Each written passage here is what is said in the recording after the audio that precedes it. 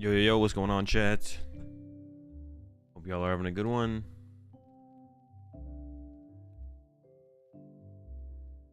Some more PTCG live today. Shenanigans. But a couple things to talk about, I guess, before we get into it. We've got the show match coming up on Saturday. Brazil versus US. Caleb Gettimer, Grant Manley, Antonucci will be representing US versus Pedro Petrucci, Ricardo, and William Azevedo for Brazil. So that's gonna be hype. That's on Saturday. And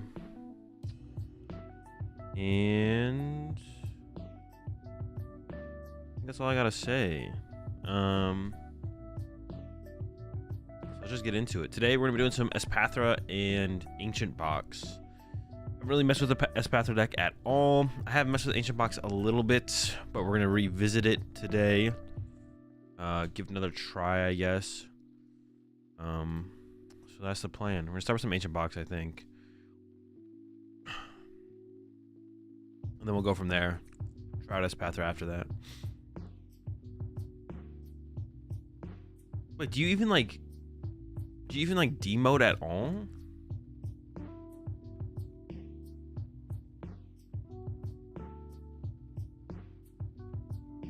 I guess we did a little bit, right? Like barely oh no, there it is. It didn't hit yet. I was like, did we even demo? Went from what, like here? Like halved. It'll be pretty easy to climb back up. Alright, Ancient Box. I'm gonna change some stuff up though.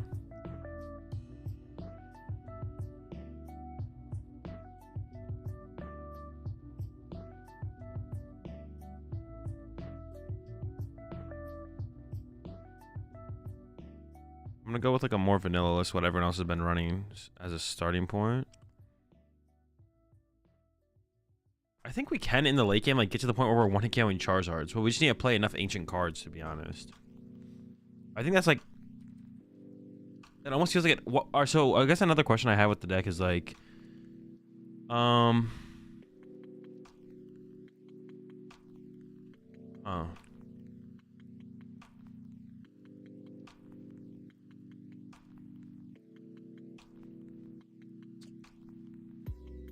What was I gonna say?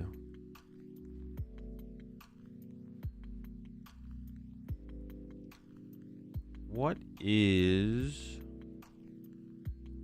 who's listing my copy in here?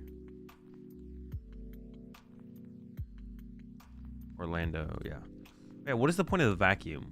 What is the vacuum like really good against? Is there like, does it have like a really strong matchup? Hands? Is it just hands? Is it just good? I mean, obviously it has like other situations can pop up, of course, but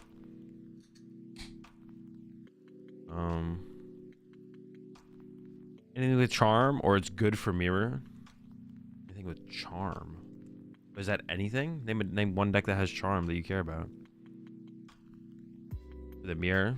The mirror is probably pretty good, yeah. Push it 30 months there. Artist Kachoba. I think it's for capes. Capes are a thing. I kind of don't want to run it, but also I guess getting rid of Lost City against Arctina, definitely good for that.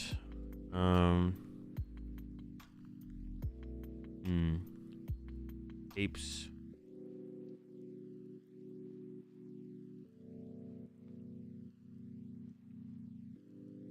I have like 4 spots open right now.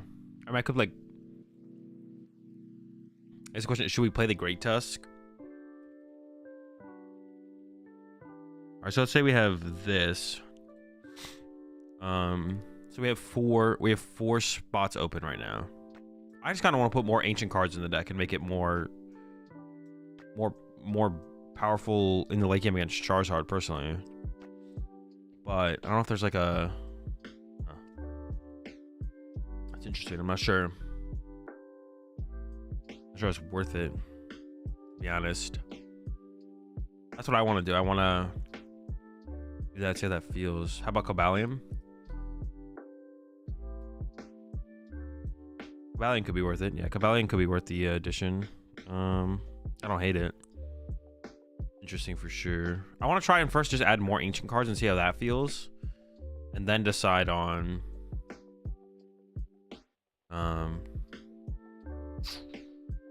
and then like if it feels bad, then I'd add Cobalion. But you maybe just need the Cobalion in general, to be honest. It's just good. It's also, I guess, like good in mirror match, right, to KO their moons more aggressively. But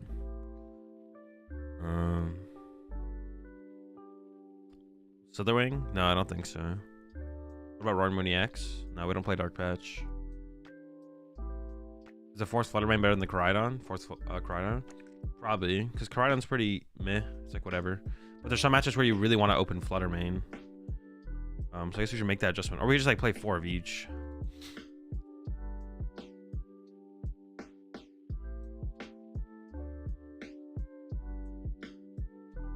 Ovez insanely good in Dialga. Doesn't sound very good.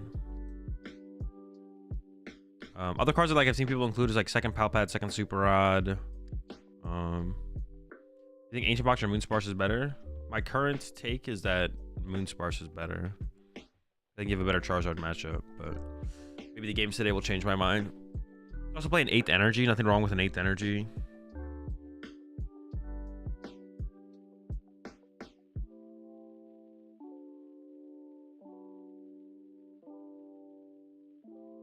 RNG for Shred? No, I'm not really scared of Noivern. I think it's worth it right now. If we just played more ancient cards. Well, if we really just want to hit higher numbers, then the Cobalion is just better, right? Problem with Cobalion is gonna be gusted, I guess. But I don't know. Dragon Shoe's never bad for extra draw and discard. But I don't think I would need extra draw or discard.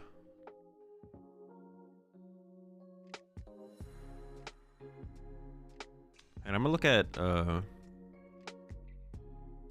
Vinny and Joao's list from EUIC. What did they have? They had 4 Ultra Ball. I can maybe get behind the 4 Ultra Ball. They also had the 8 energy, but I'll try 7, see how it feels. Penny? I don't know if Penny is that good. Penny seems mid.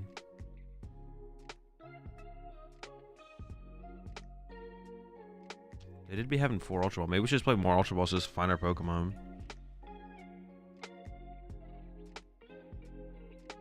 Maybe that is the move. More discards? I don't think we need more discards, though. Like, that's also another thing. Like, we don't need... I don't think the deck is desperate for that. The one thing I do think the deck wants is... One thing I do think the deck wants is... It's not about getting ancient cards in the discard pile. It's about having enough ancient cards to put in the discard pile. I think more so than anything. We also play 2 Super Rods, so we might go up to second Super Rod. Could play a second Cobalion. The Great Tusk might just be a gimmick, to be honest, or too gimmicky. We go up to second Cobalion if we really want to help the Charizard matchup, probably. Could be worth it. At that point, we should maybe also run second Super Rod as well, just for like recovery. It's really the only matchup this deck struggles against, though, is Charizard, right? Every other matchup is like fine. Not that they're all great, but they're all fine. Is there like a specific matchup that the Great Tusk just wins you, or is it just for those situations where your opponent has 5 cards or like 10 cards left in deck or something? You can do it twice.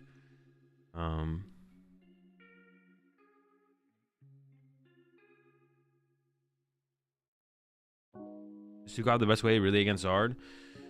Like, he guts it pretty easily and stalled out. I didn't even realize that. It does have 2 retreat cost. How do you deal with that, that it has 2 retreat costs? You just have to attach to it twice and then retreat it again? That's actually weird. I didn't actually realize it had 2 retreat costs. Maybe that's why it's not worth it. Because opening this in other matchups is like you just lose. You don't just lose, but your opponent has infinite time. Penny? True. I guess that would make sense to maybe run a Penny if we run this. That's so many cards at that point. Right, let's cut this again. What other ancient cards are there? Is there any ancient... Is this all the ancient trainer cards? I have literally every single ancient trainer card in the possible in here? Or is there another one?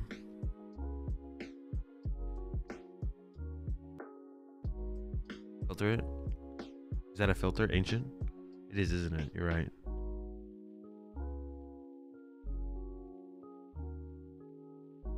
Yep, the whole squad. We need an ancient energy, man.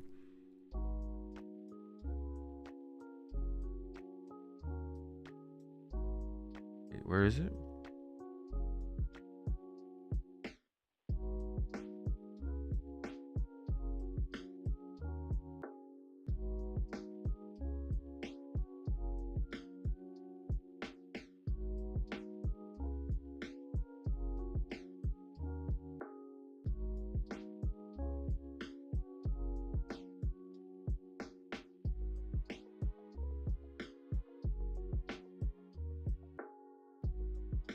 Maybe one Cobalion is still fine.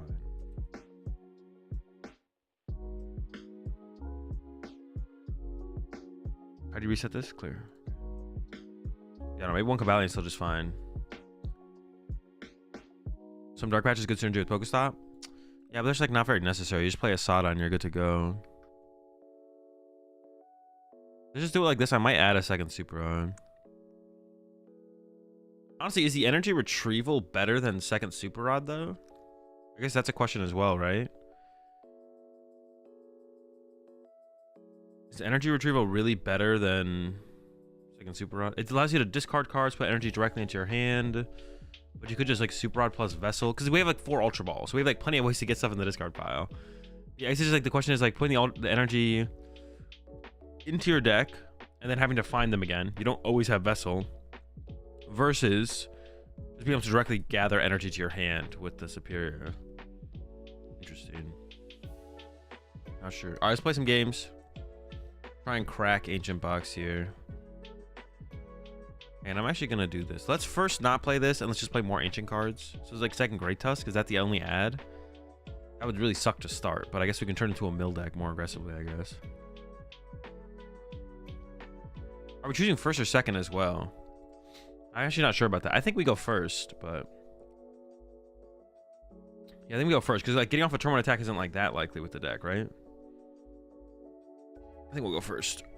I guess we'd want to go second against like hands, but first against Chien-Pao, first against Charizard, first against Guardy all sound fine. Honestly, Heavy Ball could be good in here too because Prizing Greninja is like, I mean, we don't see that many cards. Like finding the Heavy Ball to find the Greninja is like not that likely. No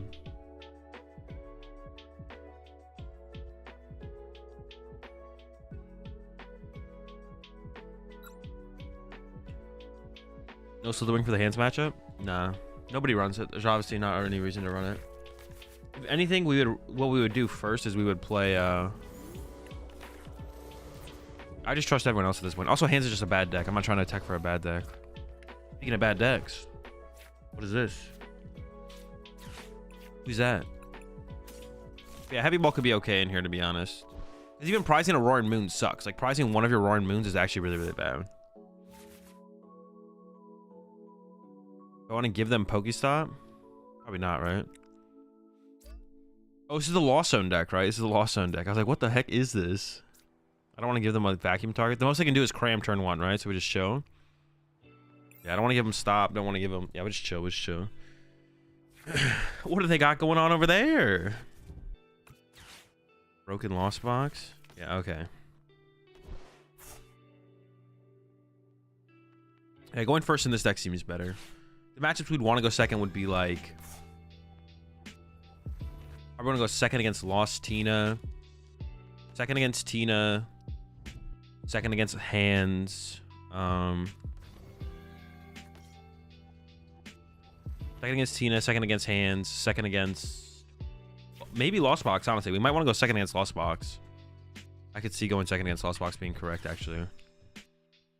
Then we can, like, start swinging. Yeah, I could see that. Oh, shoot. They might have turn 1 here. They might have turn 1 knockout.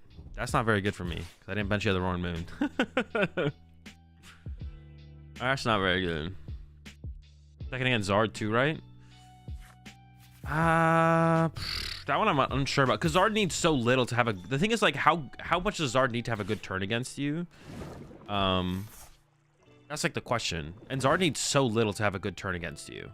For Zard to have a good turn against Agent Box, it needs so little that I feel like going first against them makes more sense. Just to make sure you get the first prize card.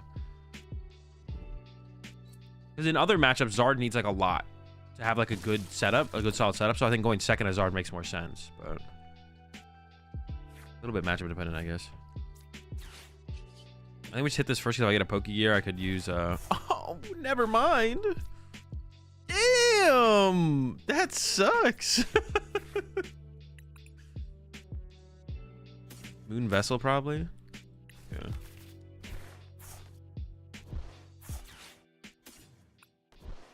Oh, sir. So we're already out of energy, but I have the superior.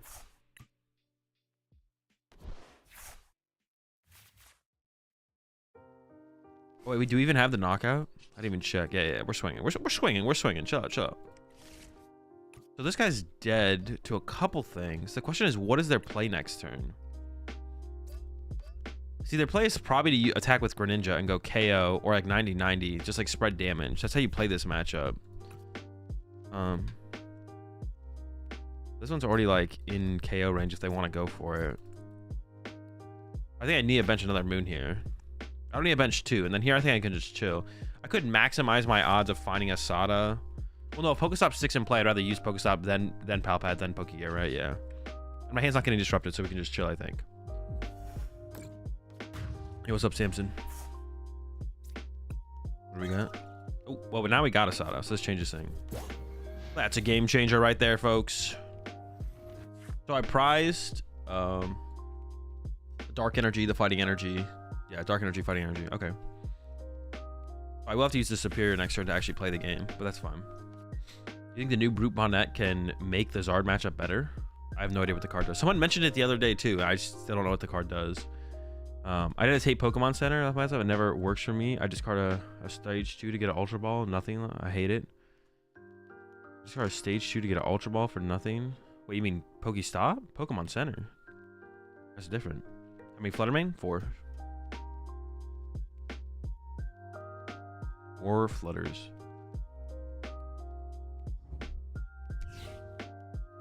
Yeah, we also might not be able to use the Palpad next turn because I might not be able to 1-hit KO this. If they're attacking with the Raikou. I have no idea what they're attacking with though here, to be honest. They are cooking though. Can you show the deck list after the game again, please? Nope. But I'll put it in the Discord after the game. Goodbye, Shaman. Charizard's biggest nightmare right here. The Shaman. How many do they have to have drawn, though, for you to get the 1-hit KO? 3? Charizard has to be 3 prize cards deep for this thing to matter. Interesting. Is that better than Roaring Moon? It could be. It only takes 2 energy, which is nice. I could see it being better than Roaring Moon, to be honest. I have no idea about... Being able to... Honestly, 2 energy attackers in Lost Box feels so good. It feels so good to be able to attack with a 2 energy attacker. Shaman might be the better way to go. I don't know. Honestly... Yeah, I don't know. Honestly, something, but I don't really know, to be honest. What are your thoughts on Lost Zone list with Crown and Iron Rally? No clue, but I'm down to try it out. The deck looks cool for sure. Might be able to do it something some other time. And holds Force Shield Zone. Does also hold Force Shield Zone, yeah. Why do some people play Hoopa EX in Lost Box? It's good against Arceus. Alright, so stop first. Well, hang on. I forget if there's a Moon in the deck or not, but we're gonna this first. No Moon. Do I even want a Koraidon? I might need a Koraidon. We'll grab a Koraidon. I don't have my fighting energy, but I might need a Koraidon. Okay, that's a thing.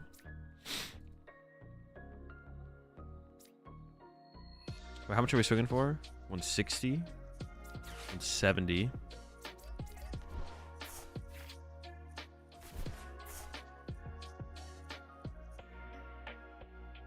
I go off the deep end. Think I'm up for air. 70. Oh. I don't want to get rid of this. I don't want to use my drum either, though. I want to save the drum for as a response to Roxanne. I I want to hold my drum as long as possible. I guess I do have to get rid of the ancient thing then. So I have to go like... Well, I need to do this no matter what. Okay, so we'll just get rid of these two. I want to save the nest ball to be able to get another Roaring Moon back, to be honest. So we're doing what, 190 now? Okay, then we Greninja. Hopefully draw into an ancient card. If not, we'll figure it out. Couple ancients. Bye. Bye, squad. Actually, no, the Tusks could be good in this matchup, to be honest. I kind of want to Ultra Ball away these two as well. Let me think. So, we have the knockout, though. I'm going into Rock Sand range, that was the problem. I am going into Rock Sand range. Hold on, let me think about this a little bit longer. Is there any Explorers left in my deck? That card sucks. There's one. Let me get that real fast. Oof, clean. Get rid of these two. Honestly, I kind of just want to throw a Great Tusk in play and just threaten the mill. That doesn't even sound bad. How much am I dealing now? 320. Now I can Pal Pad. Put back a couple Sados. Check my Nest Ball count. I could Nest Ball for another one. Energy active. Bench a Great Tusk. I mean, milling for 5, honestly, but this gets stuck in the active, which sounds bad. Sounds bad for this to get stuck in the active. What if I played a Nest Ball now? Oh, I don't have anything to grab. I can grab a Flutterman. Putting a Flutterman in play doesn't seem... it doesn't even seem that good, though. Doesn't seem bad, though. There's like an easier knockout. Oh, I just shouldn't have played this Nest Ball. I'm just trolling. Alright, with all that said... What? Honestly, putting the Crowdon in play was probably a throw. Yeah, for the purpose of chaining... Chaining Moon is very important. Prizing a Roaring Moon sucks. Finding Super Odd to chain Roaring Moon is also important. Alright, we'll take it.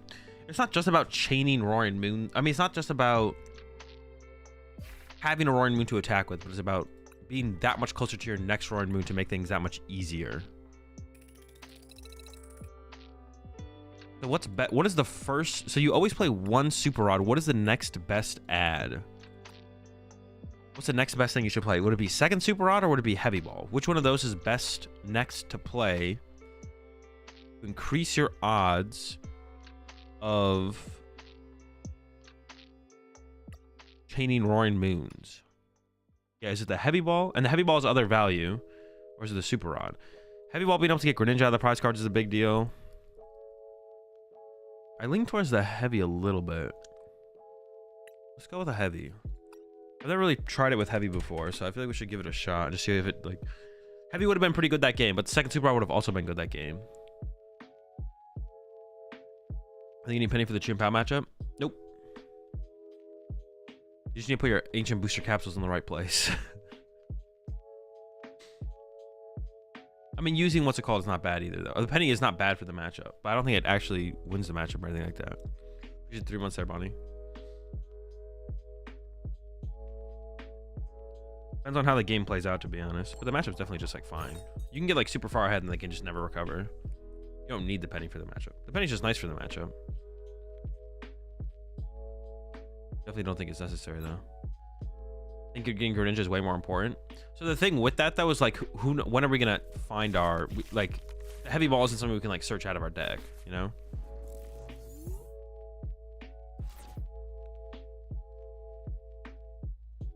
These are the kind of starts where I wish I could go second, just like use an Explorer and then use Sada afterwards, to be honest. It's like the one thing about this as well, though, like thinking about it like that. Against the Cat, it's got to be a tough matchup, right? They want to KO us. We don't want to KO until really, really late.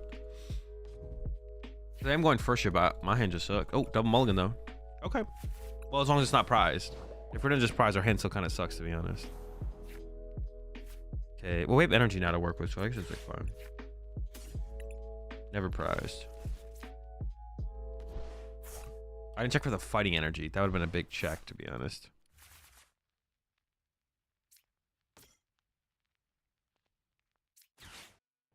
I don't mind like getting a little bit more set up and going and getting another moon. Because they definitely could Iono me here turn 1. Alright, fighting's in there. So we definitely just hold the energy so I can go concealed cards first, right? Yeah. I guess I could attach active. But I only have 1 energy there, so it doesn't really make any sense, actually. Should we draw so many cards a turn with Explorer, Sada, and Stop that you'll eventually find it rather than just never have it, potentially? I mean, you're not wrong, but if you're playing the game to that extent, like needing the Greninja becomes like not as necessary if you're playing the game. The thing is with Greninja, the problem with Greninja is Greninja lets you play the game. Like, Greninja lets you play the game as opposed to not play the game, basically. It's like, if we have Greninja, we are playing the game. It allows us to play the game. And if Greninja's prized, if we're playing the game still, then it's like, okay, we survived Greninja being prized. And then Heavy Ball's like less important. The Heavy Ball, like theoretically Heavy Ball is good because it like lets us play a game that we weren't playing before, if that makes sense. All right. Concealed. We should need to find ourselves a vessel or the fighting.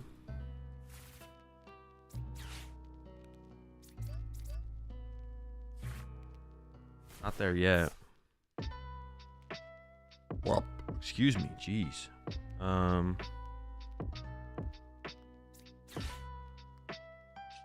could like have played these ahead of time, to be honest, as well. But I don't really want to do that because they play Iono, so I want like good stuff in my deck. All right, we whiffed. Excuse me, which is unfortunate. Actually, I think it's an Explorer's turn next turn. I don't think I played the Palpad yet. I think I just wait.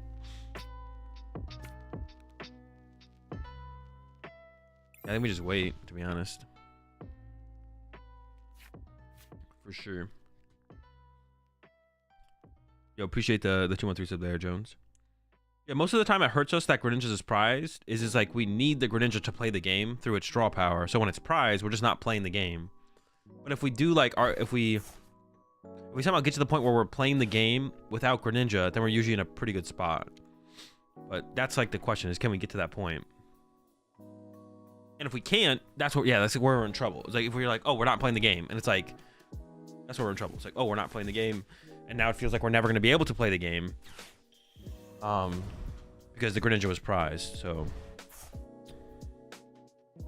at that point, it's like, are we actually going to find Heavy Ball before it doesn't matter?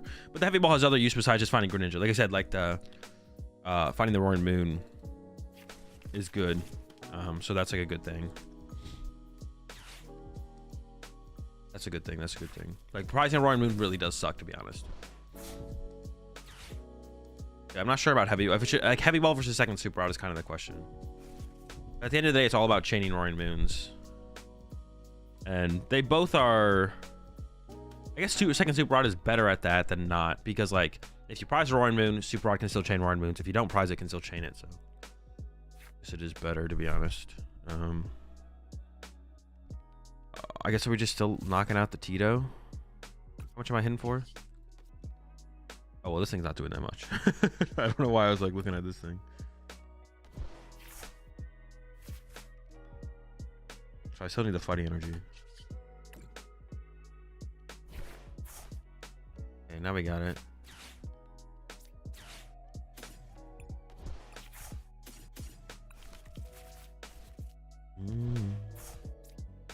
I might just going aggressively through the deck here then, right? Drum Sada or probably Drum Sada. I could also go Drum Stop, but Drum Sada probably makes the most sense. I don't want to use the drum yet, but we just have for backup. I do want to play this Ultra Ball. I want to thin some stuff out of this hand. I kind of want to play this for like another Explorer. Another Sada. I almost want to leave this Sada in the deck, to be honest. Do I even have another Explorer left, actually? Hold up. I do, but it could be prized.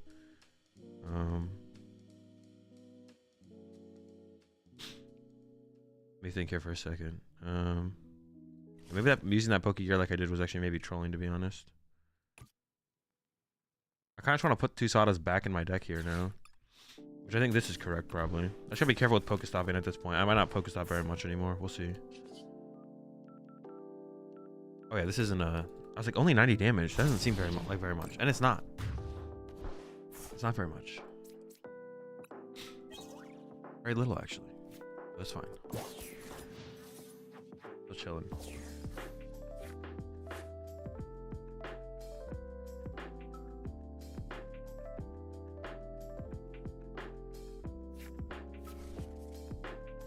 Using a Fire Energy is worth it because of Noivern EX or not really? No. Noivern EX sucks, therefore the Fire Energy sucks.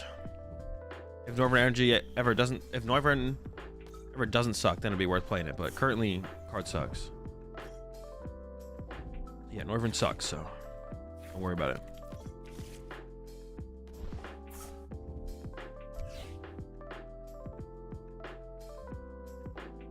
Well, they're definitely knocking me out.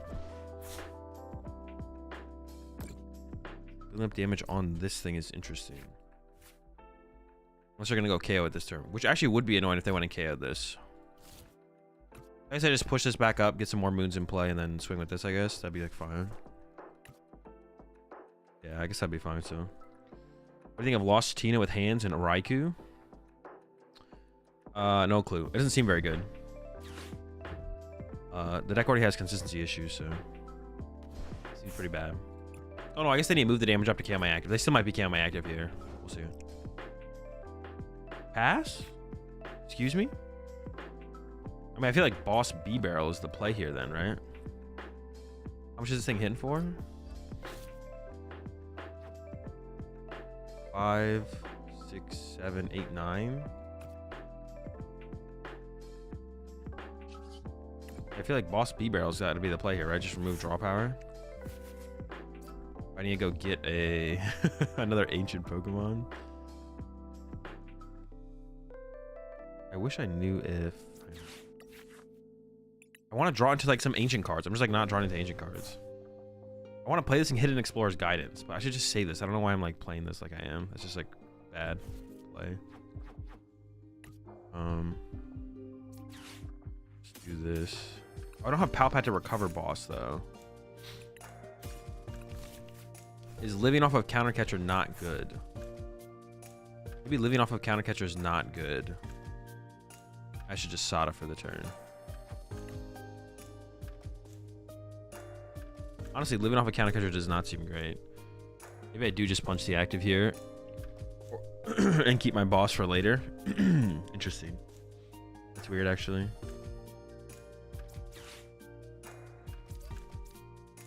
Do I ever get locked out of energy here? Or like locked? See, now I shouldn't have played the Ultra Ball. I like messed that up pretty bad. I could have had Ultra Ball to discard these. Yeah, the more I thought about it, I was like, huh, this is my only boss because I'm out of my Palpad. That doesn't seem very good. Sure. Ancient Box, you think it's better to play 1 or 2 fighting? 1. You don't attack with Crowdon that often. So like sometimes in the early game. And like once you figure out its prize, you can just prioritize around never using Koraidon, which is like fine. Are they setting up for like some weird like they might have some like weird play that they're setting up for. Maybe not. I don't know. Wait, what? Oh. I was like, what? What does this thing do? They like played the Sprigatito and my bench got limited. I was like, this thing is broken. Sudowoodo? No, the Sprigatito is not that good. Yeah, I think this is the better way to play it, to be honest. Just like play it a little bit slower. I don't need to play it that fast, so there's no reason to. Excuse me. Now we just punch this cat. Then we get access to Counter Catcher. And then we just like went through Counter Catcher. Me misplaying my Ultra Balls though was pretty cringe, to be honest, the way I like played those. And then I was like, I'm not, because now getting these cards into the discard pile is gonna be tough actually. Like I have this, but not a whole lot to work with. A lot of ancient cards prized. I still want to be able to retreat this possibly, so I think putting the energy there still makes sense. Do I ever need a 5th Roaring Moon? Maybe. Guess I'm not really sure, to be honest. Just punch. Yeah, these cards are just like stuck in my hand. I should not have played my Ultra Balls that way. But what are they going to do this turn? I feel like I'm in a pretty good spot, to be honest. Also, if I had knocked out... No, it's not true. If I knocked out the B-Barrel, I probably would have been fine, to be honest. Does this deck even have a 1-prize attacker? If I go KO, I definitely don't want to go into Roxanne range, I don't think. I also want to like mitigate the effectiveness of Iono as well. Yeah, I think we're just like winning. Is the Fighting Man's ever in the conversation for Ancient Box to get over the big health of Charizard? Or am I a trolling nub? Probably just a trolling nub, to be honest. Honestly, 7 energy feels low. I am feeling the 7 energy definitely feels low. I'll say that for sure. Definitely feels low.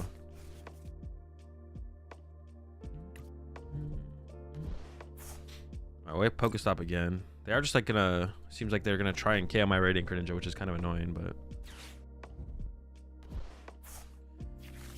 Nest Ball here.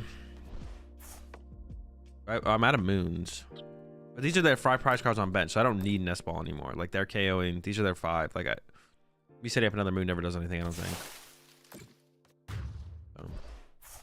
Well, I have the KO on this, but do I ever try and counter catcher the B-Barrel instead, is what I was thinking.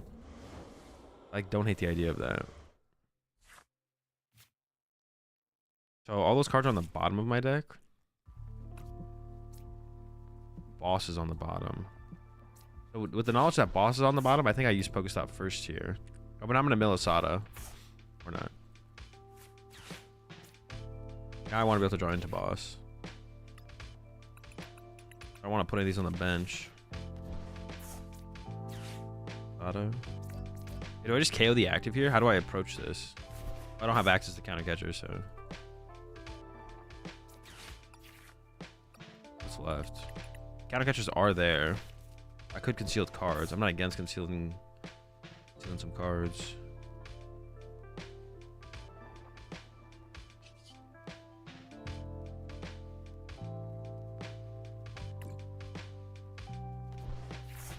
The counter catcher KO B barrel is like pretty cool here, right? Because I go counter catcher KO B barrel. How much am I hitting for? 250.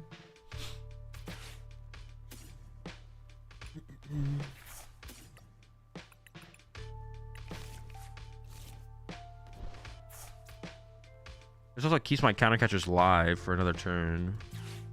I feel like counter catcher B barrel just makes sense here. Also, like, severely limits their plays, right? Like, that's my. No, I have 1 energy left. I don't know. I kind of like this play. We'll see how it goes. This gives me access to counter catcher for 1 more turn on my next turn. And I kind of want to boss. I want to be able to like boss. That's interesting. But I think playing it this way is also fine, where I just keep access to my counter catchers. This is like also fine. Because they don't have this specifically. This deck does not play a 1 prize Pokemon, so they don't have like a Radzard or something like that. I think we'll be okay. I think we'll be okay. I don't know what I'm gonna do on this next turn, but we'll figure it out. We will see. There's a Sada left, so I should just be able to go like draw, Sada, counter catcher. I guess draw into the counter catcher. Well, I could like get it off a Pokestop, I guess, if it sticks. Counter catcher knockout, leave boss in the deck, leave drum in the deck, and just win that way, right? It should be a dub, you know. Should be a dub. And I should have 3 moons set up at that point as well. Could have hid behind a Sprigatito this turn if they didn't take the knockout. But they did take the knockout. Okay, there's a Sada left. What are we doing right now? Oh, it doesn't show me what I'm not. What's not my turn? I didn't know that. Alright, so we just go KO Pidgeot, right? Counter catcher KO Pidgeot. Leave the damage one in the active. We go 30, 30, 30. Still not enough. Okay. Send it up.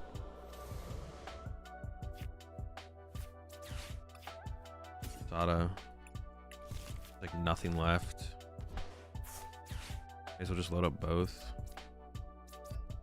Oh, I do draw my whole deck here. Okay. Then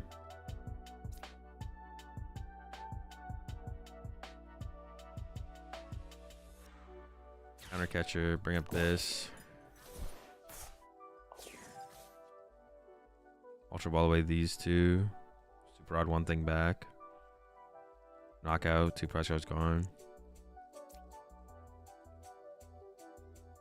What if I Super Odd it back? Greninja Energy.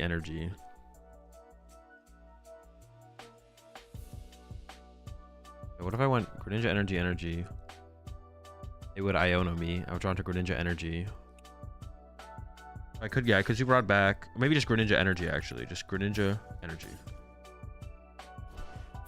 If they add on me, I draw into Greninja Energy. Use Greninja. I can Ultra Ball away these 2. Fail. Knockout. And then if they, I don't know, if they have it, I took away their quick search, so they might not. I draw into Greninja Energy. That seems to be 2 more cards. If I specifically draw these 2 cards, I lose. Or should I have bossed this turn and left the counter catcher in the deck, actually? Did I mess that up? Yeah, I should have bossed this turn and left counter catcher in the deck, right? And if they take a knockout... But that would let them, like, push up a 1-prizer for a turn and then let's, like, snipe. Like, 2 turns in a row, possibly. Although I don't know if they have that many grass energy left. They're down 6 grass. They haven't used an energy retrieval or anything, though. Which I'm sure they play. If they could go snipe, snipe, snipe, snipe. They also might have Super Rod left. If they play Super Rod. I don't know if they play Super Rod. They do have Super Rod left. Go snipe, snipe, snipe, snipe, move. Snipe, snipe, move. Damage off this to this. And then I don't have a boss. So I can't boss around. Now I maybe just 1-hit KO their active. How much am I doing? I might actually just have the 1-hit here.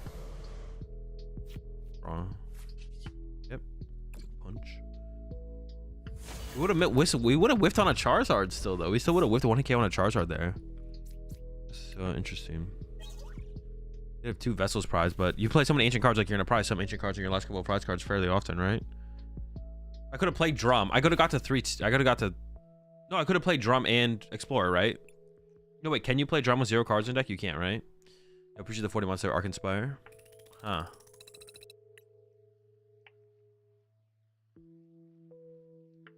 Would have pitched Drum instead of Superior. Yeah, but I want to be able to draw back into the Drum, correct? Because you can just play Drum. Oh, I guess Drum is a 1-for-1 though. If they KO my active, I go and draw 1 off the Drum. So I guess I could have ditched the Drum there, yeah. I could have ditched the Drum. Grant would have been a good option.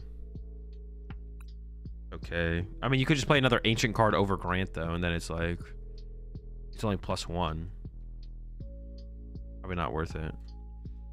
Be interesting. But if I just manage my ancient cards better, I can probably get more into the discard pile. I should, like, make that my focus.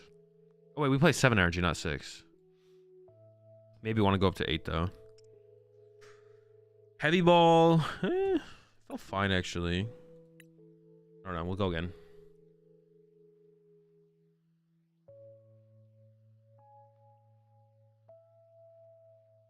Power the Cape is impossible with this deck. Yeah, it's not KOable. You have to play Vacuum. The thing is, even at the end game, you would like need Vacuum on the turn that they put the Cape in play. I don't know, it's just tough. You also have to like not catch the Cape earlier with or the Vacuum earlier with an Eerie as well. I don't know. Not sure. Want a Defiance Band? You're gonna mill it with Pokestop though too often, I feel like. Also, you have to be losing, which is the thing as well. Because they can just like be attacking with Radzard on the 2-prize turn, right? They don't have to have the other thing in the active there. Which is like another problem with the card. It's like another problem.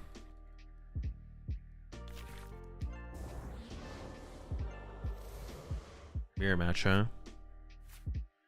Yeah, I really don't want to give them Pokestop, but I really want something. I really don't want to give them Pokestop, but...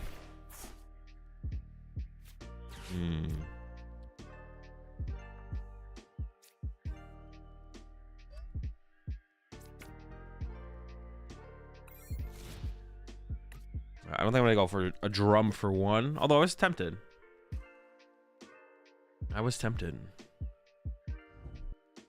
Oh, they're playing Moon. Okay. Oh, shoot. I might die. They might. Well, this deck still doesn't play switch cards, though, right? They might, I guess. They might. I'm playing Moon. And they have Squawkabilly, though. So this is, like, winnable. Also, like, at first I was like, it's a mirror match. We have a slow start. We lose. But they're playing this. So they have a bunch of 2-prizes in play for us to go after later. I think going first or second is better. First blind. Feels better for sure.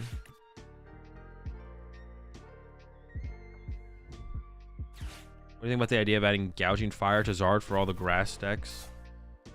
And Arc of Lone Vulpix? Arc of Lone Vulpix isn't a deck worth teching for. And what grass decks? Will be my next question. Followed up by Gouging Fire is a 2-prize Pokemon, but so is Charizard. So as long as you can chain Charizards, it's like the same efficiency. The reason to play Gouging Fire would be if Arceus decks are really popular. Because it's a way to KO Arceus early and aggressively. that Charizard can't do. So I think it's the only reason to, though.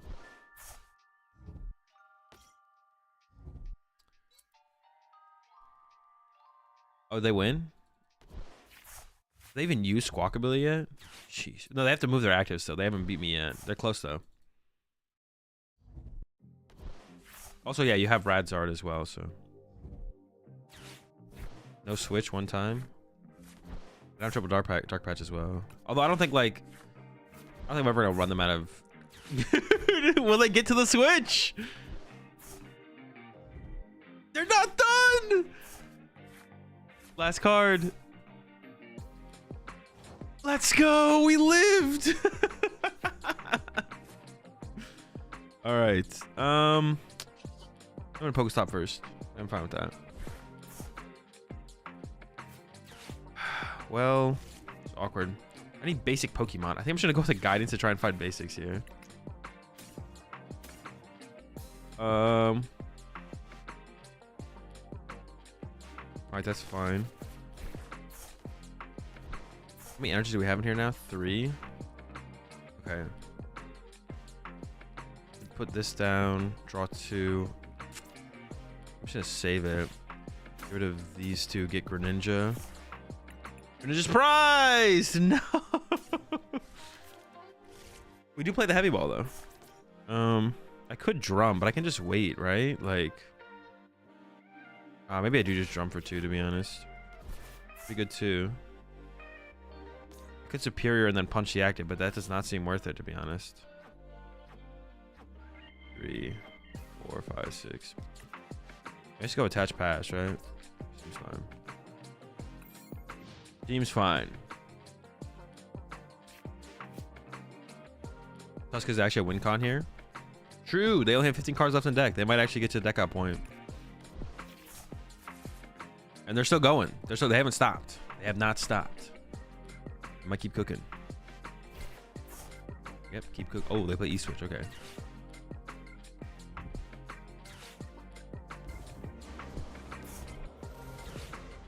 Also, my moon is annoying. Am I gonna be able to one-hit KO? Let me think. I probably just push Koraidon here. I don't think I'm one-hit KOing them. I don't think so, no. Alright, I need more moons. So Super Odd Moon, and I guess a Dark Energy. I guess I should play this as well. Hit him with the Sada. Fighting Dark. Alright. Got a moon. I don't even want to go get a moon because I could go get a moon on a future turn, right? Man, dude, Prizing Greninja sucks. I think I'm just going to hold the energy, actually. I think I'm just going to hold the energy. We're actually in an okay spot, to be honest. I think we're actually in an okay spot.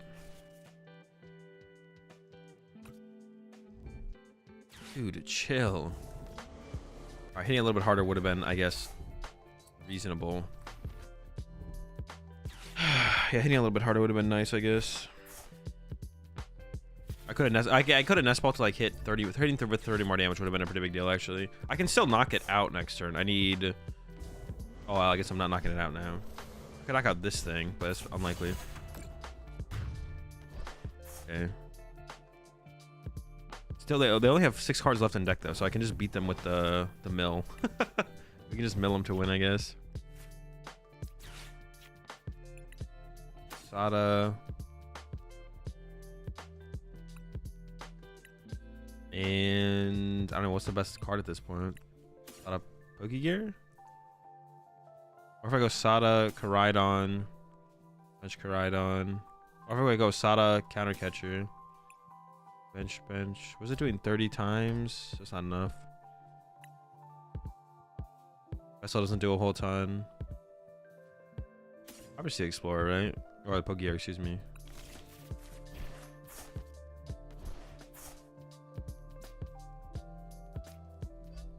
I kind of just want to bench this.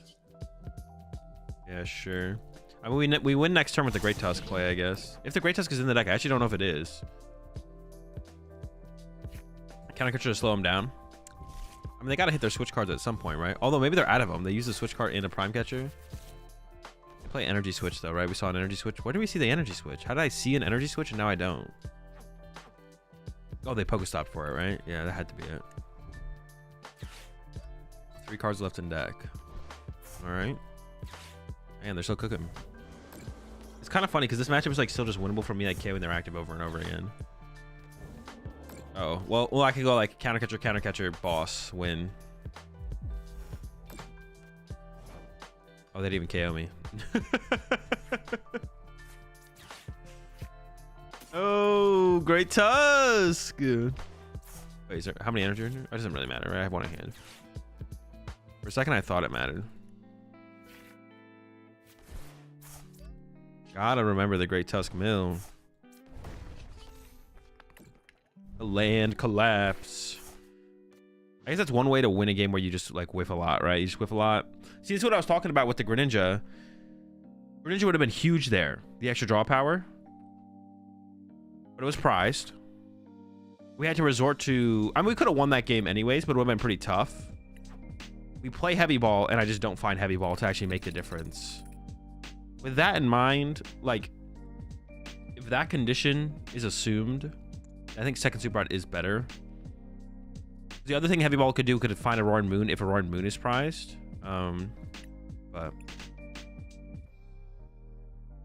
don't know, we'll just go again. If we're assuming when that happens, it is unlikely that the Heavy Ball saves us. Like, if we're assuming, all right, Greninja gets prized, we need it for draw power, and we're probably just not gonna find the Heavy Ball for it to make a difference in time, then like second Super Rod is probably just better. Because the other thing the Heavy Ball does is like if we prize a Roaring Moon, that we don't need as pressing, and we can find the Heavy Ball eventually. And when we get to the Heavy Ball, that'll get us a Roaring Moon, and that'll help us chain Roaring Moons. Which is what the second Super Rod does as well. So I don't know. It's interesting actually. I'm not sure which one's definitely best. Also, like due to like Pokestop, due to potential Pokestop, collateral Pokestop damage, like discarding Roaring Moons, that also like probably increases the value of the moon. What do I even open with here? Opening Fluttermane honestly doesn't seem bad. I forget if I'm going first or second though. Let me check that. Wait, I did not decide to go second, but it says they won the coin toss, so they decided for me to go second. So I'm going second. I don't think I'm getting off a turn 1 attack out of this hand, so I think just opening Fluttermane is probably best, right? If we're not turn 1 attacking, Fluttermane is probably the best way to go. Lugia? It's a fine matchup. I don't think I'm turn 1 attacking out of this hand. Maybe though. Maybe. Nope. I mean, yep. I mean, nope. Maybe. Ninja. Heavy Ball. All right. Honestly, I maybe should have played Explorer's Guidance first anyways, though, so maybe it's a mistake to have played this to begin with, to be honest. Possibly. Heavy Ball. Nope. So I think we go Pokestop Sada, right? Give up the count. I mean, the counter catcher is like, I kind of don't like losing the counter catcher, but I feel like I need to find Vessels, so. Vessel or Heavy Ball. Nope. Ultra Ball first. Got rid of these two. Grab another moon. Do I do that now? Maybe. Maybe I should have done that to begin with, I guess. The moons. Catch active. What a hand, man. 1 card hand. Let's go.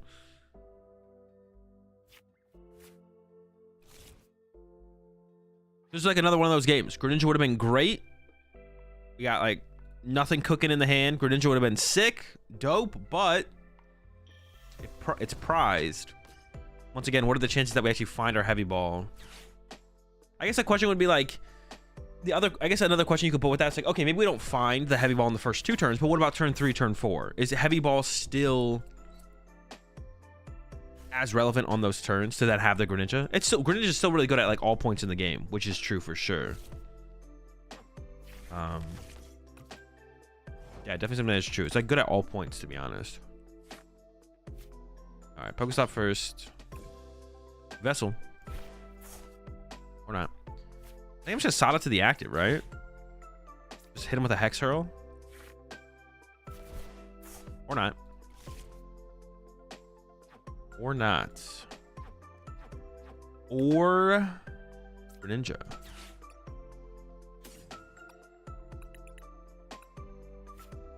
I don't really want to bench it though, because that would be a good boss KO.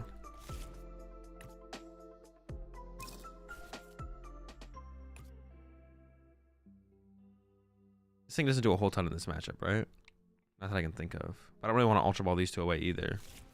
I don't really need the 4th moon quite yet. I just pass. I almost want to like retreat an energy off here though. I could bench a different Flutter Mane, but I want 2 Flutter Manes in play. I think I do just pass, right? I don't really want to bench. I do want to bench. I guess I'll just bench it. I don't have the boss like that. I could capsule here, I guess. Sure. Vessels? Yeah, we're just kind of whiffing Vessel here.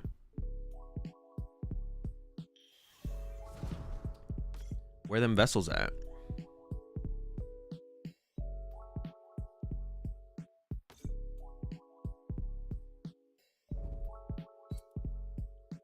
They're fully set up. Dude, they got the squad online. Look out. Actually, us whiffing the first KO is kind of awkward now. Like, they could retreat to Lugia. Can we ever run them out of energy, though? Well, that's where the Ancients come in, right? I actually probably should have held this booster capsule. I'm devaluing the capsules, actually, a little bit here. Because now they're going to attack with Lugia. And then I'll have to KO the then I'll have to punch Lugia. Then they can get two for 2 on Lugia, and then they attack with the little guys. For 1 hits for the rest of the game if they have Snorlax. Yeah, so this capsule I should have held this capsule until I was like, okay, they're gonna go in with the rats now, but I can force them to have a 3rd energy for every rat if I put it on the Roaring Moons. I definitely devalued the capsules here. Yeah, I definitely I should have valued the capsules. Oh, they got rid of my Pokestop. That's terrible. I thought that was sticking in play, but they also get to do that, which is really annoying. All right, here we go. Yeah, so I should have valued that a little bit higher. The booster capsule for sure. Okay. Vessels. I do want to have attachments return, so I don't really want to Ultra Ball an energy away here. Okay, got the Sada.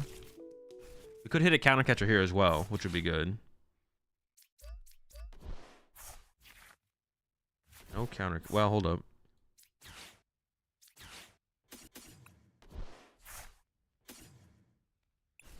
Counter catcher would be really good here. No hits. No hits. All right, another moon down. Another attach active. Man, they have the prize trade here, man. I don't know. Yeah, we didn't get a counter catcher. If I can gust around this and then 1-hit KO this at some point, I'd be in a fine spot, I feel like. 2 into the active is all I got. I can hold this, I guess. I could put it in play right now. No, because them punching with Lugia next turn is fine and probably what they're going to do anyways. So they just punch it. We'll see how it goes.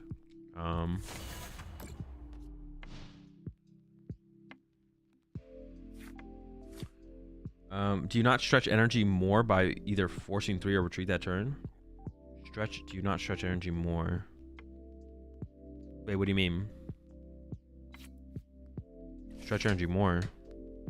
Never mind, I'm trolling. Okay. I had no idea what you were saying, Liam, so I was like, this... You either have the biggest brain ever or you're trolling, because I have no idea what you said. You're already down quite a few energy. Are they really? They're not down. They're down 1. They're down 1 energy. Not very many. This is gonna be tough. Well, I'm curious to see how it plays out from here. Like, on average, how many energy they have.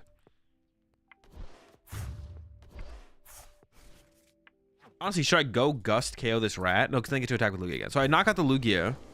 They have a 3 energy rat set up, so I think I saved this capsule. We need to find Sada. We really need to find Sada here. So concealed. Down the Sada. I can KO this and I can go chase the rat with 3. Force another energy. Casino with DT3 doesn't KO. Oh, it doesn't actually. So putting this here does make sense then. Okay. Good call out. I actually would have literally just done it. Sada. I need a super rod. Not a super rod. I have 1 energy left in the deck, but I'm waiting to combo it with super rod. All right, so now I can just load these. Play the pal pad. I'm thinking of still saving the drum, but maybe I'm being too conservative with my drum. Because I'm not gonna draw very many. I should have just used the drum before the pal pad. The more I'm thinking about it, never punished, I guess. Whatever. Yeah, I was definitely being overly conservative with my drum there. My thought process was, I want to save it for late game, but there is like no late game where it matters moving forward from here. But never punished, so it's fine.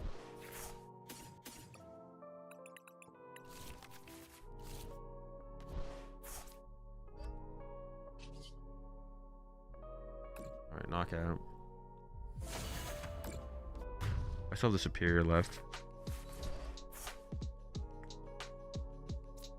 Well, we found the heavy ball this game, and it was pretty good, right? The heavy ball was pretty good. We found it and used it this game. Azul's 2 Poke Gear and Moon good? No clue.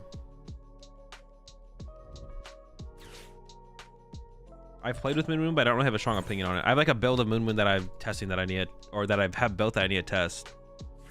I haven't tested yet, so I'll have an opinion on Moon when I try that build out more. What am I drinking? A Dr. Pepper. How relevant is Penny in this deck? Don't know. Couldn't tell. I don't really know very much about the PokemonTCG, to be honest. I'm not gonna lie. 3, 6, 7, 8, 9, 10, 11, 12. 40, 50. So they have 4 energy left. Can we run them out of energy here? I don't think so, right? Attack, attack. Do they have another attacker? I guess is the question, more so than anything, to be honest. I guess that would be the question, yeah. Alright, this guarantees Asada. Get it.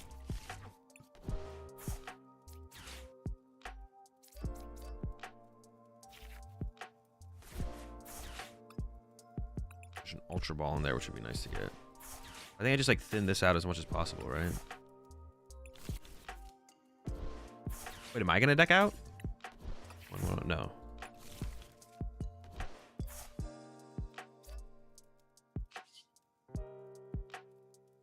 I don't need this anymore either.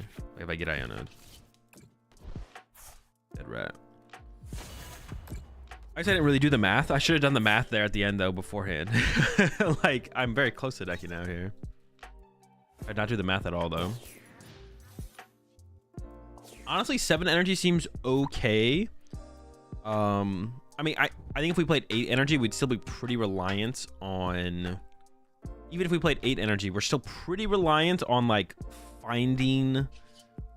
What do I want to say? We're still pretty reliant on finding. Did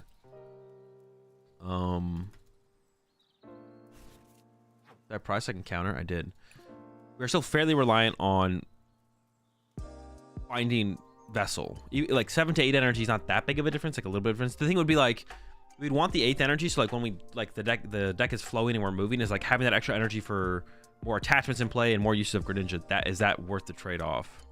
That could be worth it. That could be worth it. So one thing I could see, to be honest, that could be worth the trade-off there.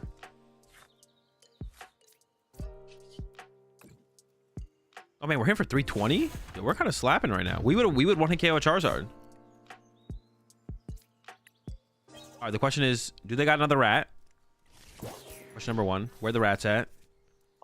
Do they play Snorlax? Because this is 13 energy. They need. Oh, they don't need another one on the active though. So Oh, that's a boss dub. They're gonna Iono here, and I have to draw into. Well, they're gonna Iono here, and I guaranteed get. Ooh. Oh, wait a second. This is awkward now, though. Wait, what's going on here? What is happening? This is a good... What? Okay. I couldn't tell you what they just did, but they did it. I can't tell you what this is. I wish I could. I don't know. I think their play was, which is actually a pretty good play, Prime Catcher KO Greninja. Prime Catcher KO Greninja. And then they were also going to Iono with the Chinchino in the active. I actually think that was a pretty good play. I think that is what their play was. Until they messed up. So far, Heavy Ball, it's all right. The question is better than second Super Rod. That's still the question, though. Honestly, I want more boss in here. I kind of want a second boss. Counter catchers do feel pretty good, though. We wouldn't cut counter catchers, but I wouldn't hate a second boss. Maybe instead of second boss, you'd play second Palpad, though, actually.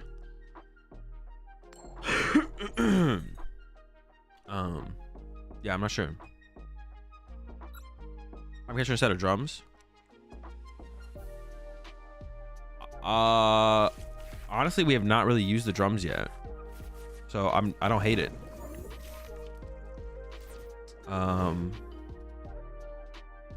Yeah, Prime Catcher instead of drums. Yeah, to be honest, because the more I play with the drums, my thought behind the drums was like, okay, cool. Well, the thing is, to be honest, it's an ancient card, which is kind of nice. But my thought process was like, okay, if you keep Prime Catcher in your deck in the late game, or you keep Awakening Drums in your deck in the late game, both of them lead to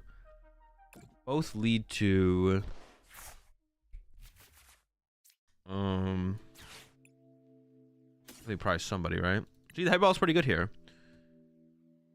Both lead to what I want to say. If you have boss in your deck,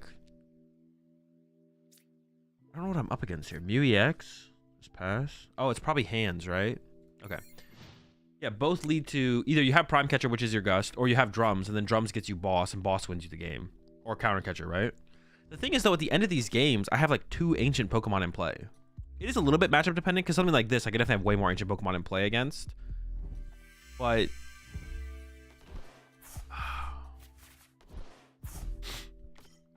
I guess if I'm able to keep the boss in my deck and then just keep a bunch of Pokegear around as well, then like we have a good chance of just like going Pokegear into boss to win the game. To be honest, I don't know. But so far, Awakening Drum has felt pretty mid, especially because we don't want to bench that many ancient Pokemon anyways. That's like another big thing that goes with it. We don't really want to bench many ancient Pokemon anyways. It's like another thing.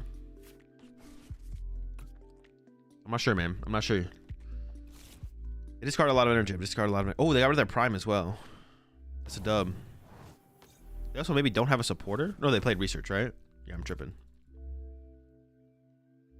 So this turn from me, I mean, the ancient capsules are a big deal, right? So we need to capsule this thing, retreat to it, and pass probably. You think Guardy could / should run Mew EX? No clue. Probably not. You don't really need it, I don't think.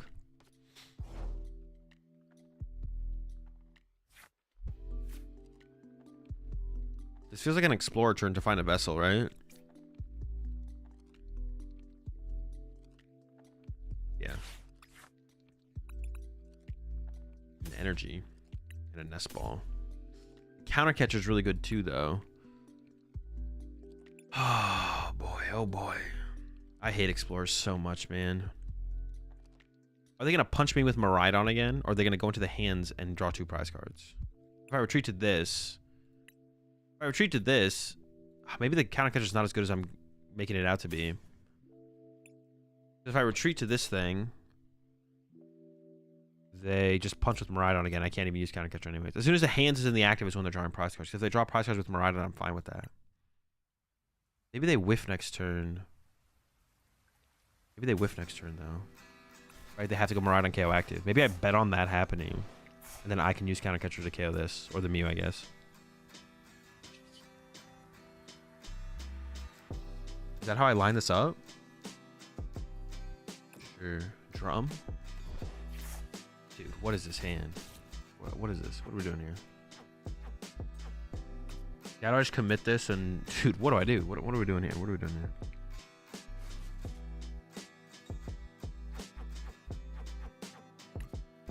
Drum for 1? Fudge me, man.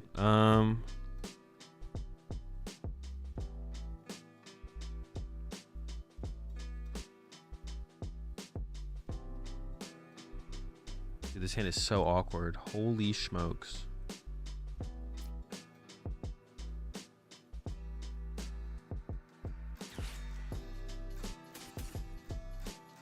Even correct though? What am I doing?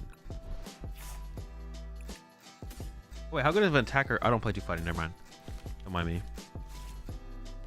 I heard trolling. I'm for a couple. Attach retreat. Attach retreat's weird though because it feels like it's not that good. I just hope they don't get a generator. See, I'm thinking like, do I hope they don't get a generator? Have to attack with Miraidon. Is that the correct line to take here? Or even if they go hands knockout, if I can just find enough capsules. I don't really want to give them Pokestuff though, do I? But you're just tired. I said I saw you. If I just go after this and have capsules on my dudes, I can win, right? I don't want to give them this time. I think I just pass, right? Good attach. Okay. I'm just gonna let them have the Greninja knockout with the hands. I'm just gonna give it to them. We'll see what happens. I have no idea what we're doing. Could have attached this to one of these things, I guess. I should have put it on the one with the energy. Actually, I'm trolling for not doing that, to be honest. Yeah, I'm definitely trolling for not doing that. This should be here because they could go like. I mean, could they though? They could, but I don't think they're gonna have like Prime Catcher. Well, the Prime Catcher's gone. So like, what do they need? Boss. We need Boss Tool Attached Generator. Get out of here. They don't got that. Nobody has that these days. Could get it though. We should be fine. They have hands for 2, but if I just go Ancient Capsule, what is it? How much damage does this thing do? 20. 4160. Whiff. Oh, pack it up. Now it's a dub. Now it's a dub. Now it's a dub. Get him out of here. Yeah, because if I just go after these and have capsules, I just win, right? Because if I KO this, then they could go like tool here, attach, draw 2. I don't want to give them that, especially because I'm not at the numbers yet. So I just want to go counter catcher KO crown, right? It makes the most sense to me. Counter catcher KO the crown. Coming for the crown. All right, Sada. I mean, stop here is like okay to be honest now because of where the board state is. I feel like. Like getting another dark energy in the discard probably would be nice. All right, we go with the stop. Stop first, get another dark in the discard. I wouldn't be against that. Vessel's decent. Hey, that's good. Also didn't mill any capsules. Any moons in here? There's a Greninja in there, but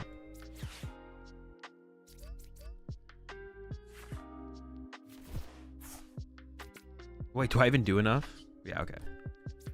I did think about it. I mean, I did like panic for a second there, though. Yeah, we go after the crown. I'm pretty sure. I guess they do play vacuum, right? I got the first 2 prize knockout, but my hand sucks, so I don't have many moons. We don't have a ton of moons, but I think we're in a good spot here for sure. Yo, appreciate the 2 months there. Nah, hitch. Appreciate it. I'm pretty good. So the heavy ball in this game was good. Honestly, I'm kind of coming over the heavy. Like, I don't think we need 2 super rod. A second super rod is just nice because you find it faster and can use it more aggressively. But you don't need 2 super rod. Heavy ball was nice in this game. Got us that moon off the prize cards. It was nice in that last game where we prized Greninja. I'm coming around on the heavy ball a little bit here, I feel like. Ooh.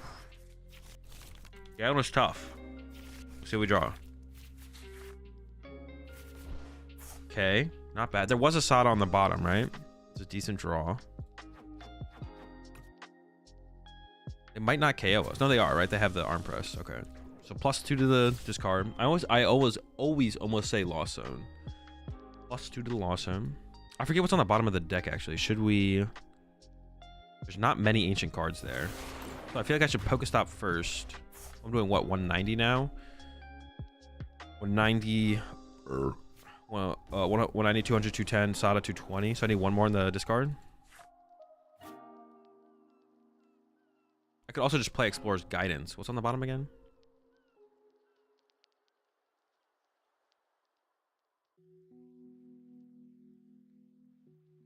Just Guidance. I could even Guidance first to try and hit more moons. What am I doing?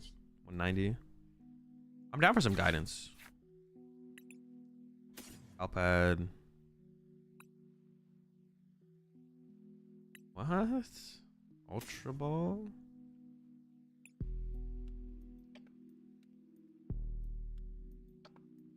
How much does gushing around this matter at this point? Or having the extra HP? I think I need that, and this card probably actually take the KO right now, right? I was doing, what is it, 190, 200.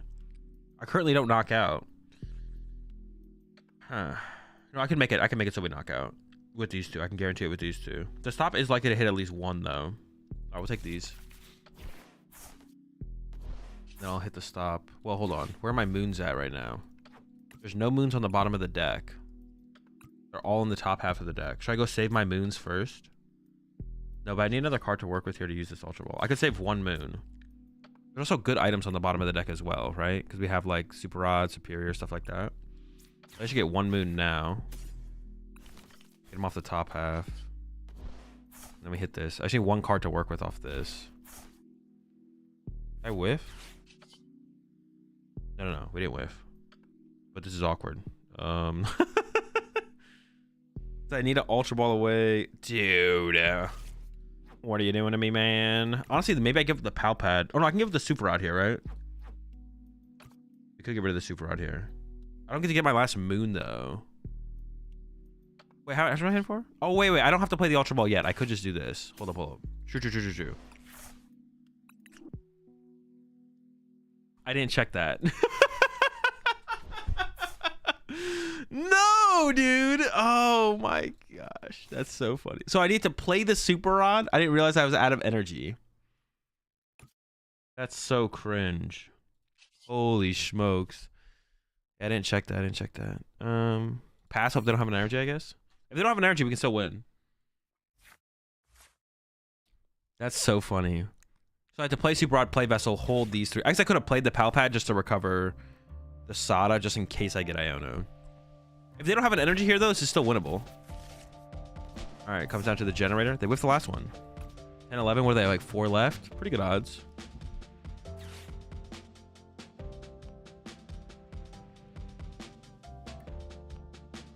The Pokestop was actually kind of funny, because it, like, Pokestop was kind of funny.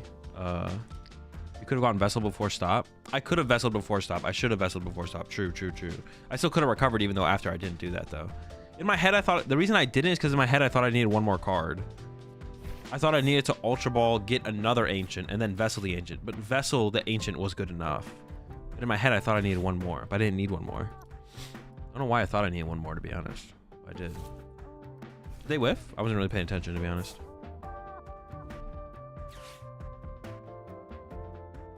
They did whiff the first one. Maybe they don't realize that they have to amp this turn and they still just go arm press. All right, I think we can see now, right? No. I guess I could get a thing on this one, right? Do I have any left? 2 left. And then if they don't have a gust, I guess I can win still, actually.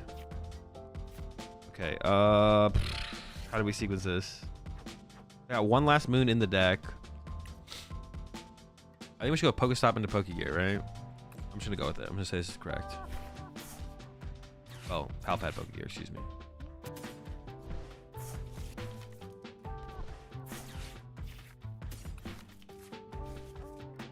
And then I need to hit a capsule. No capsule. How many things are they down? 1. They have a ton left, right? 3 left. Energy attach. Knockout. And they just bring this up, knock me out.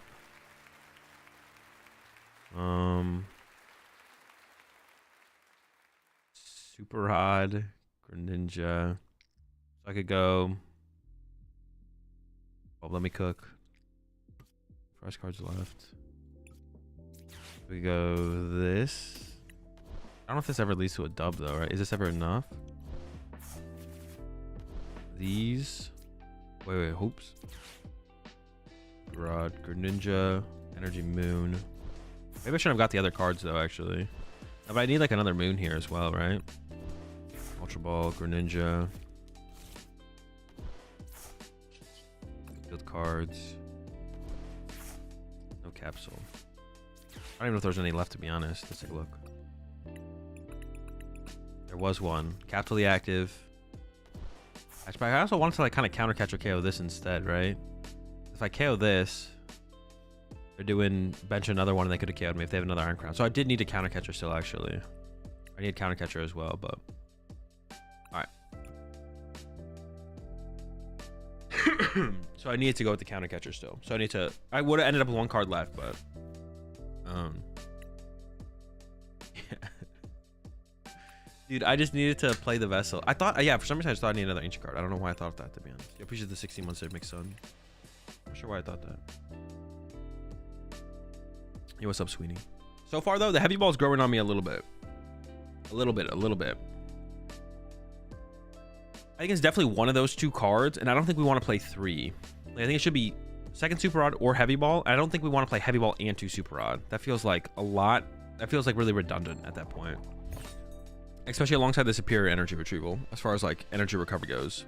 If anything, currently I wouldn't mind another energy to keep up like the constant flow of using Greninja and attaching energy and stuff. R4 Ultra Ball? Fine Pokemon. I don't think we need I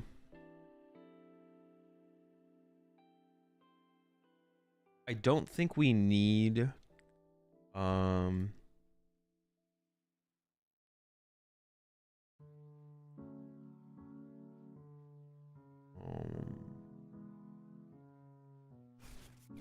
was I gonna say? I don't think we need.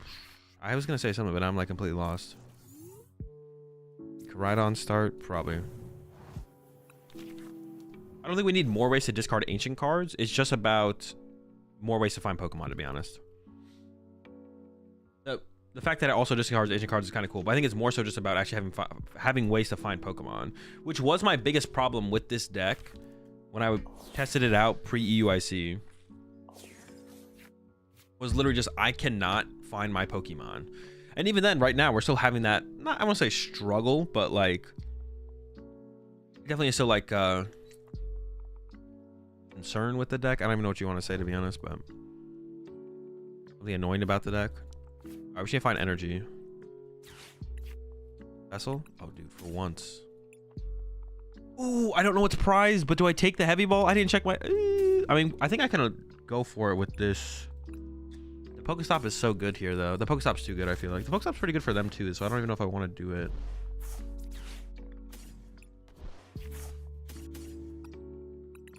I really need to check my prize cards. I mean, I don't think I should have Nestballed first, because I wouldn't have mind hitting Greninja. Well, maybe I didn't really want to hit Greninja off the Explorer. I didn't really want to be honest. Actually, I wanted to kind of find other cards, didn't I? Yeah, maybe I should have. Maybe I actually misplayed that, to be honest. I guess no. Greninja versus like Greninja versus Pokestop. If I go Pokestop, I could hit items at thin out the deck and then get increase my odds of finding supporters. If I Greninja, get like another vessel thin out the cards and increase my. I think it's Greninja first, right? I actually don't know. Don't talk to me.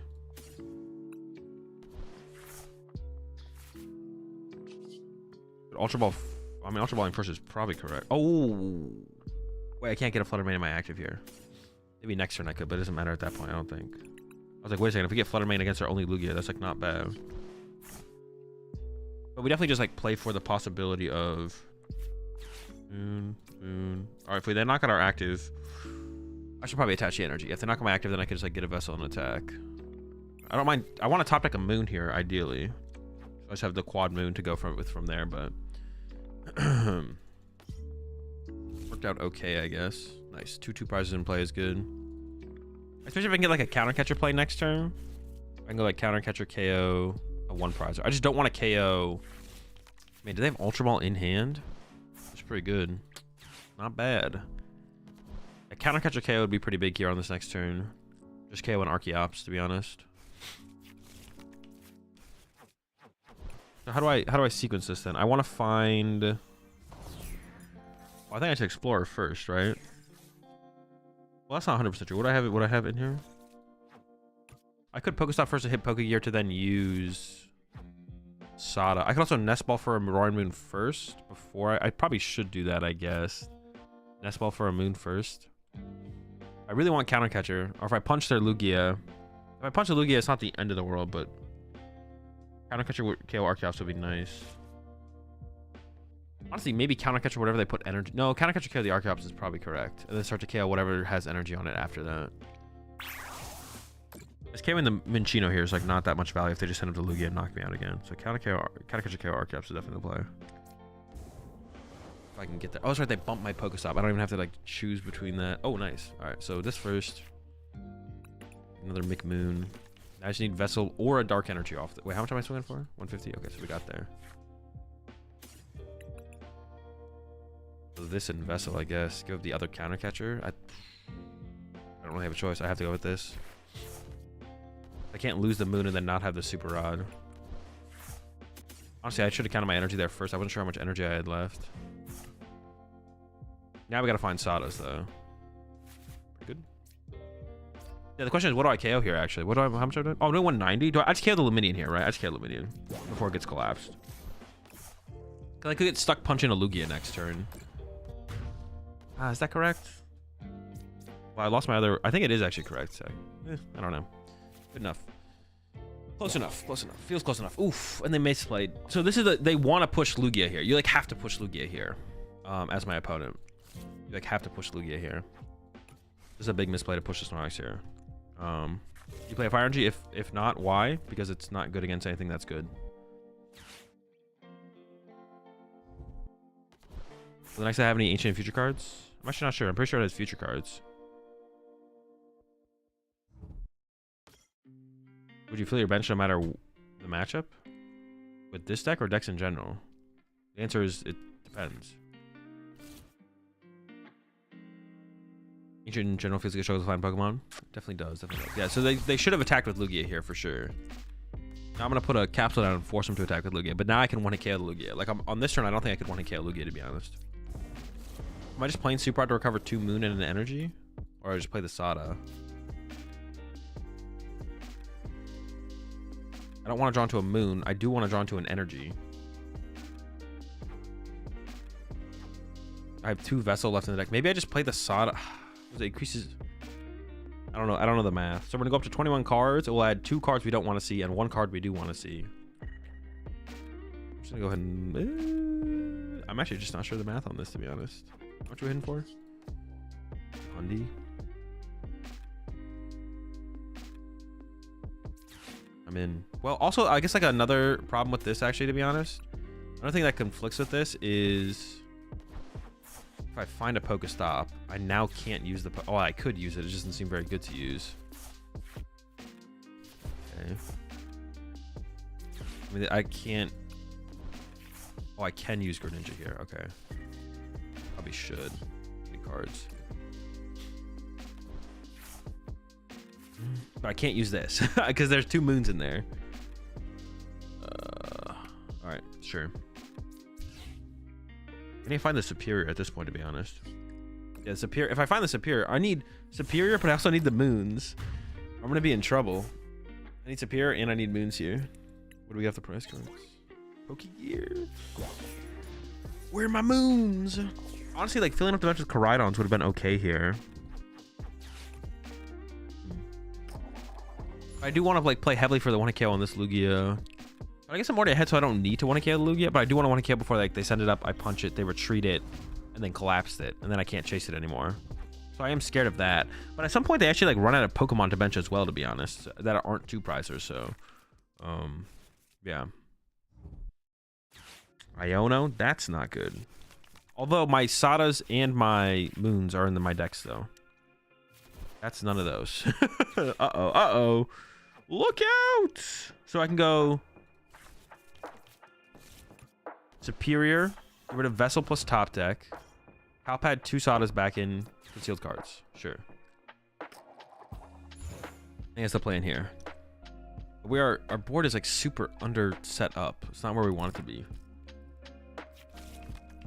Honestly, setting up Koraidons in this matchup is probably correct to set up some amount of Koraidons. Because they can like KO the Chinchinos. But like I said, pressuring the Lugia as aggressively as possible is like pretty important as well. I don't know. So they can't like ever collapse it, but I don't want to top deck Moon here. I don't want to top deck a Moon.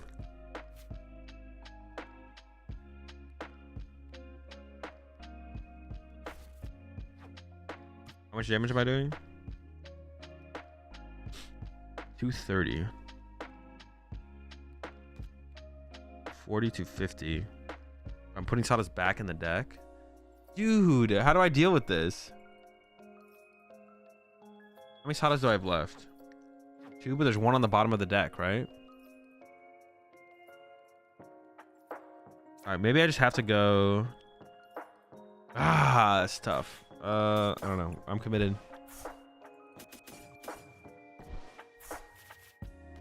Like the one top deck I didn't want was Moon. Okay. What energy do I even have? I do have 2 darks. Alright, so we got the Sada. Actually, did we get there on the knockout? We actually maybe pulled it off. 250, 260.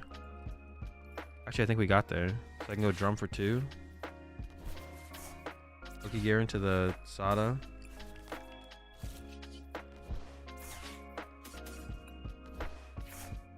I still had a lot of squad left as well. That worked out.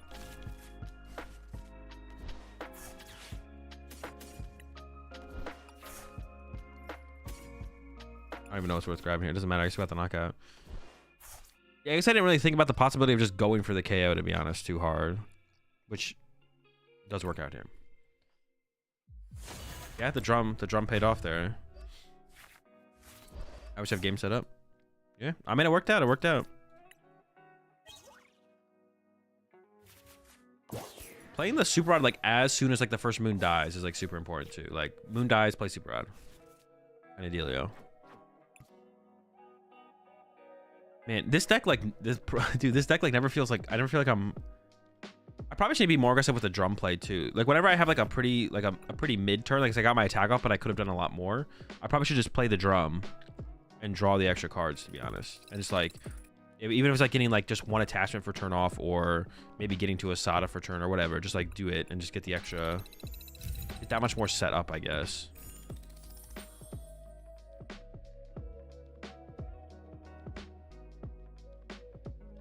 Also, maybe in like situations like that where I know I have my drum left, I should overbench a little bit more, to be honest.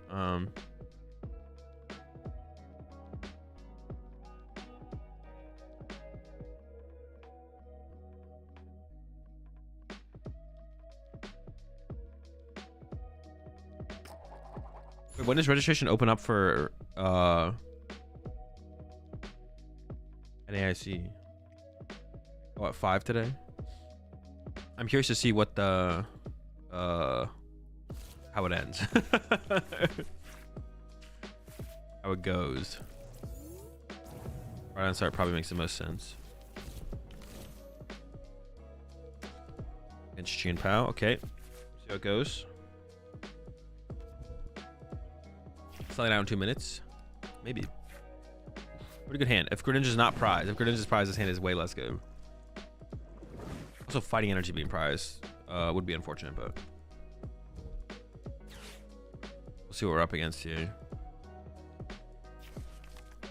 Or we'll see what we're up against as far as what their active is at the end of this turn. That's what I meant to say. You already registered? You just want to watch it burn? I don't want to watch anything burn. Listen, if there's like no instant sellout, that'd be fine.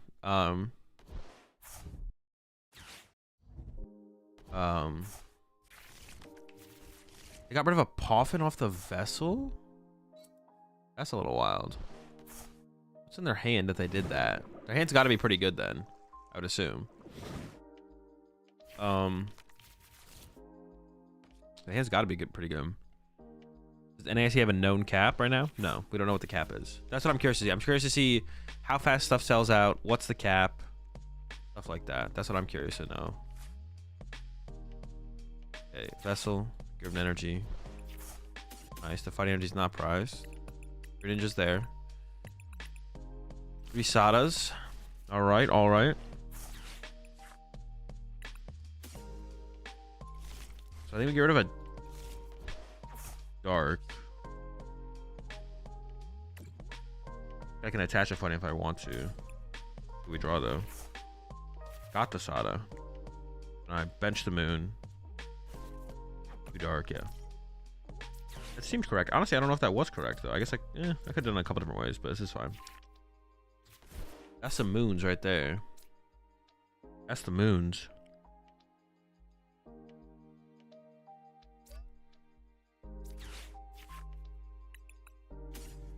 Where are counter catchers at? Can I reliably hit one next turn? There's 2 in there. All right, maybe.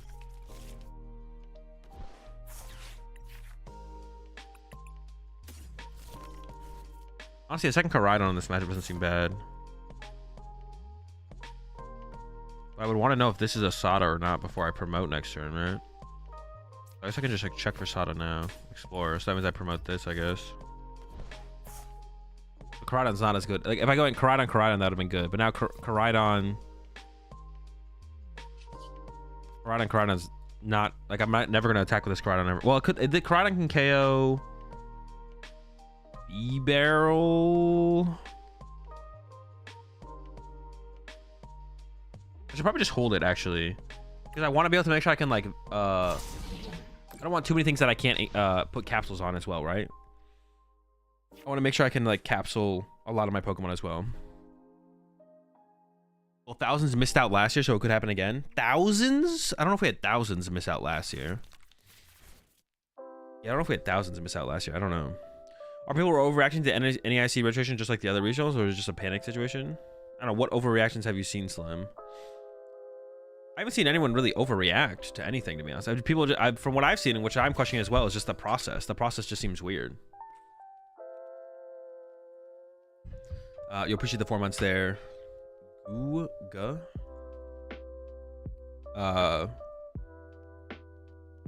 Yeah, the process is just weird. The process that they're putting forth is just weird, to be honest. I don't know if there's too much panic going on.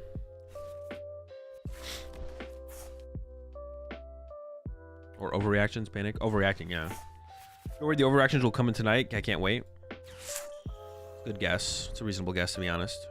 How many do I have in here right now? 2? 2. Wait, I don't even kill this yet. I need some help.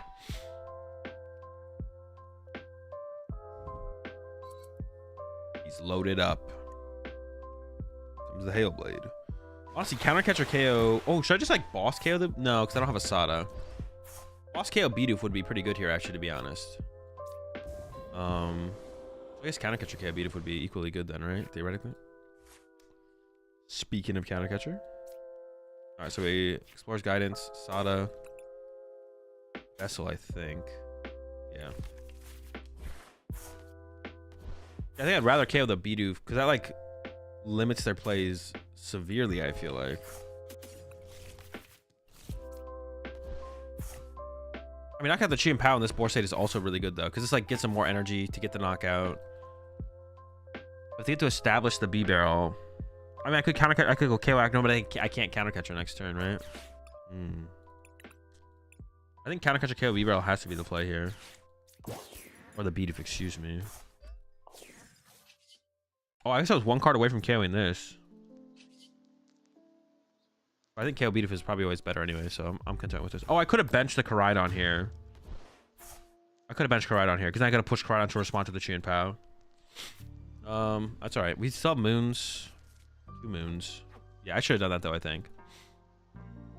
I should have benched the Koraidon and then tried to KO the Chi and Pow with the Koraidon this next turn.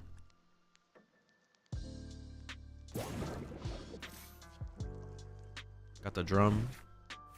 I have yet to see a single capsule, which is not a bad thing because there's none in my discard pile. I don't need them yet, but I don't need them yet. So, I mean, this does give him the Chi and Pow knockout, but I think I'm just like okay with that. I'm like, all right, you can have this KO. I don't really care.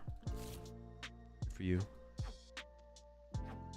I think my is my Super Rod prize? If my Super Rod is prize, then I definitely need to like sneak in a Koraidon knockout at some point. I need to sneak in a Koraidon knockout at some point for sure.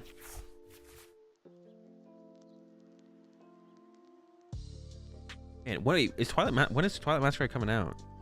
We're like a month away from Twilight Masquerade, right? Like almost literally a month. Okay. I do want to start working on some, like when I get back from Sweden, that's gonna be one of the things we're gonna focus on, is just working on Twilight Masquerade stuff. I might go after my Greninja here, I guess. They went and got Prime Catcher. I guess that doesn't mean they're using it this turn, bro. Ooh, that could be a play though from them. Set up a new Chi and Pow. Prime Catcher KO Greninja. That's reasonable. Oh, I don't know about K1 or Roaring Moon. That gives me +1. Oh, they're going for the Greninja play. Okay. Well, it's not gonna work. I do have a Sada. But this is why taking away the B barrel is such a big deal, because like they have to like living off the top deck and concealed cards the rest of the game, which is good for me. So they're gonna go 90-90 on what? Bench Moon and my Greninja? I guess probably, right? Oh, I mean the active moon never makes any sense, right? I don't think so. Unless I'm trolling. I don't think I'm trolling here though. I have like 1 energy left in the deck. I just saved that to combo with a Super Rod, to be honest. So I need to get another Moon, and I need to get Super Rod. Moon and Super Rod are like my 2 important things to find here.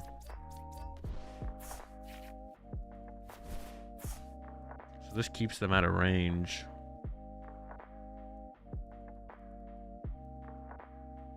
You find Moon and Super Rod. I don't want to give them Pokestop, I guess, as well. It's actually an interesting thing. This feels like the correct time to just use the Awakening Drum before my board gets like potentially wiped, right? Yeah, I guess I should just draw. Like, I don't know. I don't think I'm gonna get a better opportunity here.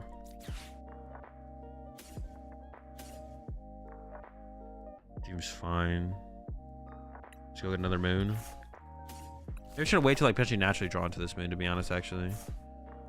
Go this here. So I could either attach the booster capsule. No, I should just put it on the bench one, right? Yeah, I think I always put it on the bench one.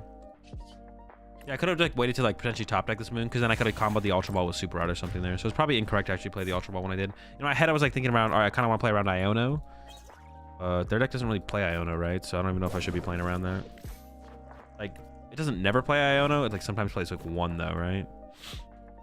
Sometimes 1, sometimes 1.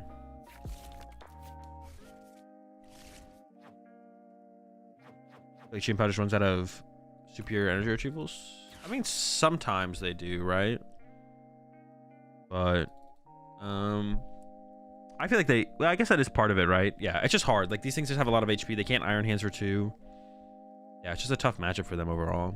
It feels definitely tough for them.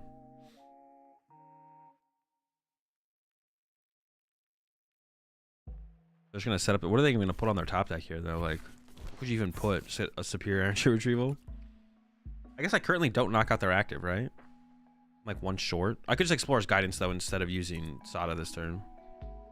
Yeah, so I just like push this up and then potentially use Explorer instead. Actually, if I Sada, I could whiff, I guess, technically. There's no reason to like potentially whiff. I think we just push this and Explore. And we have stops as well to work with, so it's very unlikely we whiff, but... Actually, do I have the... Am I there right now? No, I am 10 short. That's what I thought. Alright.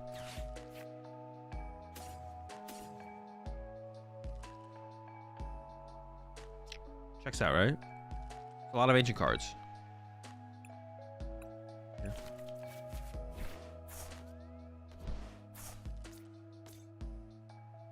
And I guess I should... Oh, I have 5 cards left in my deck? When did that happen? Oh yeah, Sada is +1, isn't it? I just need to play the Sada. I forgot about that, to be honest. That was a complete brain fart. I don't want to use a Pokestop. I don't want to give them Pokestop. Alright, Palpad. Oh no, I'm shuffling cards back now. Oh, that's fine though. I'm still doing enough. I got rid of 4. Okay. We're chilling, we're chilling. Punch. Yeah, I should have just done the Sada instead. I forgot that Sada was an ancient card. Oh, that is my +1. Although I don't mind the Explorer play either, though, to be honest. It's just like more aggressively set up my deck.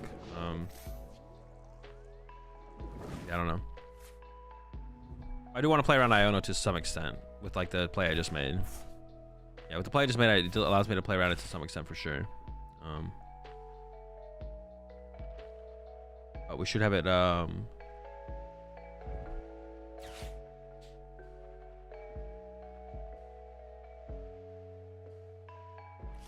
Should be in a good spot here. I can't even think of like a play that would like get them out of here.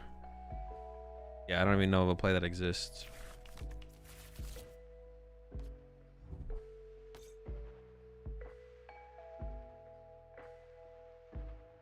There we go. Oh, they have hands here. But that shouldn't matter, right? We KO the hands.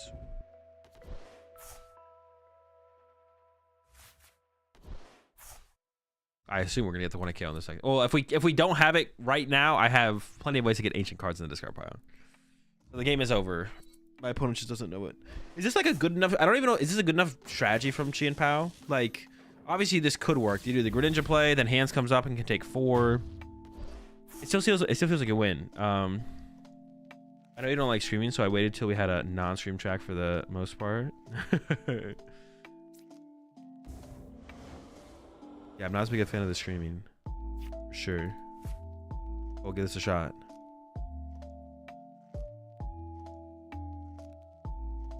That should just win, right? I was like overthinking it there for a second. Yeah, 260. And we could have got like, we actually honestly maybe could have KO'd a Charizard there if we really wanted to.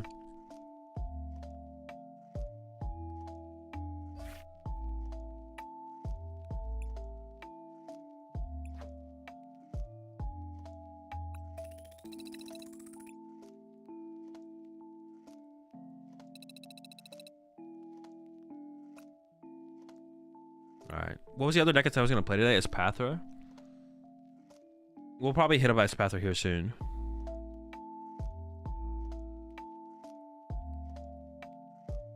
What do every X decks runs the rolls they run? Why teleportation burst over memory skip? I think some people have been going back to some memory skips. I mean, Sableye is one reason.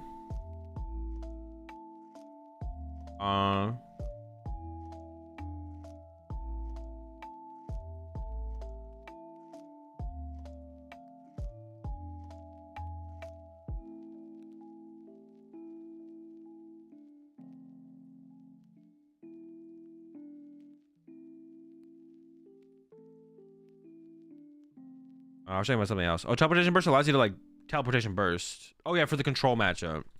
That's right. So you could do like a 1-3 split or something. Like a 1-3 split or something like that, I guess. Maybe a 2-2 split, because you do need like 2 teleportation bursts on the bench or something like that. So for the control matchup.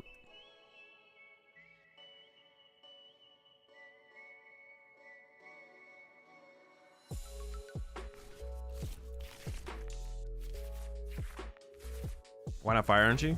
Because it's not good right now. It's like a tech. It's not a constant. All right. Well, you know, at least I have that going for me, I guess. Let's see. Can they turn 1 attack? They can, right? If they don't turn 1 attack, I'm feeling like I'm in a really good spot. So I think with that in mind, I should attach to the bench. If my next turn is just explore or pass, I'm okay with that into this matchup. Yeah. If they do knock him active, I'd like to punch him back. Is Pokestop just better than Artisan in this deck? It seems like it. There's like a lot, like getting through your deck aggressively is kind of important for what your deck is trying to do. You have a lot of powerful item cards to hit. Nest Balls, Ultra Balls, Earthen Seals, Pokegears. And then once you start to thin out your deck more and you find like you want to like aggressively find your Pal Pad and your Super Rod, like stuff like that. So I'd say yeah, I think so.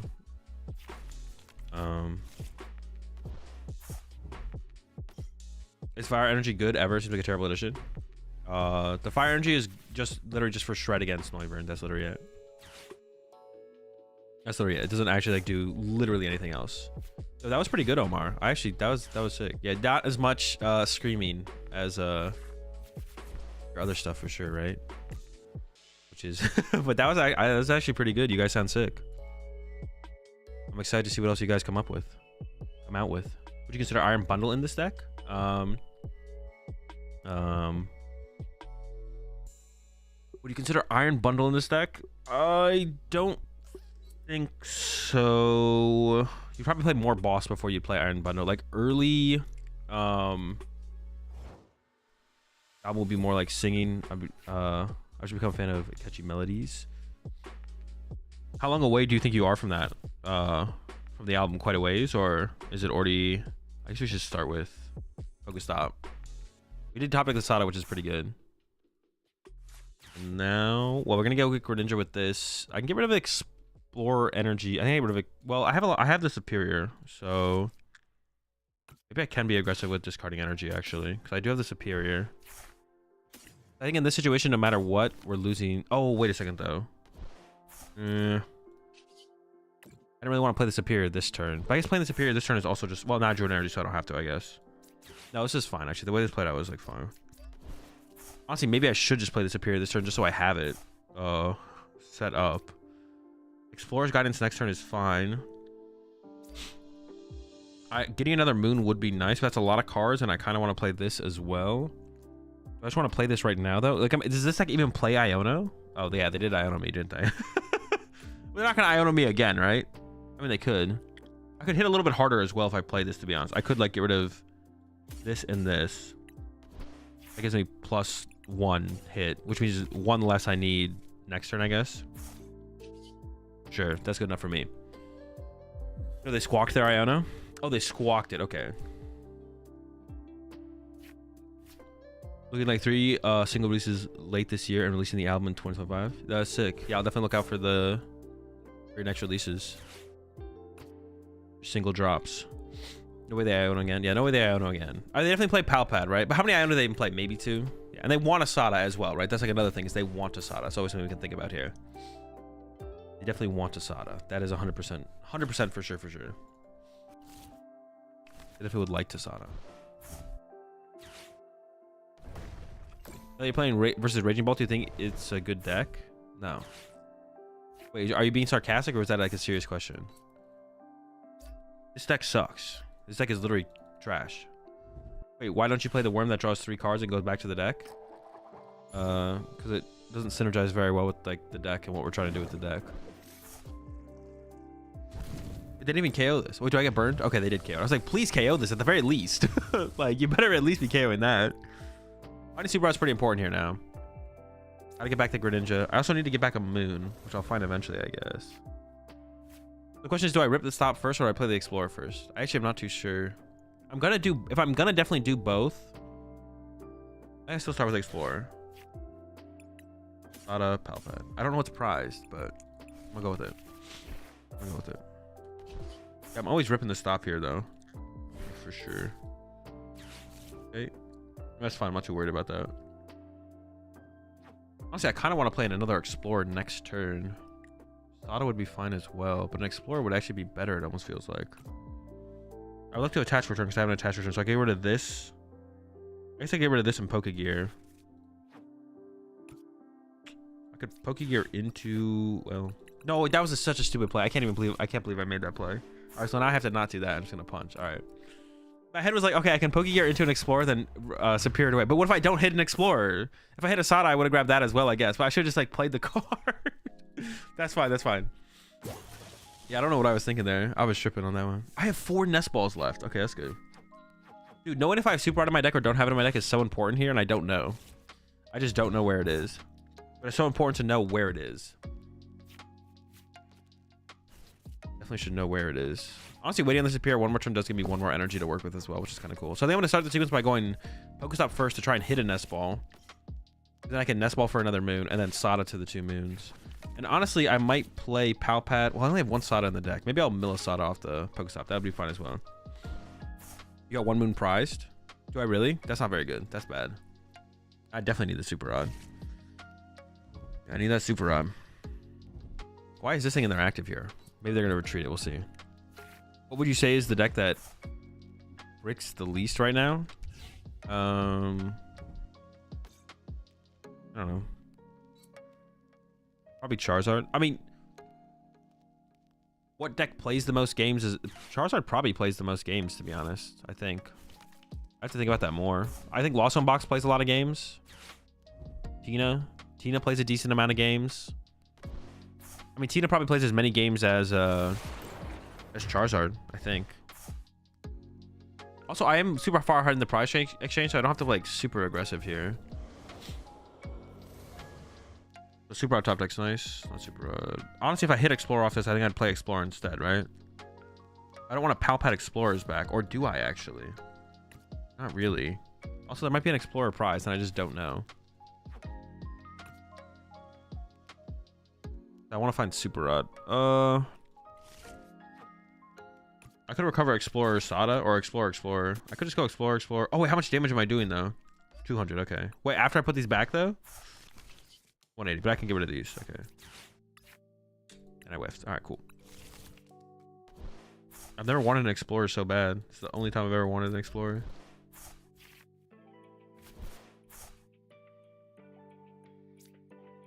Damn, this is actually interesting. Okay.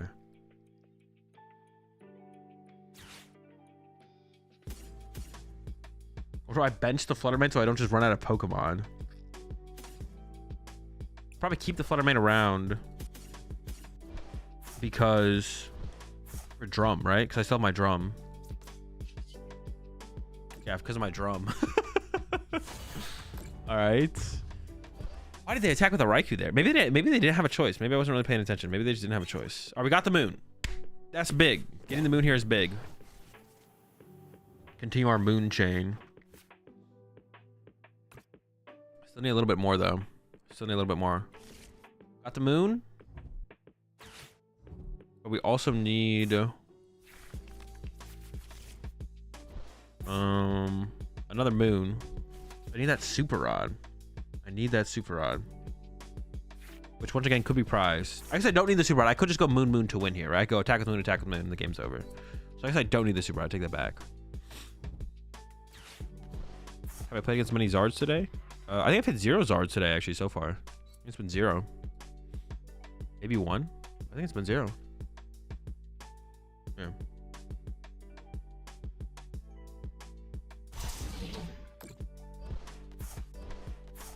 Yeah, not setting up this thing with the capsule makes way more sense, right? Every time. Faded is one way to put it. Object is.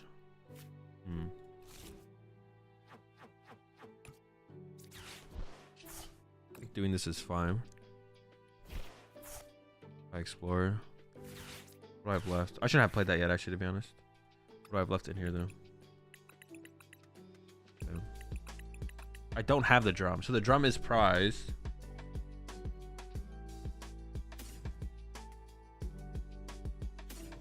Should take a Koraidon, I guess.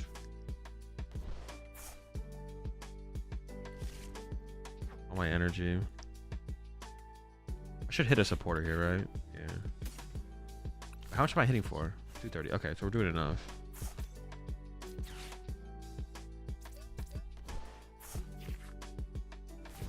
That's a lot of nest balls. Dude, why is there so many nest balls? Alright. Catch. I mean, I just want to play around getting Iono'd here, right? As much as possible.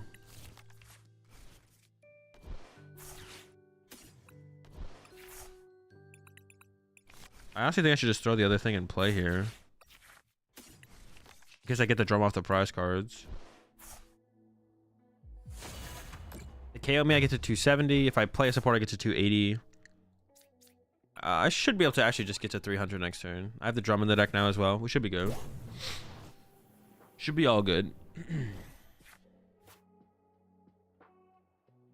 had a good time playing Arceus Control today. Great deck. Yeah, the deck is pretty sick. I just copied...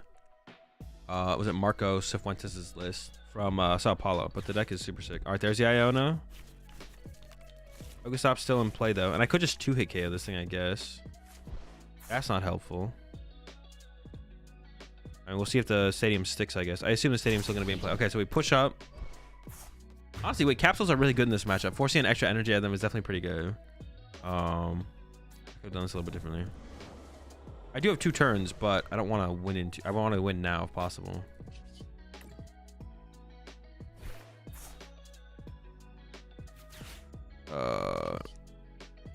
I'm 10 short. How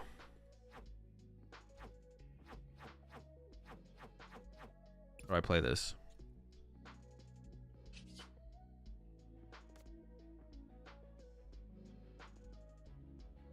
Or 20 short. I'm sorry, 10 short because I Ultra Ball the capsule.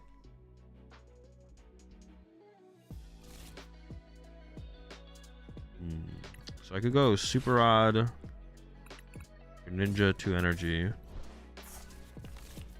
and then Ultra Ball, Greninja. Punch. What is their response? What is their response to the... Oh, they could send this up. How do I deal with this? I can't. You go back in time. Wish I sent that Fluttermane to the discard pile. Could I have discarded though? I don't know if I could have. I think the Fluttermane was either in the hand or wasn't either in the hand or oh maybe I could have Ultra Balled it away. You might be right. Oh, I could have left it in the deck, I guess.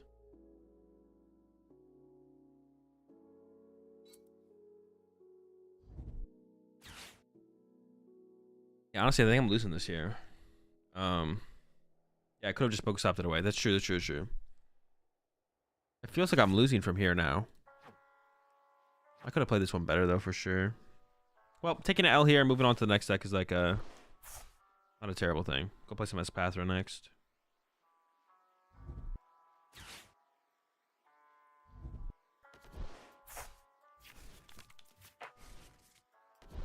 I guess they also have to do something this turn. They might whiff. I don't know. Honestly, the more I play with the drum, like the drum, I don't know. It just kind of feels like it would be a better prime catcher, to be honest. I'm not sure though. It's not an ancient card though. I guess I always come back to that. But like an extra like item gust like that would be super powerful to have around.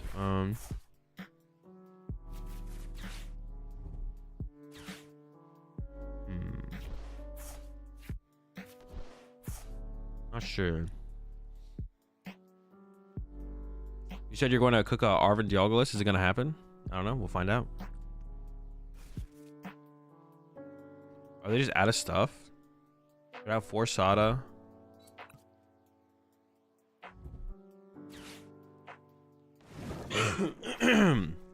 They left my Roaring Moon alive. This can't be the play. They have a boss. The boss is... No! They actually have it! All right, so what's my win condition? What do I have left? I have a Pokegear. I have a boss. I have energy in the deck. So it has to just be just boss KO with this, right? Like boss this up and knock it out. Great Tusk. Not anymore. I didn't even think about that, to be honest. Oh, I could have set up a Fluttermane and Fluttermane could have snipe KO'd this actually. Might have been the better route to take.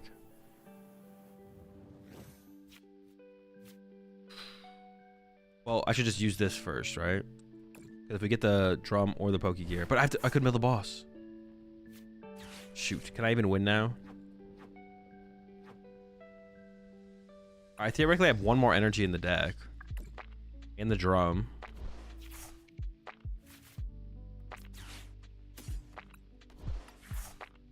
We're actually pretty close. Wait, what the heck? Oh, the last 3 cards of my deck all get me there.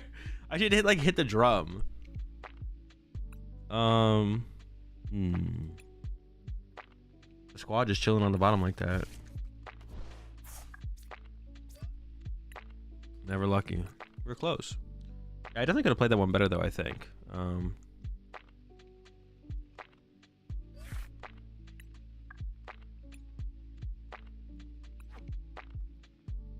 not sure, man. The drum just feels so weird because it's like I use it so little, and like almost every single time I've had it, like it would be better as a prime catcher. I feel like I don't know. Heavy ball's been okay though, still. So it's still heavy ball or second rod, which I'm not set on, to be honest. Well, maybe another energy.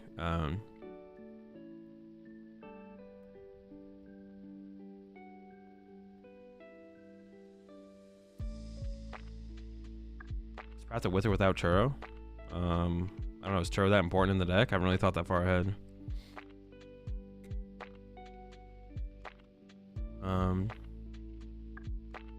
Yeah, I'm not sure about drum, to be honest. It's tough because I keep like leaving it in my deck, and then it's always better as a prime catcher at the end. But Thornton. I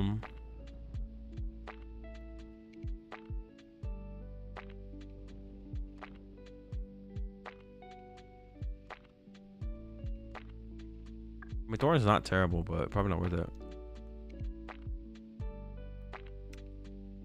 You stop. Oh, the stops are pretty good. I think you want to play a heavy. 4 feel. I mean, 3 feels kind of like the right number, to be honest, because you want to find it pretty aggressively. You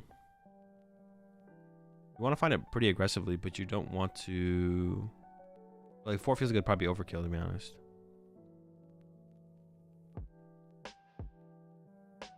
If you make it a problem, you'll have it in the hand first 3 turns. I mean, that's fine though. Why does that matter? I like barely use drum for any value when I have it early. Like when I draw drum early, it's just been like, eh, it's okay. Yeah, it's like, okay. You think, do y'all guys any legs now that you've played it? Of course, it'll have mid matches, but I felt the worst matchup was 60-40 against Zard, to be honest. I mean, if that's true, the deck is just broken. If your worst matchup,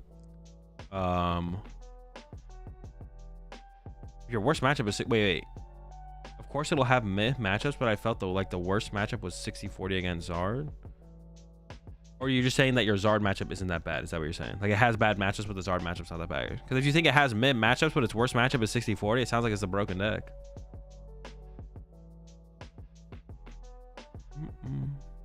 Bench 5 Ancients to play drum, but you don't really want to bench 5 Ancients is the problem though. You don't want a bunch of Flutter Mains and Koraidons on your bench, and it's really hard to like get 4 Roaring Moon like turn 2, turn 3.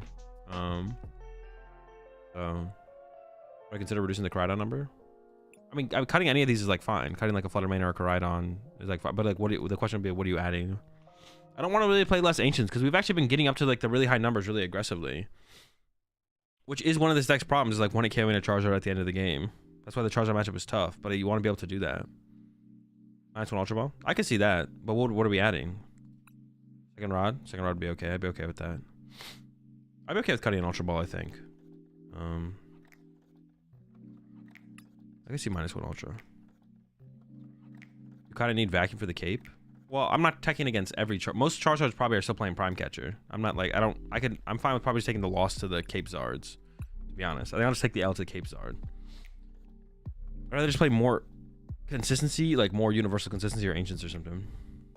Would ever be worth doing something like Professor's Research when you have a bunch of ancient junk left in your hand? I mess with the Ultra Balls and the Superior are for.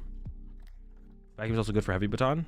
That matchup seems fine without having to remove it. Also, we'd need to find it on like turn 3. If you don't have Vacuum turn 3, you're not getting value out of it anyway, so. Either at that point you're gusting around it and they built up enough energy on their second hand so it doesn't matter, or you're hitting into it and then you're triggering it for them.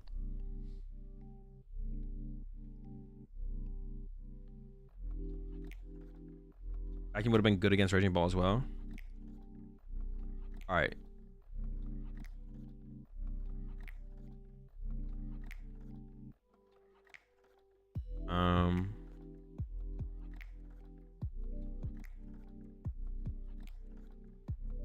What was I gonna say?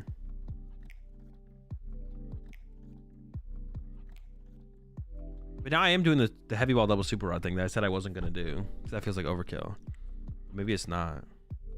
That does lead to just like chaining moons, which is what we want to do, right? All right, we try it. Before you, all right. So I mean, I've talked about this a lot. I still bring it up because of that comment someone just made. What'd you say in chat? Vacuum would have been good against Raging Ball as well. So it's fine to play tech cards. One of the biggest mistakes that players make when trying to come up with how to or what to include in a deck and what to tech in a deck is they tech or they include cards for bad reasons. A bad reason to include Vacuum would be it's good against Raging Ball. Because Raging Ball is a terrible deck that if we are trying to do well in a tournament or crafting a deck around the meta would not be a good reason to include a card. That doesn't mean Ancient Capsule wouldn't be a reason to include a card, but like specifically being like, oh, it's good against Ancient Ball. And if you put that on your list of reasons to include a card, it's like a mistake. Now, if you can come up with enough actual like there's good reasons and bad reasons to play card. There's good reasons and bad reasons to include a card. And basically it's like, is the situation a real situation? Raging Bolts is not a real situation to play a card, basically. If you come up with, so you want to be like, all right, this is a situation like that'll actually happen. But if you're not, then it's like, but if it's not, then it's like, it doesn't matter. Or like, if it's like, maybe even hit back-to-back Raging Bolts on ladder, but that shouldn't affect your deck build, basically. Vacuum is good against so many matchups. IMO, Guardy, Bolt, Mirror, Zard with Cape, Control variants. It doesn't change the outcome of the control matchup though, right? See, like some of those things as well. It's like Guardy we already beat. I'm not gonna tech for Guardy, so I think that's a bad reason to play Cape. It's not bad against Guardy. Like it's good against Guardy, but that's not a good. I don't think that's a good reason to play because our Guardy matchup is so good. I don't really want to tech for. I'm I'm not going to tech for like a already really good matchup. Bolt is another bad match. So the first two reasons that you listed there, Jason, are just bad reasons. Guardian, Bolt. Those aren't good reasons to play Cape.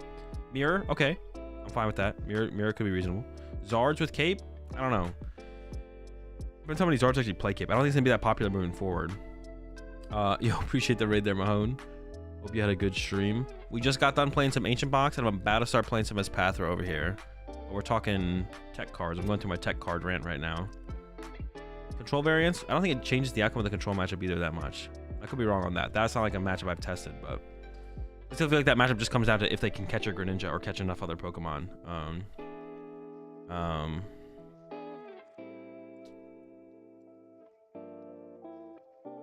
guess with the idea of mirror match as well, I feel like with the idea of mirror match as well, to be honest, I don't know. I'd have to try the Cobalion. The Cobalion seems super awkward, to be honest. But Cobalion is good against Zard, and it would be good against Mirror and like the Moon matchup, I guess. But not sure it's worth including though. Also, like finding the card, like another problem with something like a Vacuum is like Vacuum against Charizard is like always Vacuum against Charizard that plays Cape is like the Vacuum's always going to be good. Like Vacuum against Mirror match is like there's a specific amount of time where it's good. And it's like it's kind of like the heavy ball with Greninja thing that we talked about earlier, where it's like if we prize Greninja, obviously heavy ball is good, but it's like will we actually find the heavy ball before it matters, or if it matters, or do we just lose those games anyways? So far the heavy balls actually felt decent, to be honest. The Vacuum is the same thing in the Mirror. It's the same kind of like question in the Mirror. It's like it's good in Mirror obviously, but is it good enough? Because obviously it's not just as simple. It's not as simple as, oh, they have a capsule play. Oh, I have my Vacuum, right? I don't know. To be fair with Vacuum though, you don't need it right away. You can catch her around and then Vacuum eventually. No, but even just one turn of catching around, you can probably just get to 200 on the next turn. So at that point, the Vacuum just doesn't matter. The Vacuum matters for like the first knockout. It's like the Vacuum is basically also you don't want to be behind anyways. If you're behind, you lost anyways. If you're using counter catcher, you probably lost the mirror match already. So the Vacuum lets you be ahead. It's like, okay, you both went capsule, what's it called? Capsule, and then you got the first one to KO, and now you just win. Or I guess you could like punch and then capsule, or then you could Vacuum it later after you've like, you do 140, then you Vacuum it, and then they die. But yeah. I just have to play the matchup though. Also, Vac isn't killing anything versus Guardy.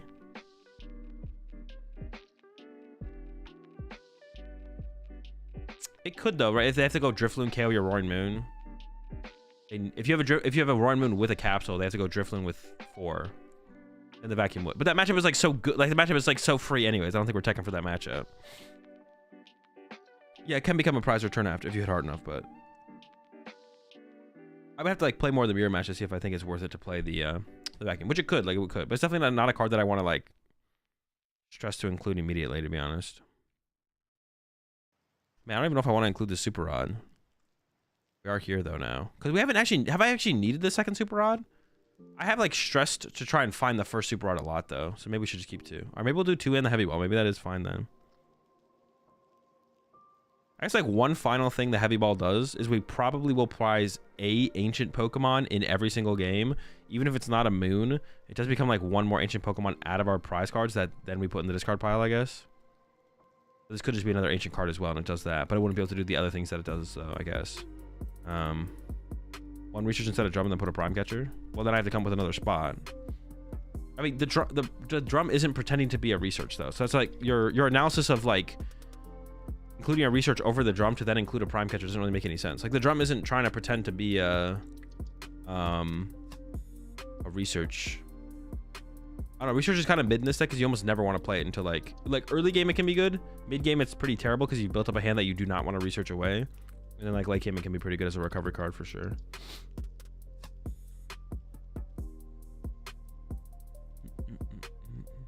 Fair points. I guess the annoyances I've encountered. And once again, I'm not saying Vacuum is bad. I'm not saying Vacuum isn't potentially the best inclusion, but also 1 to 2 EXP shares versus Gears. I mean, it just conflicts with Pokestop. That's the problem, I think. Is it just like something like an EXP share conflicts with Pokestop too heavily, I would assume. I mean, anything is technically worth testing if you have the time, but that would be like an idea I'd check off my list with just by thinking about that. If we determine that Pokestop is that good and worth playing. But if we can like look at this list and we're like, what if Artisans are better than Pokestops? If we get to the point where we think 2 fighting is 1 enough, I think 1's enough. We don't attack with Koraidon that often. Fire energy for Shred? No, Shred's not good right now. Dang it, yeah, cut the stops. I mean, yeah, you could get to the point where you're like, cut the stops, add Artisans, and at that point, EXP Shred could be a consideration, but no Penny? Nope. No Cobalion? Nope. But obviously those could be inclusions. I'm not against a Cobalion or I honestly didn't know the Cobalion had 2 retreat cost. Which is really, I don't know, it's really weird. If you like open Cobalion in so many matchups, you literally just lose. Please, Lil, you have to try Energy Lotto and Arceus. I'd rather just play another Energy. Energy Lotto sounds terrible. You don't play like Arven or something that can find Lotto. Like you should just play more Energy. You shouldn't play Lotto. How do you feel about the idea of adding some grass and Iron Leaves to Arc Control? I actually kind of like the idea of it, to be honest. I don't know. There's so much to try out with that deck, though. I would have to like sit there and just grind the Charizard matchup to see how the Charizard matchup feels. Because I kind of want to like add a second TM Devo. Honestly, if you had second TM Devo backed up by an Iron Leaves, that does sound really, really good, though. But if you had second TM Devo backed up with an Iron Leaf, so it's like you just like, all right, TM Devo your board. Maybe we TM Devo it again. You know, throw an Eerie at them. They get a Charizard set up, and you're like, all right, I own no Iron Leaves knockout. That's not bad, right? That's not bad. Roseanne can get second Devo. I know, but that's, guys, you don't understand. You know how big of a process that is? It's not that simple. This is literally like, this is literally the vacuum discussion we just had, where it's like, they have a capsule on their active. Oh, just vacuum it. Bro, I play 1 vacuum and I can't find it. I don't play Arven, bro. It's like, oh, you TM Devo'd their Charizards and they went Candy Pidgeot, Candy Charizard. Well, have you thought about not playing a draw supporter for turn, naturally drawing into your Roseannes, playing the Roseannes to put the TM Devo back into your deck, and then naturally drawing into the Roseannes off your second B barrel? If you haven't, you're a moron and you should give that a shot. Like, how are we doing? That's not that simple. It's not that simple. Also, prizing TM Devo is annoying. So if we play 2 TM Devo, we do reduce the odds of prizing it, which would also be a big thing. You have to find, first off, you have to find the first TM Devo, which if you can't Starbirth for it, like if you Starbirth to set up, you already just can't find it. Although, you could play the Charizard matchup pretty slow. You could play the matchup pretty slow and probably try and save Starbirth to respond to them. But see, I think if the Charizard player plays really smart, they can play it really slow too. It's like, oh, if you're not going to attack me, I'm going to sit there and just like heat tackle you. Like, I'm going to sit here, evolve to my Charmeleon. I'm going to sit here, evolve to my Charmeleon. Heat tackle. Town Store was in the deck as well. Yeah, but I would probably cut the Town Store for second TM Devo. That was my thought, is you cut Town Store, and then you add second TM Devo. Because TM Devo is by far the most important tool card to find aggressively. Like the Choice Belt you need like at the end of the game. Finding Hero's Cape is nice as well. But I feel like cutting Town Store, but also having like stadium bumps as well is pretty nice, to be honest, with the deck. But we do still have a Magma Basin and the Magma Basin was pretty sick. You still have Magma Basin and Vacuum to bump like Pokestops and stuff. I was thinking maybe you cut the Town Store for second Devo. I like the idea of an Iron Leaves. And then there was like another change too, but I don't remember what the other change. Oh, maybe a Lecky, but that seems like too much. So you should just cut Devo for second Roseannes to get your Devo back twice. Literally genius. The Roseannes was pretty good though. I don't dislike the Roseannes, but like the whole idea of like, oh, you just get, like by then they could have already won the game. By the time you find your Roseannes, recover Devo, and then find the Devo, they could have just won the game. But I do like the Roseannes was very good in the deck. The Roseannes felt very good. Being able to recover a Pokemon sometimes. It did like a lot of good things for sure. Could cut 1 grabber. I think you could maybe just cut the grabbers in general. That's actually one thing I was thinking about. Is like you could just go to 0 grabber. I don't hate the idea of just cutting the grabbers completely. Not sure though. You could just cut the grabbers entirely because they were like okay. They were pretty good to combo with Eerie, to be honest. So like set your opponent back, but I was like always playing the Eerie no matter what. Basically, it's like even if the grabber wasn't in my hand, I was probably just gonna play the Eerie. So yeah, grabber sucks right now. You have Artisan Nest, Arven Search Puffins. Make sure they get it again. Grabber is so good. True. Well, not really, but forcing them to do that is like kind of the point. I don't think the grabbers were terrible. They just felt like okay. It's like the big impact that I was getting out of my turn was playing the Eerie anyways, and I was gonna play the Eerie like, even if well, the thing is, like, if I use the grabber and they have nothing in their hand, I guess I wouldn't play the Eerie, right? Like, every time I played grabber, I was like, I'm probably playing Eerie here. I looked at their hand with the grabber. I'm like, yep, I'm playing Eerie here. And then I played the Eerie, and the Eerie was good. But it does give up something else. But the info is so good. The info is really good. That is true. It's kind of funny. It was like the last time they had regionals in Denver, I believe, I played a Zoroark deck. Me and my group played Zoro Garb with Lavender Town. It was like a pseudo Zoro control. It was like Zoroark Muck. The whole deck was just Zoroark Muck. It was like a pseudo control Zoroark deck. We had a Rangaroo and enhanced hammers and a lot of Judge. But we played Lavender Town, and Lavender Town said once during each player's turn they may look at their opponent's hand, and the card was actually really, really good. So you'd like use it, you'd look at their hand, you decide if you want to Judge or if you want to use Guru the turn or something like that. It's actually kind of interesting. But grabbers are definitely up there for like potential cuts. But even like setting back like a Baxcalibur deck or a Charizard deck by one Pokemon in hand can be a pretty big deal, to be honest.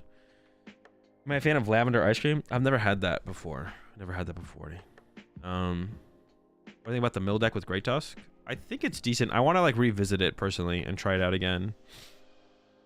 I haven't tried it in a while. I kind of want to revisit it. All right, so this is where we leave the list then. Just here. Honestly, one of my biggest troubles was chaining Roaring Moon, like just getting more Roaring Moons in play. So second Super Rod helps with that. The Heavy Ball helps with that. Maybe Heavy Ball and double Super Rod is the way to go, to be honest. Cut an Ultra Ball for it. I don't really mind that too much. The 4 Ultra Ball, we never got max efficiency out of 4 Ultra Ball. We were usually Ultra Balling away an Ultra Ball when we played an Ultra Ball. I'm okay with cutting back by 1 Ultra Ball to try that out. Is there anything else? The Vacuum could be good. I'm definitely not sold on it yet. Cobalion could be good. But I would just have to sit down with this deck and like grind like 10 games against Charizard and be like, okay, what happens when we push for the end game? Do we get there? Are we short? How short? And then it'll be like, okay, we are winning enough. Cobalion seems like it's not worth it, because honestly, opening Cobalion sucks. It's very unlikely we open Cobalion though. I guess overall is one thing to think about. And then another energy. With the second Super Rod in here, I think I'll probably feel pretty comfortable with 7 now. You're able to use like the first Super Rod pretty aggressively, get back 1 moon plus 2 energy. Yeah, so Cobalion's interesting. I don't know about Cobalion, because even up against Charizard, once you put it in play against Charizard, I guess you'd theoretically only be putting it in play at the end of the game. There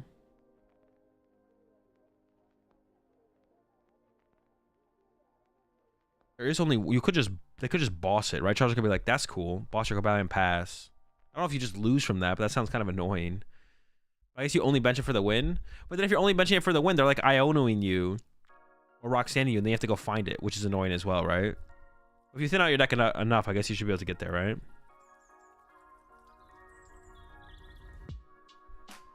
Alright, I guess I could see the Cobalion. I just have to test against, I would have to like literally just like test against Charizard. And then this first Prime Catcher, I'm actually just not sure about. I'm just not sure about this versus Prime Catcher. I have no clue, to be honest. This deck felt really underwhelming. This card felt really underwhelming because we just naturally don't draw into enough ancient Pokemon to like ever like fill our bench and draw 6. And then, but it is an ancient card, which is nice, to be honest. Yeah. I'm slowing the game down by bossing Cobalion doesn't sound terrible for you.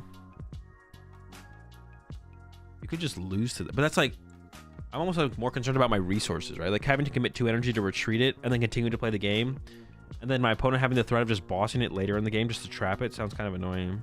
But it might not be as bad as I think it is, to be honest. I feel like if you're playing Cobalion, you're playing Penny. I don't think you'd have to play the Penny, to be honest, because we have, well, if we, let's say we cut a Koraidon for the Cobalion, we'd have 12 starters besides Cobalion that we could open with.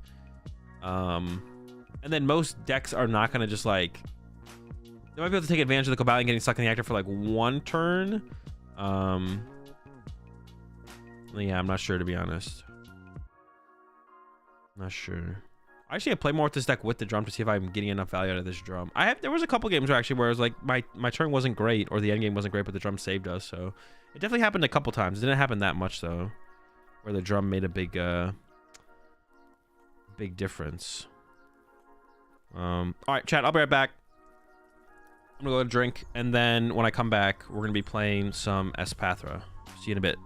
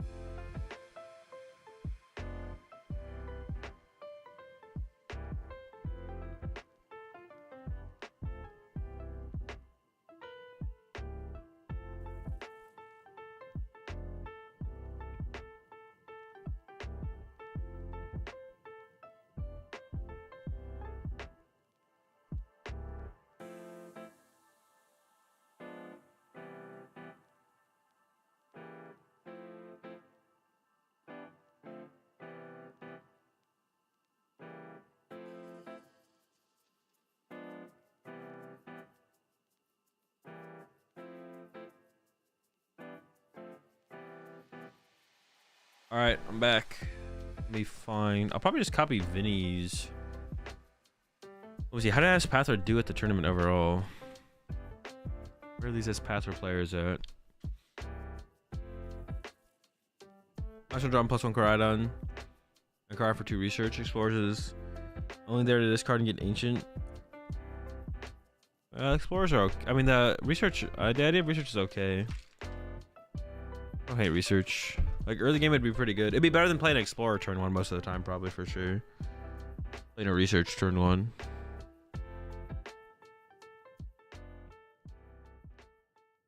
Card seems kind of useless. Is there another ancient mon that could be slotted in its place?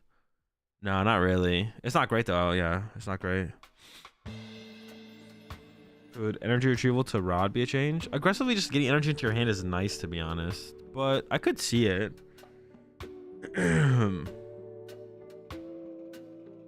I could see it, to be honest. Loki Sandy Shocks. That sounds high-key terrible. I'm not gonna lie.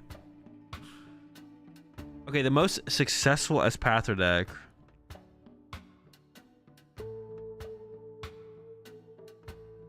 Should I just play the #1 Espathra deck from the tournament? I probably should. Just take that.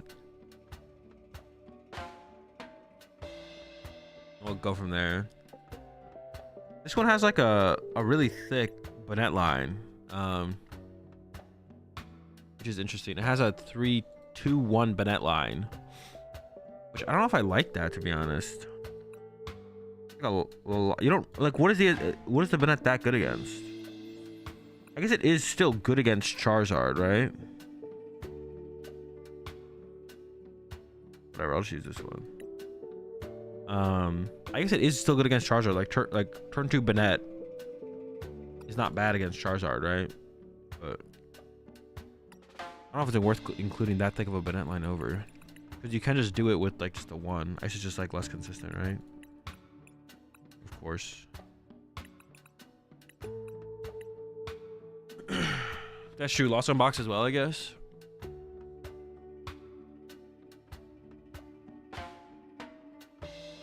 You lose to a turn 2 Baxter, their counterplay. Yeah, you just Bonnet lock them. Like, you just chain 2 Bonnets, or you go like Espathra first, they KO it, then you just start attacking with Bonnet and you win.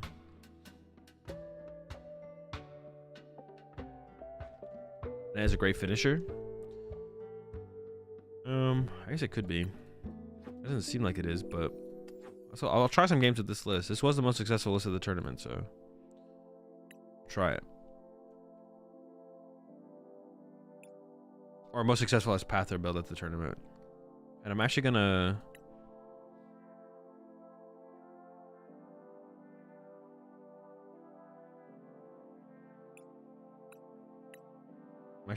prize check this time. Alright. New content is available. Oh, this is new.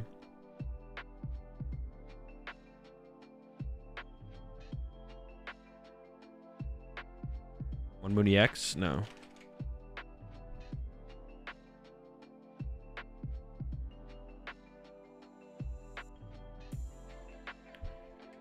The problem with putting Big Moon is that it's already a different deck. That's not a problem. It also makes the deck no longer a single prizer. That's also not a problem. Big Moon is just worse than not playing Big Moon. That's why you don't play Big Moon.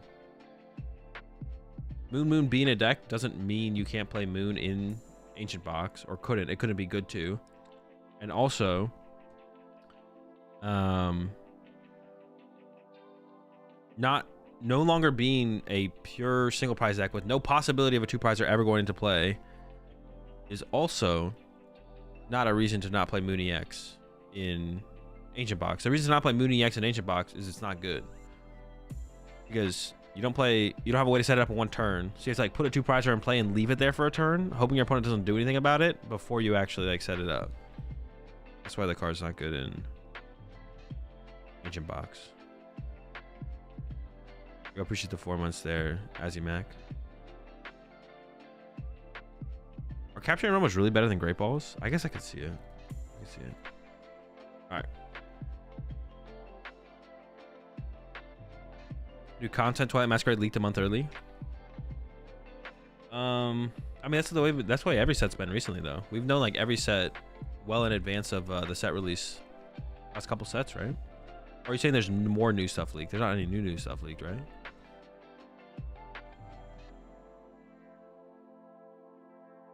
Hit them with the Thornton Mooney X from the discard pile. I could see that. That could be not terrible. But I feel like with Ancient Box, I'm struggling to get that many energy in play without was a joke. Wait, the Twilight Masquerade comment was a joke? What is a joke? You have to tell me what this joke is, because I don't get how it's a joke. Hands? This has got to be a fine matchup, right? We just got to get the Espathras online. Am I just a boomer? Don't understand any of the jokes anymore? You wouldn't get it, it's a joke? Yeah, my bad. You're right. Do we want to be going? We want to be going first, right? You wouldn't get it. They're gonna KO my Spiritomb. Dude, well, hold up. Do I have to bench the Manaphy so they don't get bundled? Otherwise, I'm gonna get bundled, right? I have to like do that. This is what? Okay, so I could then go Ultra Ball away. This and this. And then get a Flittle. Do we want to go second? Should I just be going second actually, just so I like set up better? Dude, I literally feel like with every deck, I just wish I had gone second, to be honest. Every single time I play a game of Pokemon, I'm like, I think I should have just gone second. You appreciate the 7 months at Red Hood.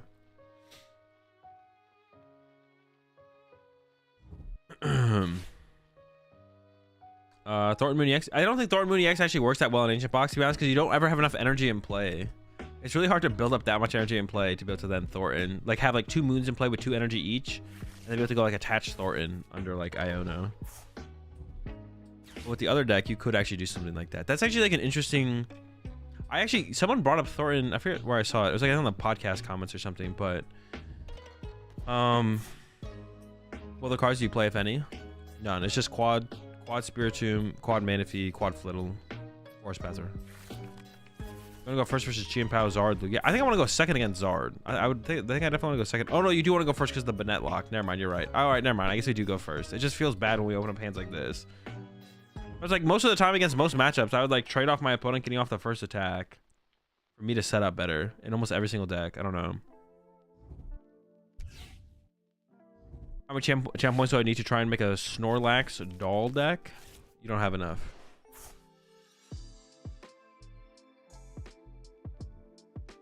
With Arceus Control, you want to go first, right? That's true. Arceus Control, you want to go first. Not every deck, I guess. Yeah, I take it back, actually. Because actually, with the Ancient Box, I felt pretty good going first, to be honest. No, dude! You don't just have that! Wait, did they have to support it for it? Can I even win now? Do I just lose? Maybe they did Arvin for it. I just wasn't paying attention. Them having it is pretty cringe, though. My Flittle! Dude. I'm cooked. Second, you need to hit heads as Shuppet versus Zard. True.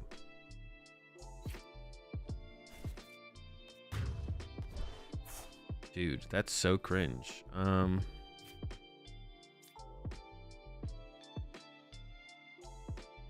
Also, using Fade out this turn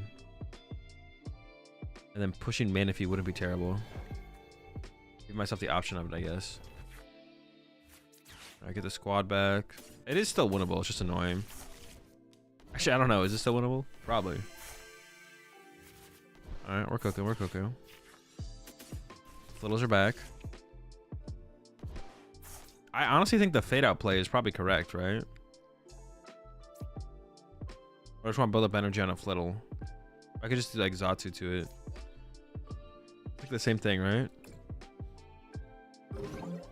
And I could end up with a board that is like less susceptible to... I don't even know, to be honest. Maybe it's a bad play. This is a bad play, because now I get bodied by freaking Bundy. Iron Bundle. Alright. Never mind, that's a bad play. I forgot about Iron Bundle. I was like, this seems fine. And after the Iron Bundle, I have to push a Flittle, which sucks. You need 3 energy versus Iron Hands? Wait. Oh, shoot, you are right, yeah. I thought it was 2. Yeah, I shouldn't have done that, I guess. This has to be a good matchup, though, right? I couldn't tell you. I don't know. Maybe. At this point, I'm hoping it is, but not sure. All right. Why do we need the Rigid Band? Is it good against Charizard? It has to be good against Charizard, right? Yeah, it's got to be good against Charizard. Yeah, I was gonna say one more thing. Oh yeah, this matchup has to be super good. Yeah, this is definitely a good matchup. Well, with us being this far behind, we definitely could lose, but overall, good matchup. I would just do this now. Clairvoyant Sense.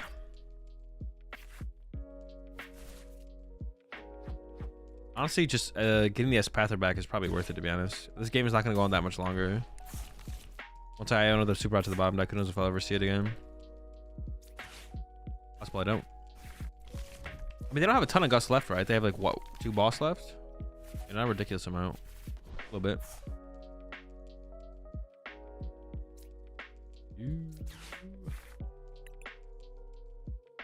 Does item lock ever matter in this matchup? No, right? Just get not too little, or not to actually at this point, or not to shop, because I do have a Banette in my hand. Oh, the Banette is actually kind of sick though. But the Banette lost owns itself, right? Should there be 2 Banette in this? Should there be 2 of each Banette because we play 3 shop it? It's not even a bad idea, right?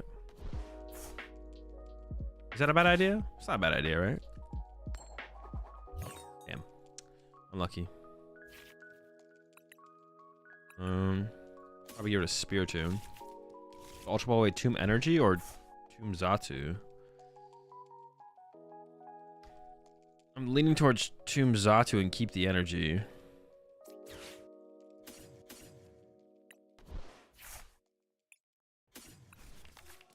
I need this energy, right? I mean, I'm probably drawing energy next turn though, right? Maybe I should have kept the Xatu. All right, punch. If the energy is your draw. Yeah. The Xatu changed the draw.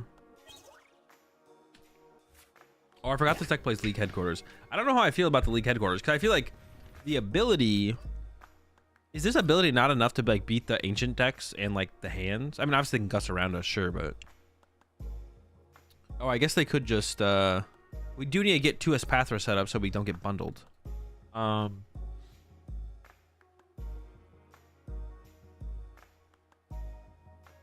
What was I gonna say?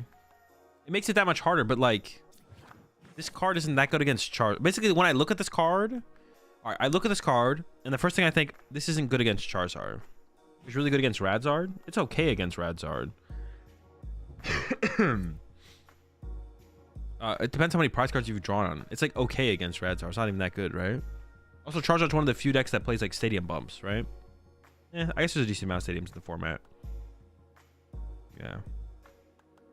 Can't Cleffa for free though. Sure. I don't think that's that big of a deal, but I mean, I guess you're not wrong. Honestly, what this deck is missing is like, what this deck is missing is like some powerful attacker that, I'm kind of in trouble. Some powerful attacker besides this path to like close out games. After like watching the game of Vinny versus the Charizard. Vinny was just like doing 90 damage every turn or something like that. It was funny.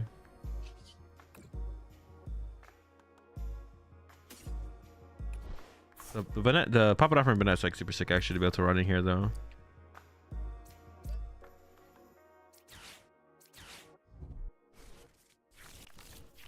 Like, I know I just got value out of the League HQ right here with this situation, but like this doesn't feel like it's that powerful.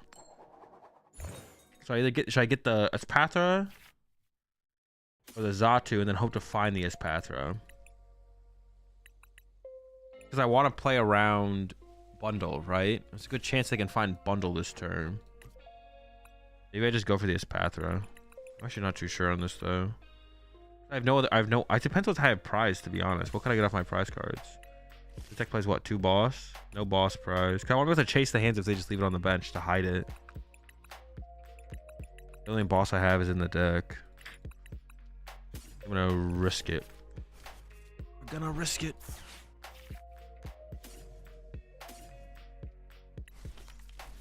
Just get out the deck. Oh boy. So currently I'm doing 120 myself. If they only have 3 energy on here, plus 90. So I guess I need 1 more energy on this one.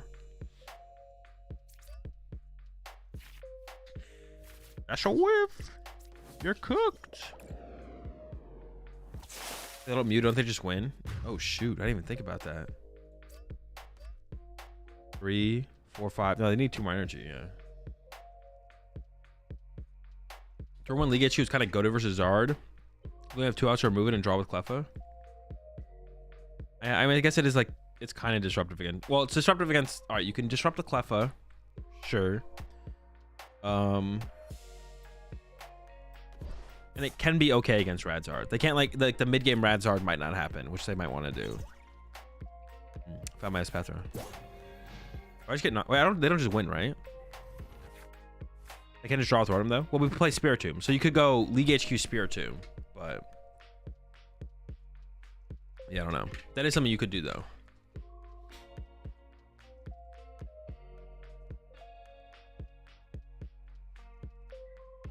What should they have done?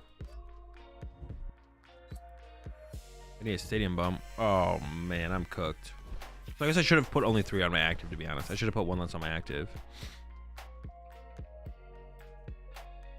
According to PTG Live, Espathra on League HQ don't affect Radzar. True. Not worth playing. But why didn't they load up Iron Crown? Oh shoot! Oh wait, no, that wouldn't have been enough. They would have still been short. But honestly, loading up Iron Crown seems better than loading up the Mew, to be honest. Well, no, it's the same thing. I just die. Wait, no, I don't. 120. I don't actually currently die. No, I do die. I do die. If they get a stadium bump. If they get a stadium bump, I die. I shouldn't have put this last energy on here, I guess. Then I should have loaded up a Flittle. Oops. Oops, oops, oops. Looking pretty rough here, to be honest. It's not looking too good. Might be an L. Since we aren't going for Salvatore cheese, is Giraffe Rig better for our matchup spread? I don't think so, no.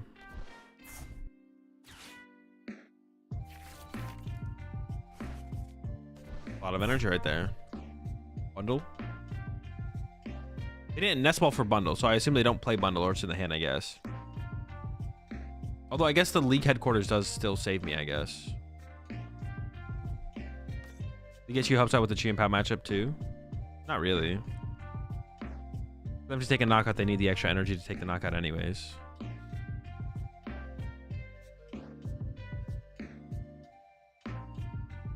They could definitely have boss in hand. So you're attending the Tord Charizard Masterclass? I'll be there.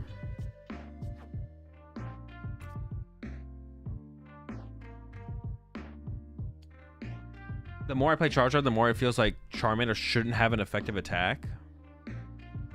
There's like too many. It does sometimes feel that way. It does feel that way about what does it feel that way about? It does feel that way sometimes with really good decks. It's like they have everything. It's like, bro, even their basics are good. Like, look at this thing. Well, this thing has Free Retreat, but 30 HP and it's got Ram. I don't know. The Free Retreat's pretty broken though. I'm gonna take it back. Flittle's kind of broken. Also, Shuffle's kind of broken too. I mean, honestly, maybe all basic Pokemon are just broken.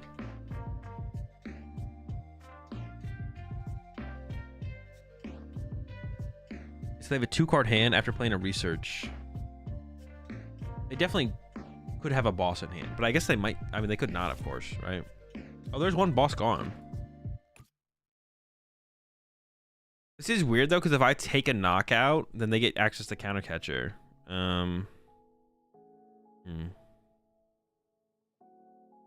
That's kind of weird here, to be honest. I don't want to give them Counter Catcher, but am I ready to sign up for NAIC? Nope, but that's because I am already signed up for NAIC.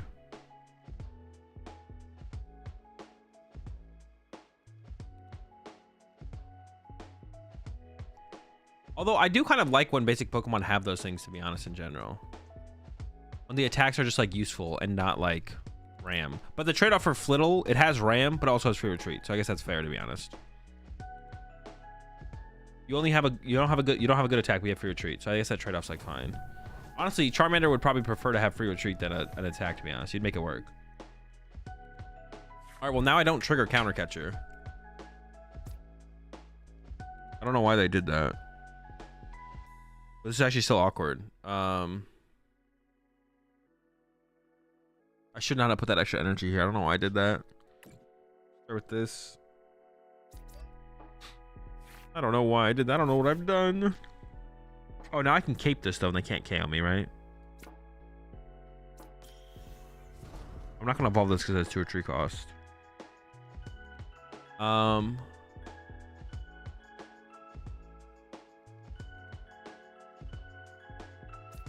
Sayona, I guess, and punch.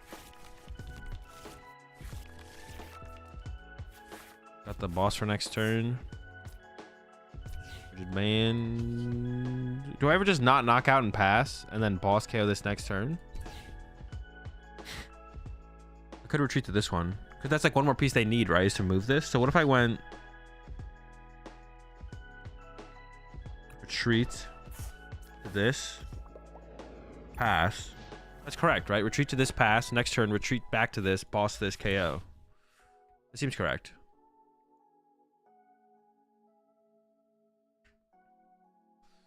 I just wish Pokemon would take over the whole circuit for all regionals and ICs. I mean, I don't really care, to be honest. If they do, great. If they do, that seems fine. If they don't, I think the current system is like fine as well. There's nothing truly terrible about the current system where I feel like they need to be the ones running regionals instead of outsourcing it to TOs. If they took over and everything was as good, if not better, that would be fine as well.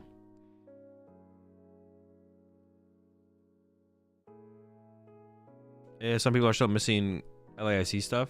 Kopag, bro. Well, you could say specifically Kopag. I mean, Kopag is the worst tournament organizer in the game, but there always has to be a worst. But I guess it is like, the question is like, are they the worst? But they're like the worst, and it's just, and the stuff that happens is like, does seem unreasonable, I guess, which is fair, to be honest. I don't know. Yeah, Kopag is the worst, and are they unreasonably the worst, or it's like they're the worst and it's like they're still fine? I guess they're like the worst, and the question would just be, are they unreasonably the worst? But what if Team Northwest came back? Kopag would still be worse. Team Northwest, actually, the last event that Team Northwest ran was good. Like, Fresno ran really well. So, I don't know.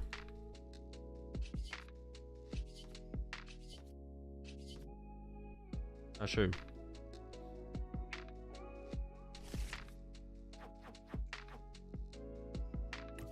Lunch break should be mandatory. I disagree. I don't think it needs to be. Why does it need to be mandatory?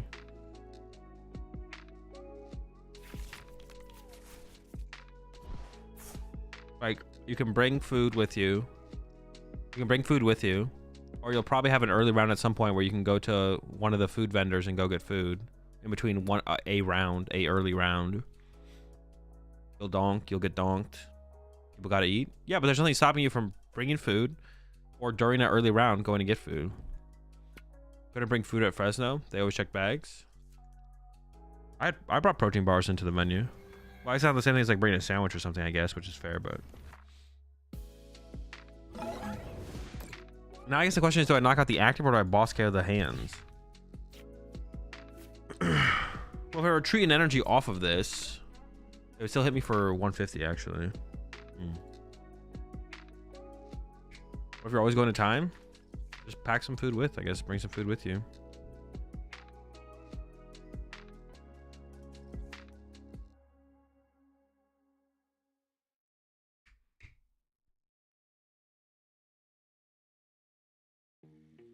Yeah, what's actually the best play here? I actually don't know. I could take away their draw power, I guess, of the Mew. Maybe that's better. No, but then they get access to Counter Catcher. The whole point of this was not giving them Counter Catcher, right? Oh, but now I'm taking a 2 fries knockout.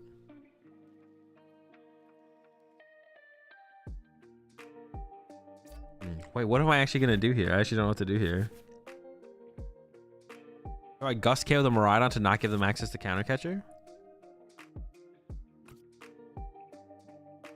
But that feels mid.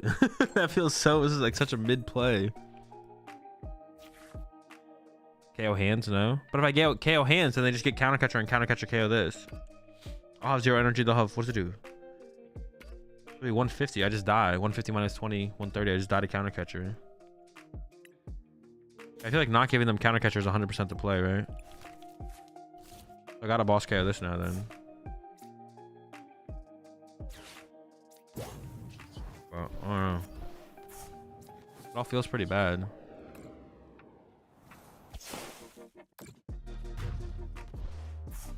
How do they KO the Espathra doesn't have the baton? With Mew. They just use Mew. Mew just copies this attack. They just go Mew, counter catcher, knockout. I lose.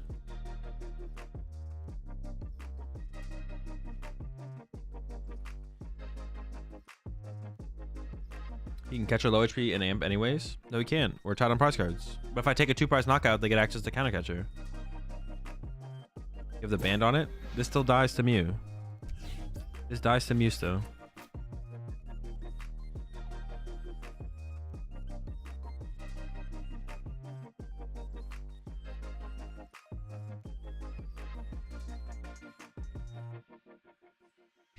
Boss? Yeah, obviously they can have boss, but it limits their outs. They need exactly boss. Whereas before they could have boss, counter catcher, or Arven for counter catcher.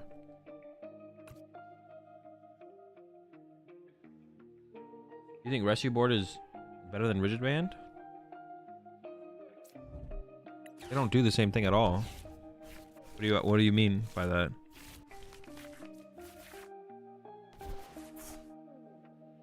Also, if I did think rescue board was better than rigid band, I would be playing rescue board over rigid band.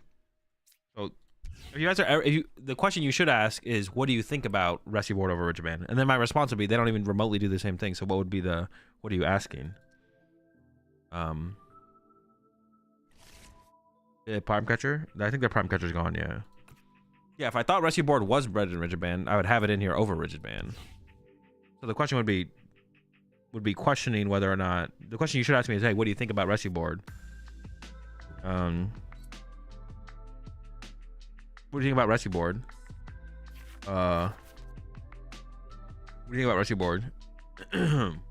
Specifically over rigid band, they don't even do remotely the same thing, so that's a bad question. The next question would be, what do you think about rescue board? Or a pivot card in the deck? But when we want these tanky tools on the Espathra, playing a pivot tool doesn't make a ton of sense. And you'd be like, okay, what about a switch? And then it'd be like, well, switch is okay, but we'd probably just rather be more consistent. Because if we can just Zatu more energy and play more aggressively, then that does what we need. That will get us to the point. If we can just do that, then that just gets us to the point where we're set up and we're good to go. And then we can like hard retreat. And it effectively does the same thing. So it would just come down to being more consistent is probably better than playing a switch card. I don't even know what the play is here.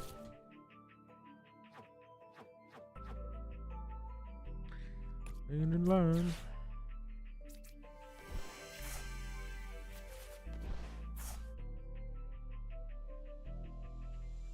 What the heck is the? Do I just like item lock them for it? I think item lock is the play. How effective it actually is at doing anything, I have no clue, but I feel like item lock has to be the play here.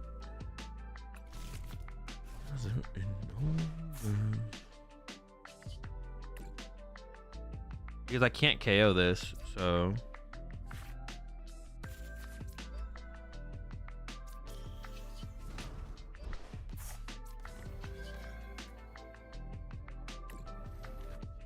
although they just need tool card plus boss. Or maybe they don't have it. Or energy, I guess. Energy works. Oh, they're out of tool cards, so it needs to be energy. Wait, do they have energy left? 3, 6, 11, 14. How much energy does this deck play? 15, 16? It's currently, that's 13, right? Did I count 13? 11, 14.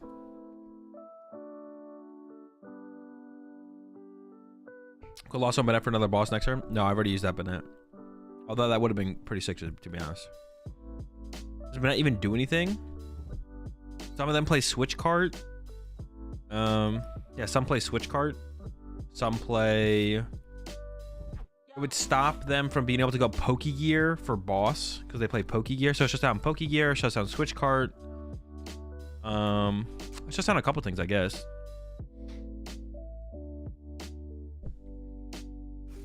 How many Pokemon are accounted for? So they still have 2 Iron Crowns. I'm trying to think what's in their hand. 3, 4, 5, 6, 7, 8, 9. Can I KO them next turn? How much am I doing? 120, 150. I can get to 180. I can't KO them. What'd they just Arven for? Because I wasn't paying attention. Played Arven, drew Elect Generator, shuffled their deck. Used Mew, drew 1. So they don't have boss in hand. So if I Iono, I'd probably increase their odds of finding boss. Because they had boss in hand already, they would have just won. So I probably should just go with Everlasting Darkness again. They took an item that they can't play, so maybe their hand gets trapped. The max I could hit for would be 180. Yeah, I think we just Everlasting Darkness again, right? I don't know how many energy how many energy do I 3, 6, 7, 8, 9. There's 11 energy in this list. Do I have an energy left in the deck? Well, if they have boss, they always win, so I should just load all the energy up here, right? All right, item lock.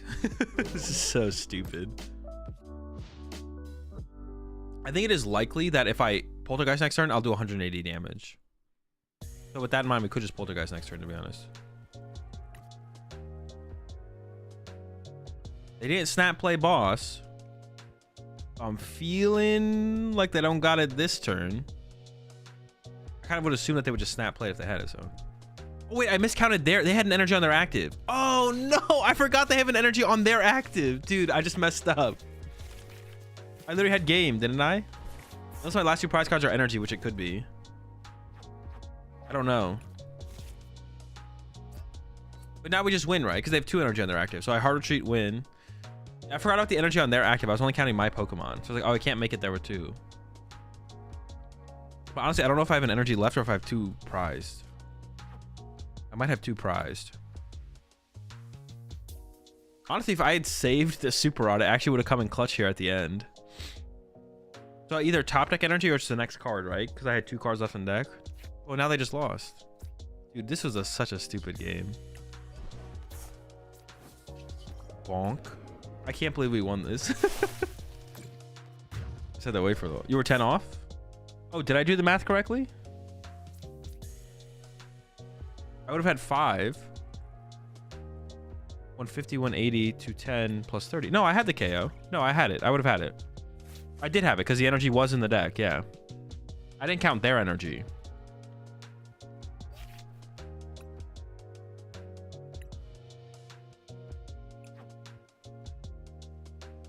I'm not sure about the thick Bonnet line, but I don't dislike it.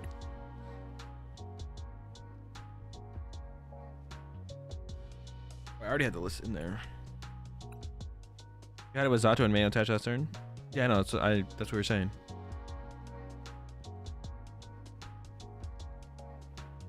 Yeah, I had game last turn. I counted the possibility of 2 energy, but I forgot about the energy on their Pokemon. I was like, oh, we're capped at plus 60, but we actually had plus 90 with their energy.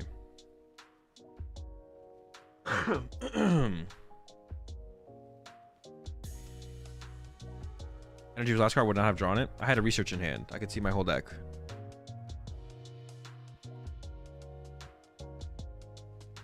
Also, yeah. Yeah, I had research in hand. I would have drawn it. I also could have Ionoed into it. Either way, I would have drawn it.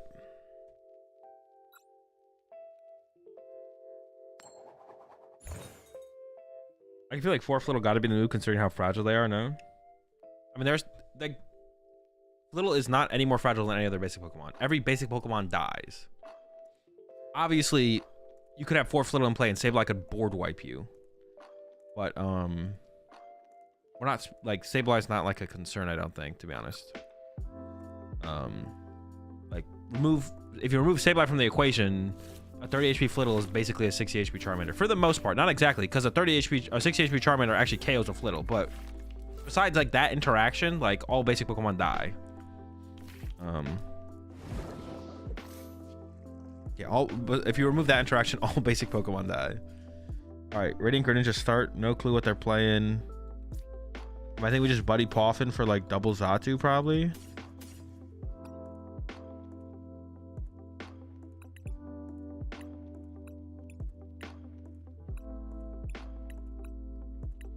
So we have the Shuppet, we have the Flittle. Seems to make that makes sense to me that this would be the play, but what are they playing? I don't know what they're playing. I guess we'll find out, right? I mean, we might just win with the item lock immediately if it's. There's a couple energy. I'm not really taking count of my prize cards, am I? There's a research. How many boss are in hand? Ooh. 2 boss. 2 aroma, 1 aroma. 1 super rod. Playing a Poffin. Cape. Prize a super rod. Alright, I mean, I guess we'll just like load up the bench. Protect the Flittle. They might have switch. They might have switch heat tackle. You never know. If Meowscarada ever became a real tech, 30 is terrifying. I mean, yeah, we'd probably just loot. Like, that would be a tough matchup, but. No, it probably just comes down to if you can, like, if you go first and you can get your Flittles into Espathras before it's a big deal. Artie? Sheesh, I have no clue. Is this a bad matchup? I honestly have no idea. Is this bad? How do we beat this? How do we play this matchup? It is. It's gotta be winnable though, right? How do we win? Can we item lock them? Can we item lock cheese them or no?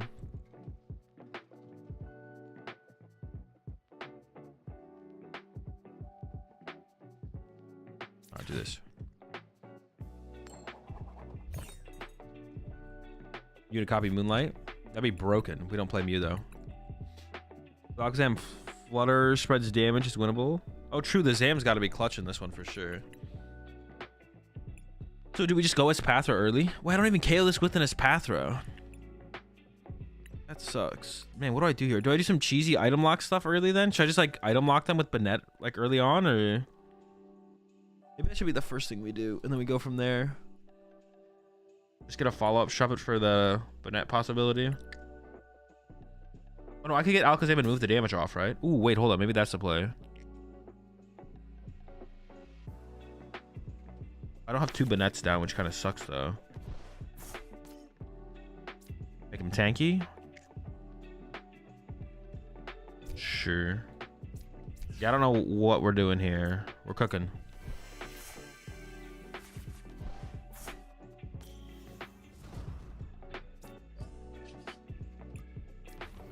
Our hand sucks. Item lock.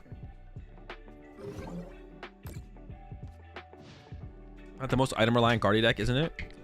No, not really. But we can maybe. Well, to recover their Pokemon, they. Oh, hold up, hold up. What if we attack with Espathra early?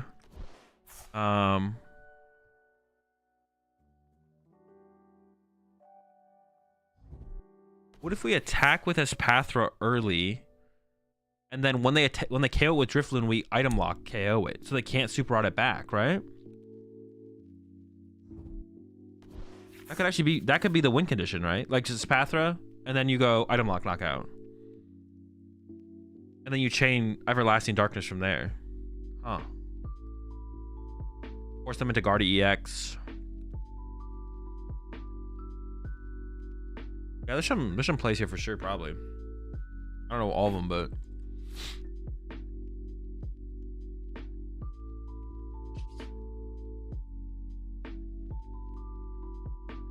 I could just start swinging on them. I need to put this here so I can retreat everything in case they have a boss. You appreciate the raid there, Josh. Oh, let's move some damage.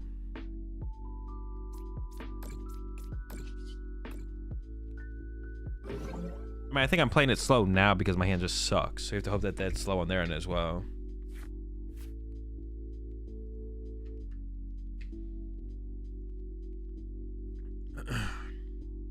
Yeah, we're just chilling for a while here.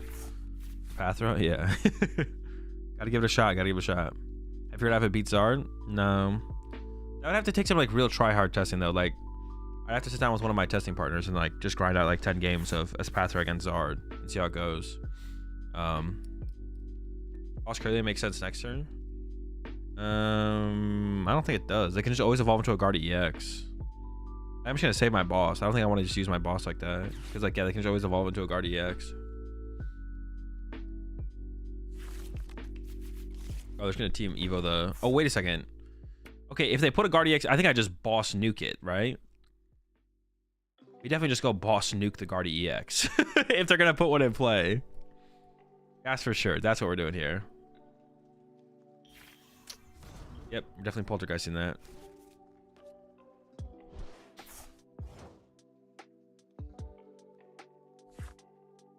I don't think I got... Well, I did top deck Iona, but this is definitely just the play.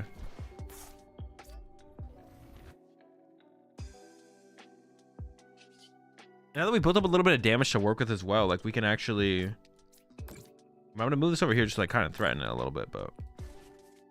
This just doesn't matter, right? I almost just don't want this in play because maybe I want to use Ram. I don't know. 540? How much are we doing?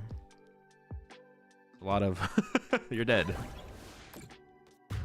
They get access to items again, but for them to KO my active, they need like, I don't know. It's interesting. We'll see where it goes from here. Definitely an interesting situation.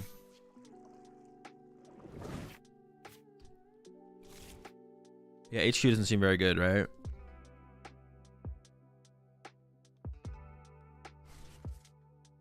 Not great. What's this do again? For each card in your opponent's hand? All right. Wait, can we have killed him with the... No. Take it back. Quick math. Yeah, for them to get over the cape, they need to like hard nuke us, and then we can just move the damage around a little bit, right? Which is pretty good. I assume they're also going to get the KO this turn. They'll like recover the Guardian. They had a super rod in hand and stuff, so... Can we actually like check everything that was in their hand with the... Yeah. Yeah, they double super rod and an ultra ball, so... But they have no Curlia set up, and we will be Ionoing them next turn. I guess I don't have an attacker set up myself. Wait, is this a real game? No, this one's fake. But next game's gonna be a real game for sure.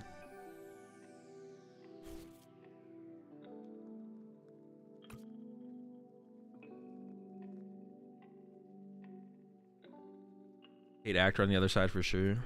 Yeah, straight up.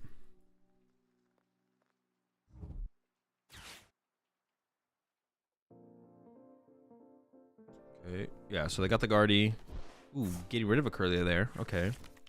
I forget what the rest of their hand had, but might have been their best player.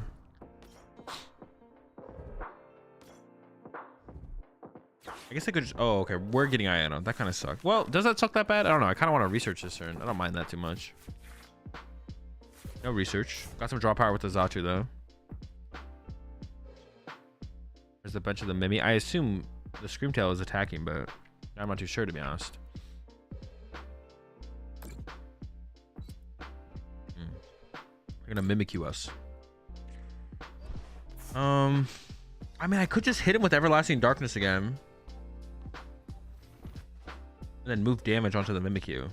I could just item lock them again, right? If I consider backing for the Guardian matchup and Ranged Ball matchup? Are you trolling me? You have to be trolling me. If you're not trolling me, I'm gonna time you out. That sucks. Well, it's fine. That's fine. I'm okay with that. Yeah, I could ram this. That is true. What do I want to do here, though? We could put him back under the item lock.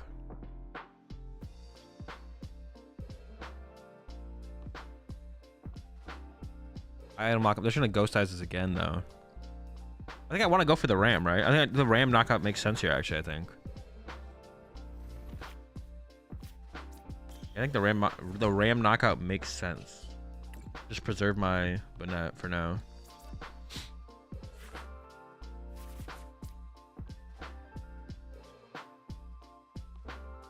Oh wait, no, I want to evolve this one. Oops. I almost evolved the wrong one. Alright, this... What do I mean? If I get a Tails, what, I get another Natu probably? I got a Heads. So just get like some dead Pokemon put on the bottom. Put this on the bottom for now. Touch active.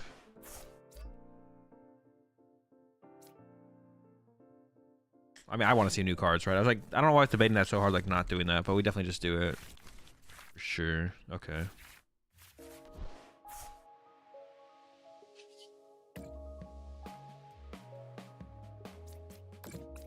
I think the Ram is pretty clutch here. I think it makes sense. Oh, wait, I have to retreat to energy. Oh, dude, I just messed up. What the heck?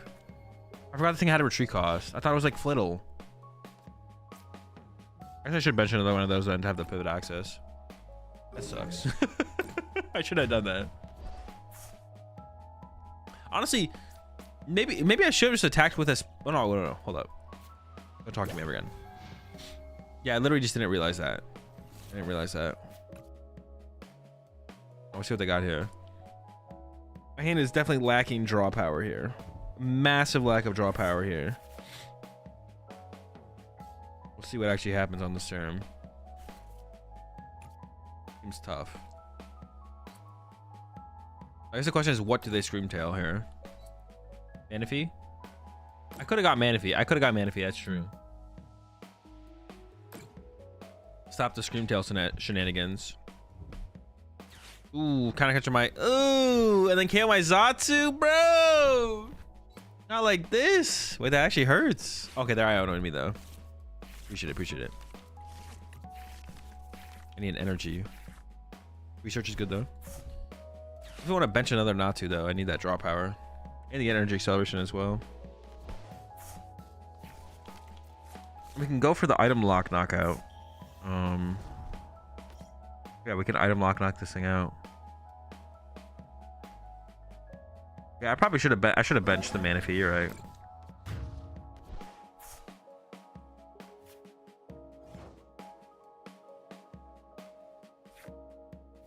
That's fine. Alright. This card of Turbo is huge, can trap Greninja. I can just retreat the Greninja with an energy. The Turbo doesn't matter that much.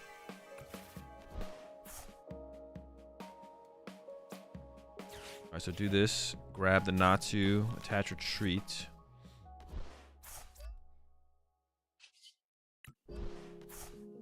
Yeah, there should be a Manaphy over a Flittle on my bench for sure. I just leave the damage on the Guardia, I think, as well. Leave it there. Shove it for Baby Bonnet. Baby Bonnet's in my discard pile right now. I think I just value potentially getting a Xatu in play.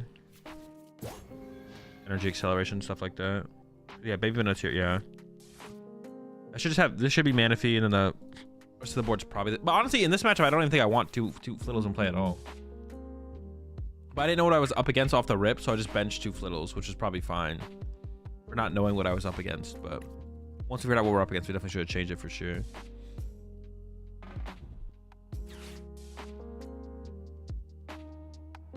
Got the Cypher. Doesn't this card just suck in the deck? Because Arven literally does what this card does, right? Well, I guess you could play 4 Arven and a Cypher Maniac, right? I guess you could play more than that. Doesn't seem worth the space, so I feel like 4 Arven's probably enough. Because anything this would find, Arven, not always, like you could have one of the, they could have like the tool card in hand. Obviously, Cypher Maniac could be a little bit better, but seems fine. Putting Zam back up here. I don't know. If they put Zam up, they don't have Screamtail again, so they're gonna be able to snipe around it.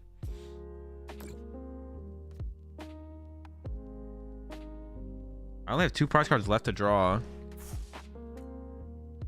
Can I? Will I be able to KO this with this? Oh, they have the cape. I don't know how much damage it's gonna have on it. Get loaded up quite a bit here. This KOing this with Espathra is obviously not great. And if I had another Shuppet down here, though, was able to go like item lock knockout, that'd be pretty good. What do they need though? They need a lot. All right, 70 HP left. 50 HP left. Okay. 6 energy here. 0 energy here. 50 HP.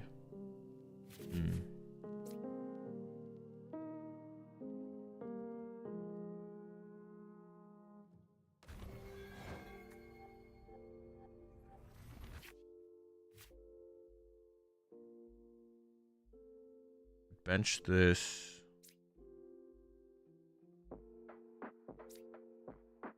Get rid of these two. Grab a Natsu. And what? Play the Iono. Accelerate an energy here, play Iono. Oh no, wait, but if I play Iono, I can't KO it with Zamazenta. No, because I can move 2 up to have 2. No, I won't be able to KO it. Oh, Because what does this do? Oh, it's 20 times. So it still do 40 damage, right? Oh, okay. No, we would KO. Okay. I thought it was 10 times. All right. Energy? I do need an energy as well. No energy. I could play the research, I guess, but I think I should play the Iono. I feel like I should play the Iono. I don't know. Maybe I should just play the research. What do they have left? They're down 2 counter catchers. So they have like a boss, maybe the 3rd counter catcher. They'll need to recover Driftloon or Screamtail if they don't play the 2nd Driftloon. Get it into the active. Get their Bravery Charm or something to then go KO this. Manphy comes down for sure to protect away from Screamtail KOing this. I could just play the Iono. Hope to draw into an energy. I have 3 energy in deck, 16 card deck. I have a 4 card hand. I think I'm leaning towards the research. Neither of them feel great. Because, like, yeah, neither of them feel great, but. How much does this thing do?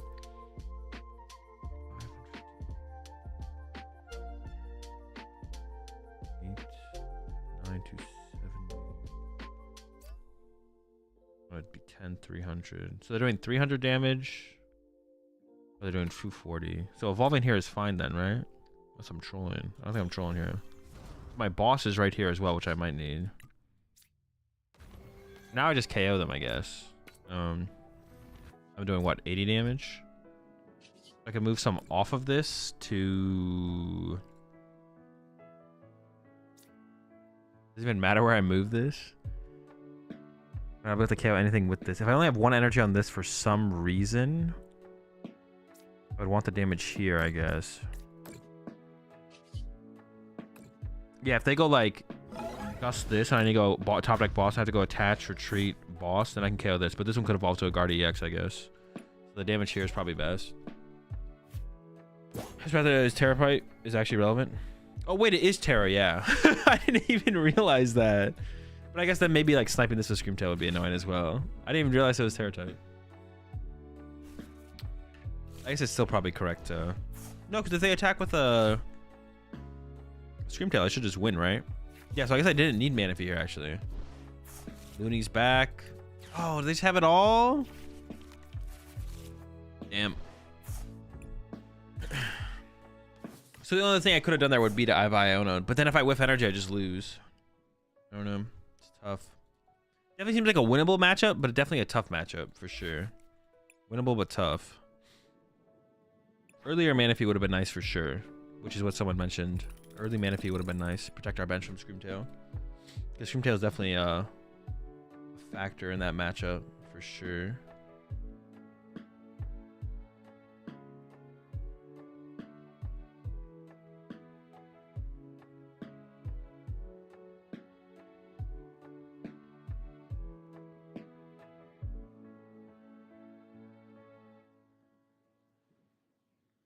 Second Benedetta EX too. Yeah, if we'd been able to like leave, if I'd been able to go double, if I knew what I was up against and went double Shuppet instead of double Flittle, that would have also been pretty good. But honestly, if they open Greninja, do we want double Shuppet pretty much no matter what anyways? If they open Greninja, it's like Chi and Pao or Guardy. Then we should have probably set up for double Banette, to be honest. I probably should have. Because what plays Greninja? Even up against like Lost Zone decks, we want to attack with Banette, right? I think. Actually, I don't even know how that matchup goes, to be honest. I'm not sure how that matchup goes. Does this play Eerie? No, there's no Eerie. If you had Iono, you wouldn't be able to kill the Drifloon with Alakazam? No, we could have, because we could have moved damage up off the guard fort to it. Dude, I don't. Is this a good matchup or a bad matchup? I have no clue.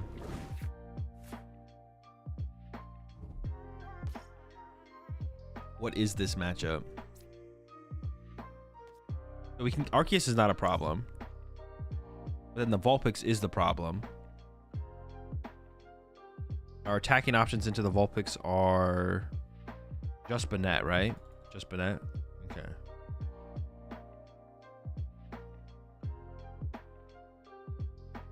All right. Winnable matchup. Oh, they're just going in. What the heck? Chill with that. Not my flittle. All right, we got the Shup.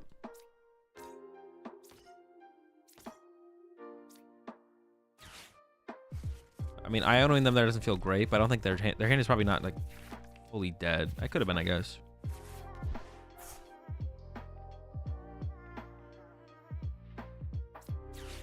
I could get Clef a Shup. Seems good. Attach to Shup it, retreat, grasping draw. Seems good, seems good. Should have done a little bit more better prize checking there. I know I prized at least a Shup it. Just not Shup it.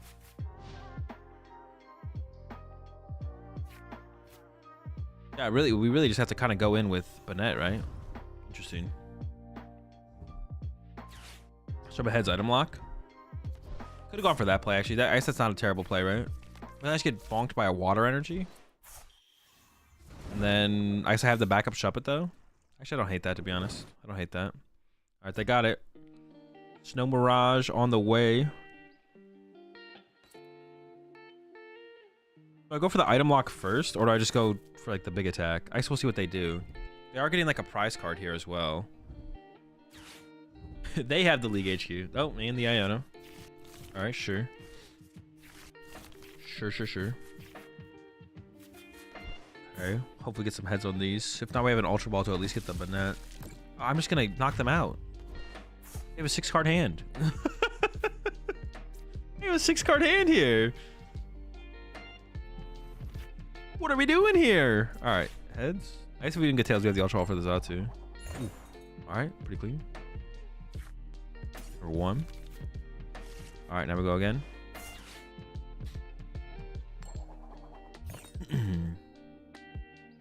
Probably Manaphy, right? That's the worst Pokemon. We go again. Like it. Love it.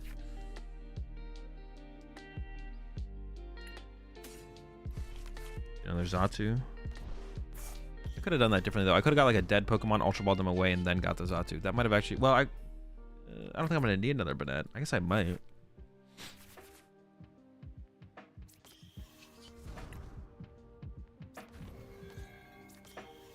This is working out pretty well, though. Load up the Flittle, evolve to the Espathra. Because I still need to deal with Arceus potentially, so. What does this do? I don't need to cape anything yet. I can just hold the cape. Alright, Poltergeist. Could whiff the knockout. Alright. They can actually go down to 0 trainer cards in their hand next turn. What was it? Top deck Nest Ball. And they had Boss, Research, Ultra Ball. But then I'm just going to Everlasting Darkness twice, right? And that's still fine. And I have the cape, so. I'm just going to get rid of them and just hold 0 trainers. Nope, they have a Research in hand. They're not playing it, though. Oh my gosh, they're setting up another Vulpix. Dude, that is so gross. That is disgusting. So they have 1 Research in hand. What they have? Do they have Research, Water? They might actually. Hold up. Ooh, I did top deck Iono. That's pretty good. Okay, so I'm gonna go Ultra Ball. Another Banette. Net, Cape active, Iono. And then we should get the KO here.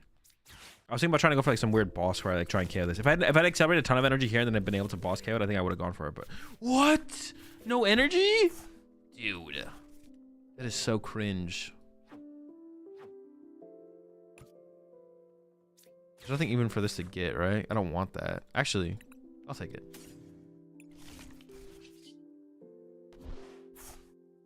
This better knock out. I'm tilted if this doesn't get the KO. Research, miss, switch, boss, back. I can always check the log, I guess, but...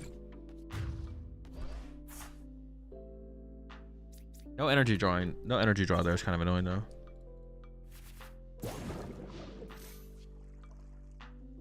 I'm just going to research and hope to draw... Oh, they had the vacuum. That kind of sucks. I guess they do KO me now.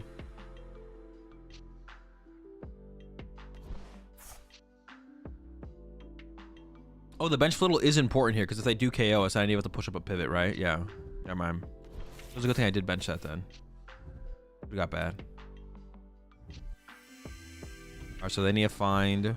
But they are drawing 7 here, so they are drawing a lot of cards. That's still good for us.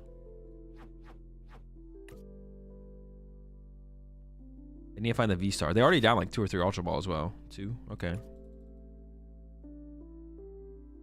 Reasonable to whiff here for sure.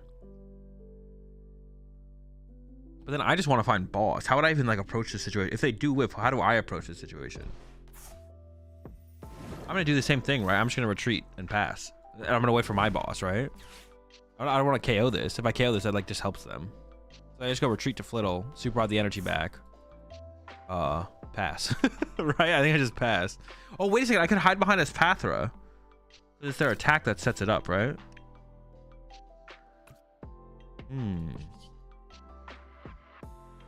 Retreat to Espathra.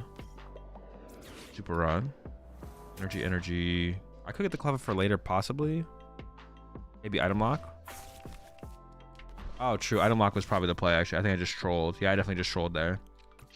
Item lock was probably the play. Until I just like research item lock, find boss. Instead, I did whatever I did. Which, honestly, you know what? My play's better. I need to split the energy so these things don't get trapped. But then I also want to attach active, so I have the threat of just, like, boss punch this. And then... I can still hit this for 90 at least, I guess. I just don't want to KO. Yeah, item lock was definitely better there for sure. Should have definitely item locked him there. And then just item lock until we find boss and then boss KO this thing. Both are boss left. All right. They do need a lot this turn, but I think item lock would have been the better play still. Maybe it's close. Maybe it's close. I lean towards item lock being the better play though. They've got a big hand. If we find boss here, this thing is definitely cooked. It is definitely cooked. Ooh, maybe not anymore. Back down to 4. All right, uncooked. Sheesh, chill.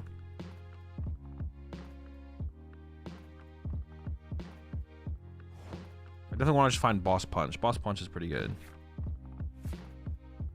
I just got judged. Then one more card out of the deck, I guess, before things start cooking. I can also move energy or damage from here to here with Alakazam at some point.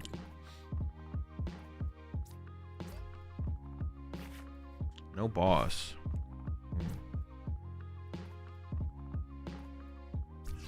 Rigid band, pass. Well, this is something for sure. This is interesting. I definitely don't want to trigger their gift energy. Well, I guess I don't.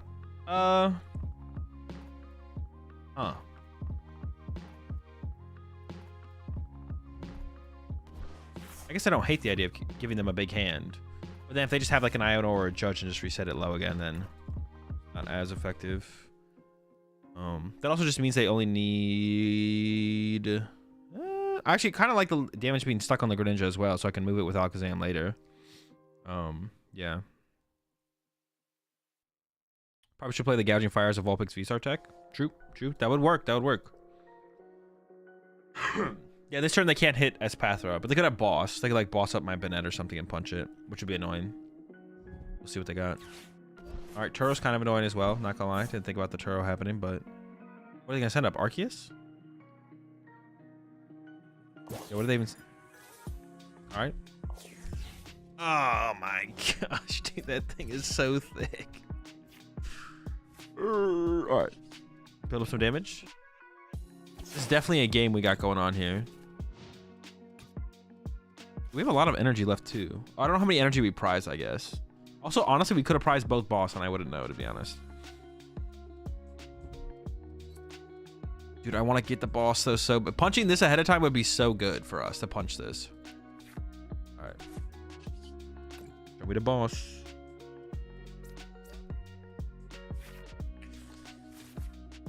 I could play research.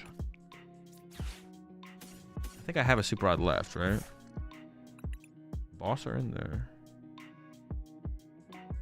Well, hold on a second. I can actually accelerate. I have one more here. I didn't realize. Oh, or do I just come?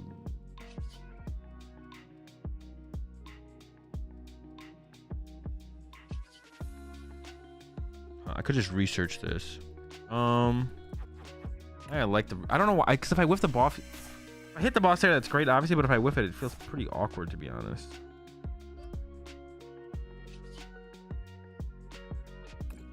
I don't know. I could have like put it. Maybe I like overthought that. Maybe I should just. Well, like the thing is, if I do it and then whiff and then have to research next turn, I feel like there's like so much pressure on me to like hit off of that. And the boss is back in the deck. Well, goodbye, boss. Hey, he's back. Let's get it. We want to save the Super Rod. We might want to recover Alakazam. We can also recover our whole Banette line as well, potentially, which would be pretty good. But we got the boss. I also know I prized a Shuppet. I know there's a Shuppet prize. There was like, what, 3 energy on the bottom of the deck? Or I drew naturally back into one of the energy, I think. Wait, I didn't have both boss in my hand, right? I only had one. So I knew I was drawing into a boss here off the Iono, I think, right? Wait, no, I thought I did have both boss in the hand. I honestly just don't remember. I literally just had it in the hand. You had both? Okay, I thought I had both.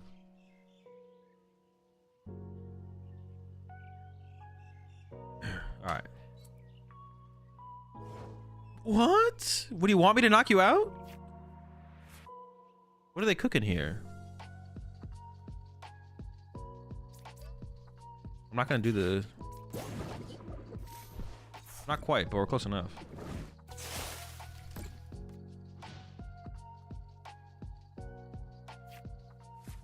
Oh, they do need the extra energy there for the Dazzling Gaze. That's why they did that. I was so confused at first, but they do need the extra energy there to get through Dazzling Gaze. So it's not the worst play ever. Yeah, I don't hate it, actually, to be honest. You can't KO with item lock? Well, I just 2-hit it with item lock then. Or maybe they have a trainer card. I do have an Iono, so I can push them back up to 5 if I feel like they got rid of all their... I thought I was gonna go for some Xatu stall here. I was like, they're for sure going for Xatu stall. Oh! They did it! 0 card hand, but I got the Iono, so we should be good here. The question is, what do I recover off this Super Rod? Oh no, I can get back the Alakazam. I can go Alakazam double energy and guarantee it. So, but they probably are going to draw into a trainer card naturally if I just play the Iono, right? But I could do this play as well, which gives me more outs. Getting another net line back is also pretty good, I'm not going to lie. But this play's cooler, so. Oh man, I'm actually about to deck out. Didn't realize how low it was, but. Also, I guess like item locking him here is better than not item locking him here, you know? I'll just do this. I'm not gonna... Oh, shoot. I needed an energy on my Alakazam. Oops. I should have attached Alakazam. Yikes. I have enough energy left. I should still be fine. Wait, do I? 5, 6, 7, 8. Yeah, we have plenty. We have plenty. 9. No, we should have plenty. Attach here. We have 1 left in the deck at least, for sure. But I honestly forgot this thing had 2 retreat costs. I'm not gonna lie. So did... I mean, item lock won't stop whether or not they have a boss. Oh, they're down 3 boss, though. It will prevent counter catcher, I guess. We do prevent counter catcher here, which is a potential card they could have. If I could have messed up though and used the clairvoyant sense to accelerate here, and then if they had a gust on this, then I would actually. Ooh, then I go attach, pass, draw. No, we'd still be good. We'd still be good overall. But wait, yeah, 3 cards left. Yeah, we would have been good, but would have got a little bit more sketchy for sure. A little bit more sketchy. But now, yeah, now we just went with boss on this thing. This thing's ready to go. This is Espathra is fiending for a fight. Honestly, the Poltergeist might even get him here. We're not gonna find out though.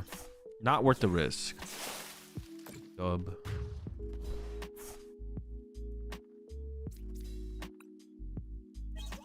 We won 2 games. Ancient Box or Dun Dun Moon? I don't know, to be honest. You'll push it the 4 months there. Nayu. I need to go to snack real fast, chat. I'll be right back. Continue. We'll probably close out the rest of the stream with just Espathra here. Just Just gonna rock Espathra for the rest of the stream. Yeah, I'll be right back. I need to get a snack.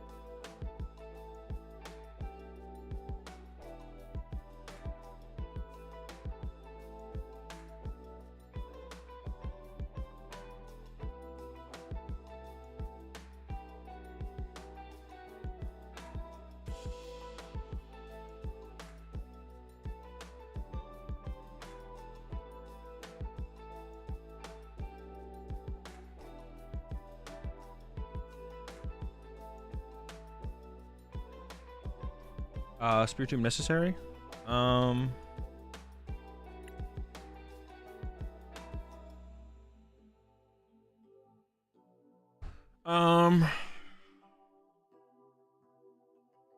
It's just good against Charizard. Yeah. You're trying to like slow down Charizard for the most part, I feel like. As much as possible with like the early net plays and stuff like that, so I would say yes. But like, oh, necessary is I always hate it when you guys ask me questions with the word necessary. It's kind of like just like a pet peeve of mine, because it's basically like asking it's like, I don't know, it almost feels like it implies preference, but like preference doesn't exist in Pokemon. So like necessary is weird because it makes it sound like no, it's not that necessary. It's like, all right, I won't play it then. It's like you either should play it or shouldn't play it depending on the meta. I would say right now the answer is yes, you should play it. For the current meta, you should play Spiritomb. I guess that's just kind of saying like yes and necessary, but I don't know. Necessary like kind of like implies a range, it feels like. But in Pokemon, there's not really a range. It's just either you should or shouldn't play something, basically depending on the meta.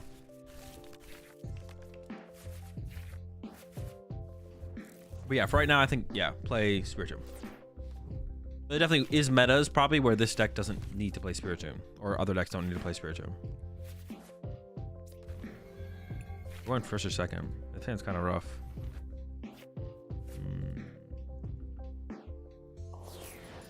Walkability? Bro, what are they even playing? Well, no, it's probably... Hold up. Actually, I don't even know. It's probably some kind of Roaring Moon deck. It's probably some kind of Roaring Moon deck. So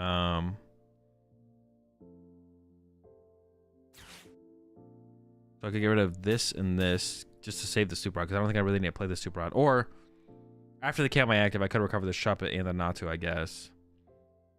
But if they whiff the KO, then I wouldn't want to. Okay. Get a Flittle. 3/3. Price 2 Xatu. Big Bird. That's all here. Flittles are here. Espathras are here. All of our supporters are here. Prize an Aroma. Shoot. Second Rod's here. Prize a Poffin. Tools are here. Our stadiums are here. 9. So we prize 2 energy. Okay. Not too little. Save Super Rod, I guess. Pass. Because I guess if they just whiff, I could just go like Evolve Ion and that'd be fine. Have you changed your mind on Espathra being a bad deck yet?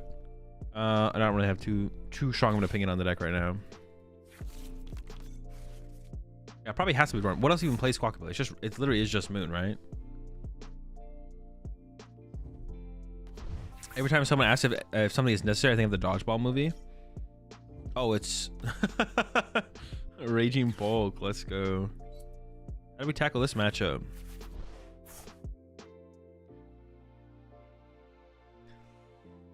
Honestly, this seems like a tough matchup.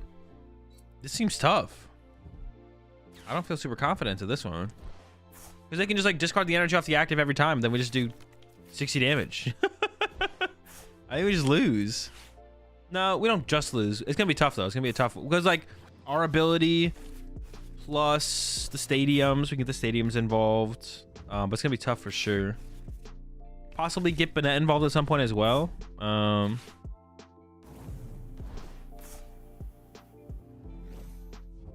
Definitely a tough one though. Definitely tough. Sandy Sharks is weak to grass. It is. But we still need what? 3 energy to KO this thing? Unless they have one on it. It definitely seems like a tough matchup to be honest. We'll do what we can, but. So I do have a 3/3 Espathra in the deck. Honestly, I don't really feel a need to Super Rod this stuff back. I'm just gonna Iono.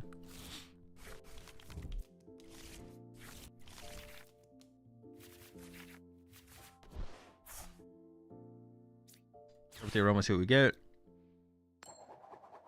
Fails. I'm gonna get like a well. What do I want to get here? I want a Poffin for little. I prize 2 Zatus, right? I think so.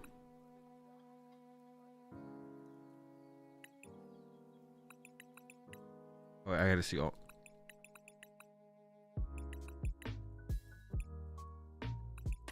I do want the Bennett for the potential of big Bennett. Let me see here. Let me see here. I don't think I need Bennett EX. And I have another one in here, right? Yeah. So I'm gonna grab a dead basic here. I'm gonna grab Manaphy. I don't think I need Manaphy. They don't have anything that snipes, right? Go like this for little Shuppet.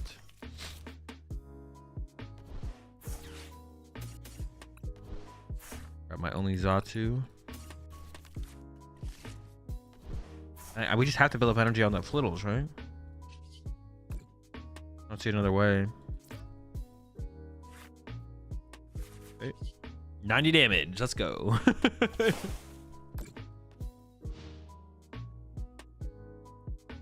But an item lock, they can't recover Sadas.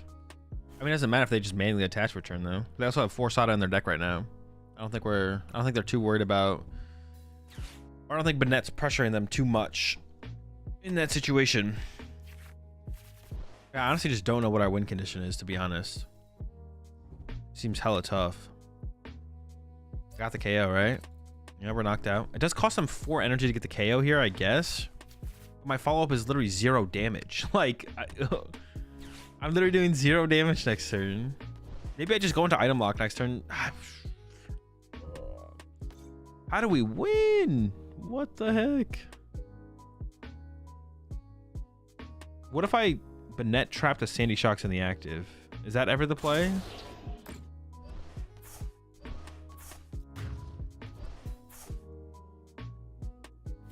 That is a lot of energy. Look, well, hang on. They are down 8 energy. They still have 3 Sada left. Maybe that be. I think. All right. I think that is my game plan here. Is item lock. Item lock, gust. Okay, I'm gonna go with that. I'm gonna go with. I don't think I can just like fight them straight up. We gotta get cheesy with it. Gotta get cheesy with it. Yeah, item lock plus stadium. Yeah, and then boss this thing up.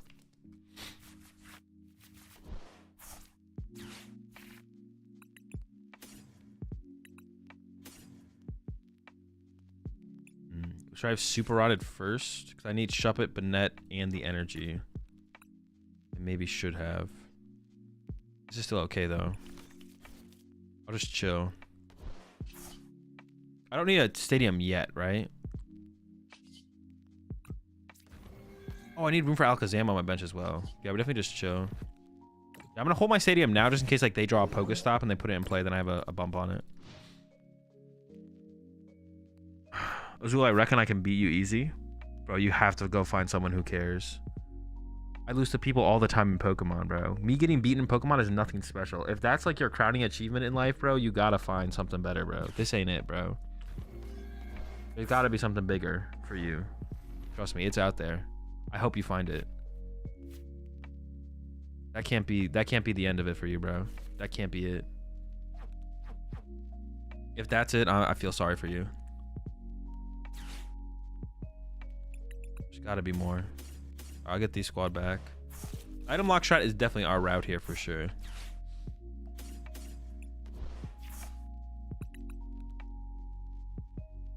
I do want the Alakazam because I actually don't want to KO whatever their active is eventually.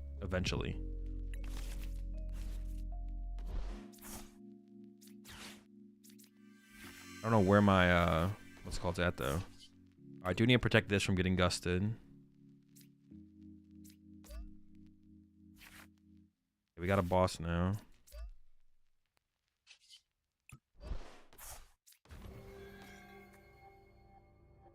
I'm just gonna place a thin out the deck because I wouldn't mind top decking a psychic here. Okay, and we could do that as well, I guess. I might need to do that to get another boss at some point, to be honest. All right. So I will move 2 off this, but I think I just like set up. I don't know. I can't draw all my prize cards in one turn, can I? I don't think so. We have to like we need like an extra turn.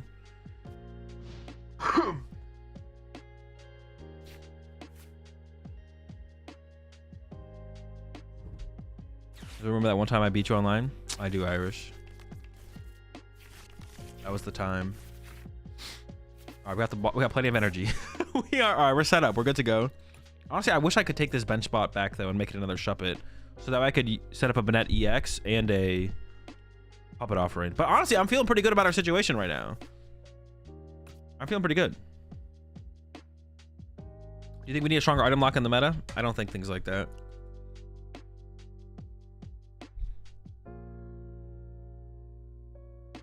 Yeah, too bad I can't draw. If I can build up enough damage and play that, I should be able to win over a couple turns.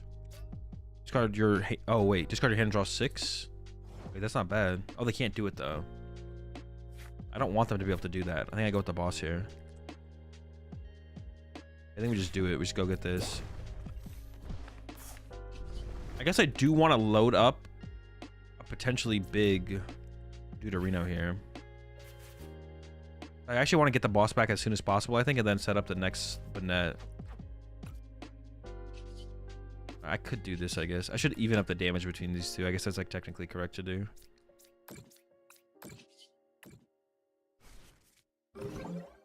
All right, we maybe have a solid game plan here now, to be honest. We maybe got it. On an actual level, Zul, thoughts on Eerie 1 in Lost Tina? I mean, Eerie's a really, really good card. I think Lost Tina needs to be more concerned with itself than disrupting other people, though, to be honest. Like, obviously, that's what Roxanne does in the deck, but I'll say probably not worth. Yeah, probably not worth. I got the Shuppet. I should find that Banette. All right. Oh, wait. Oops. I almost messed up really bad there. Oh, wait, but I can draw 2 prize cards. Because when does this trigger? Oh, 4 or fewer. Never mind. That's still annoying. But I guess I can like leave everything with 0 HP in play, basically. That'll be like the plan, I guess. Okay, so I'm working on a Jinx EX deck for locals. I keep losing. Why? Because Jinx EX sucks.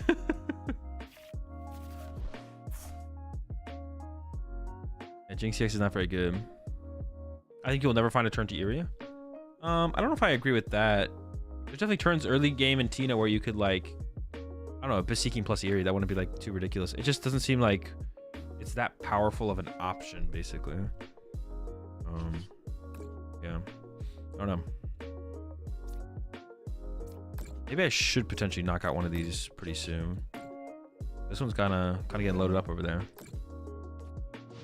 I could also Iono him here so that I stop playing stuff. No, maybe I save the Iono. I probably save it actually because I don't know if I have that many left. I have 2 left. Okay.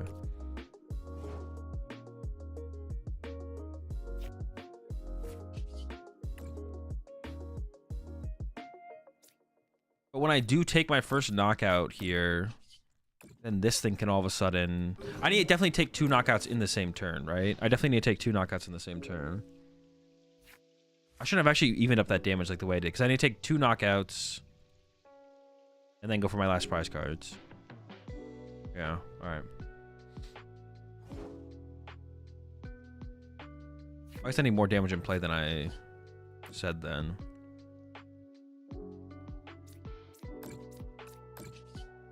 So we're just gonna sit here and cook for a while. That costs a fortune to have a chess timer for every match. We're talking about chess clocks still. What was my wait, who said anything? No one said anything about chess clocks, did they?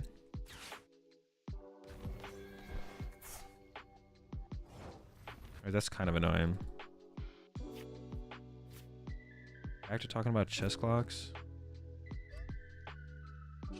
We do need to load up an energy on here, but that's fine. What was my last take / policy on chess clocks? Am I just timing people out who mentioned chess clocks? What are we doing? I forgot what we're doing. I think literally all I need is the energy off this. I said I didn't have to do this right now though, but I didn't do this yet, did I? No.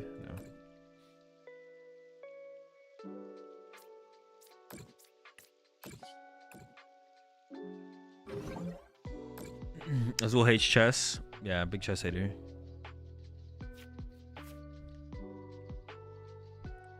Timeout seems reasonable. I think that's where we're currently at. We're done talking about chess clocks. We've done it so much now. I appreciate the 14 months there, Davey.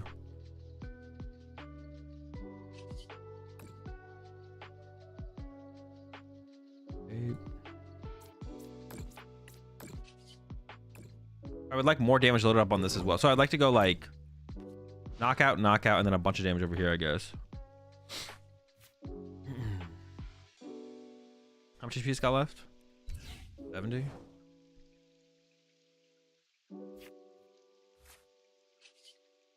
don't know if I'll need another boss from this, to be honest, actually. They also, honestly, they might just be out of energy. I have no energy left in the deck. Oh, but they could Sada here, right? Why are they not Sadaing into this? Maybe they just haven't found one. They have 2 left. Okay, maybe I will need to get back boss with this, actually, the more I think about it. Oh, they could go Sada retreat in 1 turn, couldn't they? Huh. Alright, think about that. Yeah, they could just like Sada retreat in 1 turn. Sada here, load up, retreat, knockout. So I definitely need to like... I need to draw the other Burnett, get the boss back, bench Shuppet to have the threat of this next Burnett, I feel like.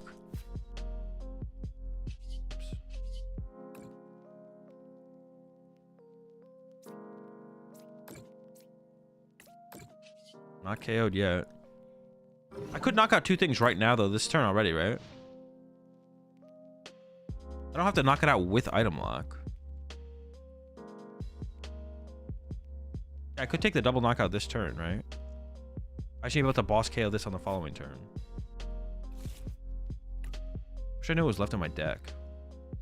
Right, how am I handling this? How am I doing this? How are we doing this? I could do it right now, or I could wait. Let's see, if they went Sada attach next turn, Sada for 2, attach retreat, they'd have 4 into 280. This would protect me for 1 more turn, I guess, then, unless they attach another energy in play. So I could just wait until I could force them to put another energy in play or to go back-to-back Sadas, I guess. So I think I can still wait. I can wait because they're not doing anything. So as long as they're not going to do anything, I think I like follow suit and just wait. As soon as they put 1 more energy in play, though, I have to do something.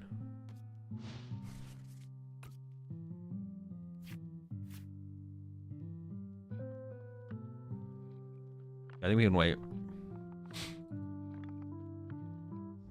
Concealed cards? Alright, now they're desperate for the Sadas. They're digging for the Sadas. they can't Sada attack in one turn, so we can still wait.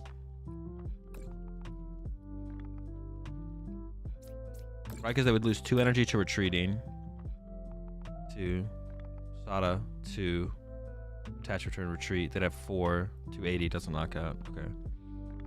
I could just do this right now to recover a boss, or I could just wait. Why would I need to do it right now?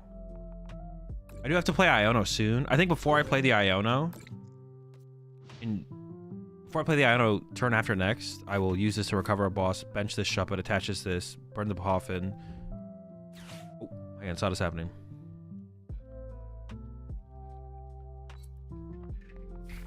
Hold up, things are happening! Or are they gonna hard retreat? So how many Sada do they have left? 1? What if I boss this now?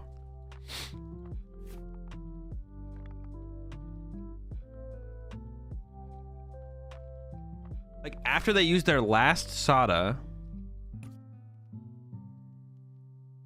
I'm tempted to just boss this and force them to use their last Sada, attach, retreat.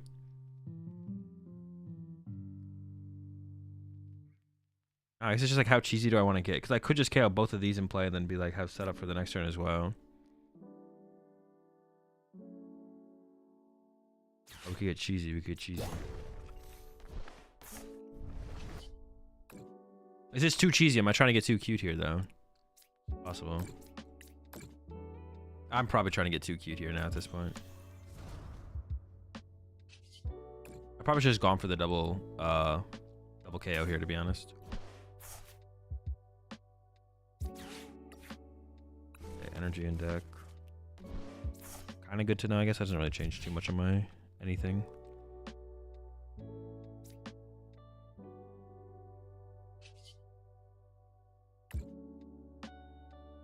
Yeah, I think I'm getting too cheesy here. I think I'm getting too cheesy.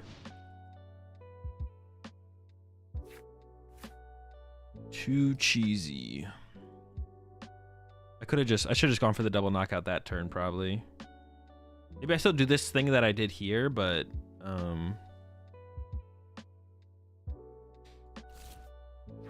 5, 6, 7, 8, 9, 10. I honestly just have no clue how much energy this deck plays. But yeah, now if I just don't, like, okay, they're gonna Sada here. If I don't take a knockout, do they have any way to get energy back into play? If I just go back into item locking and stop items, because like items the only thing, like they could have super rods or something, right? I have 1 ball. Well, I have to Iono this turn, so that can make things interesting, I guess.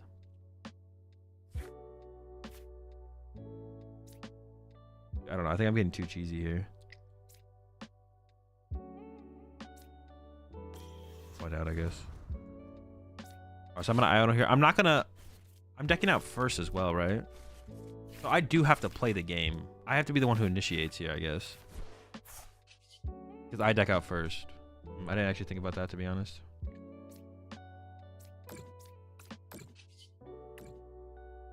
I don't know. I think we'll win this eventually. I don't know how we're winning, but I could have made it so like I also didn't deck out first, possibly. Dude, I have no clue.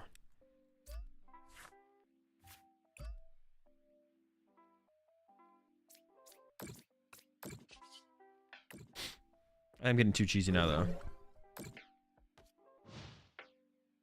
You still deck out if you go to 2 prizes? I don't want to go to... If I draw any prize cards, they get to use this ability. That's what I'm trying to avoid. But I should have just drawn 4 prize cards sooner than later. Yeah, I should have just drawn prize cards sooner. But for some reason, I was like... Just like tunnel vision on this play, which... I mean, the play's cool, but I don't know if it's the correct play, to be honest. Like, this play's cool, but I don't know if it's correct.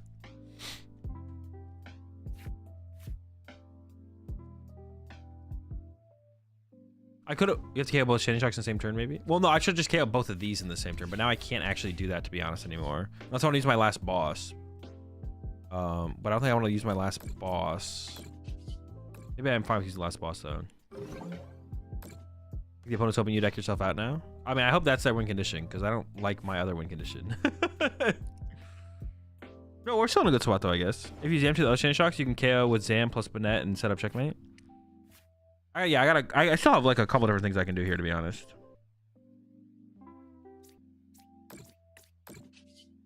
I do want to threaten their attack. Well, like if I just sit here and do this over and over again, I still win the game. Yeah, we still win the game. I think. We'll find out. Because I can still KO the active plus this at once and leave this thing, and then leave this other Raging Bolt with like no HP, right? So we can go like keep moving this, get this to 190, KO this, KO active, and then this thing has 190, which went with Alakazam. So it should still be like a dub.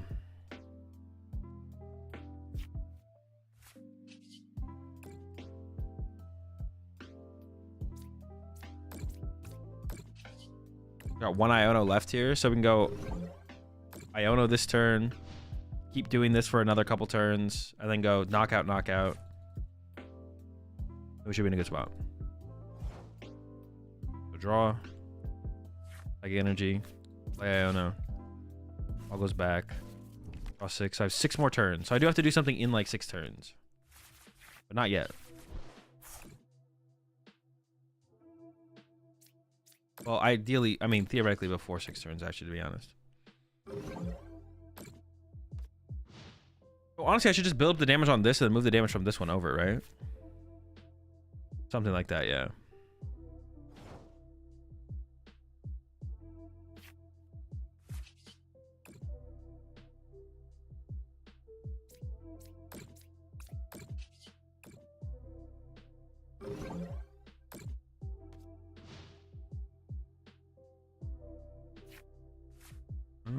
So this thing's got 2 HP left? Okay. I mean, we're basically there.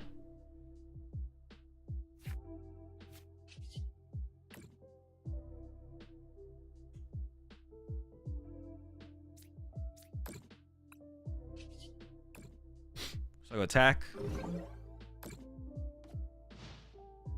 Attack. Attack, knockout, move 1. Okay. I'll do it in one less turn than that, I guess.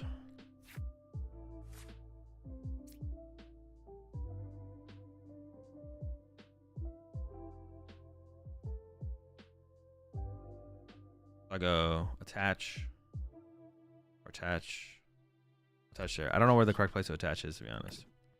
Item lock, and then next time we go move 1 off, item lock, and then hope that wins us the game.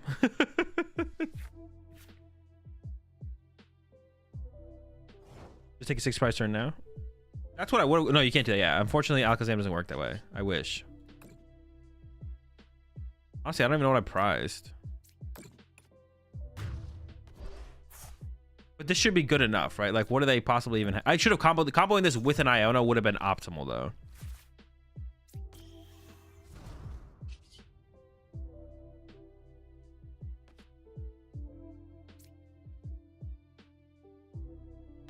Yeah, comboing this with an Iono. Like, Ionoing this turn would have been optimal for sure.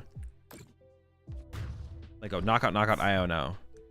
And, well, no, I do have a boss left, right? I was gonna say, and having a boss left, but this should be good enough. I thought we were definitely gonna 100% lose this game, but I guess we ended up. Oh, wait a second. No. Alakazam still wins. Okay. I panicked there for a second. I was like, wait a second. But we also could have won with Espathra as well, but there we go. All right, that's a pretty cool dub, to be honest. I'm not gonna lie. Definitely didn't need to take it that far, but not bad. We just like never gave them access. We never gave them access to what's it called there? The Sandy Shock's energy recovery. So they never had enough energy and play to actually ever win the game. Even with all their Sadas, they had no chance to win the game. Honestly, if they had used Sadas and saved their boss's orders, they maybe could have won. Because they could have boss KO'd a 1 prizer and then KO'd a 2 prizer instead of having to like. But they burned like all their boss and then couldn't. Yeah, I don't know.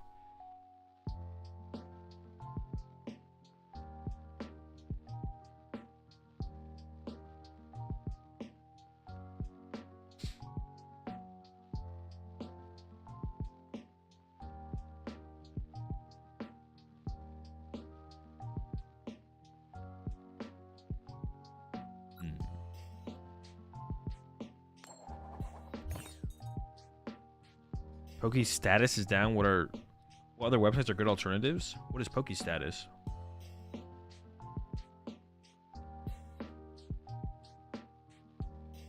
So Alakazam was key in this match?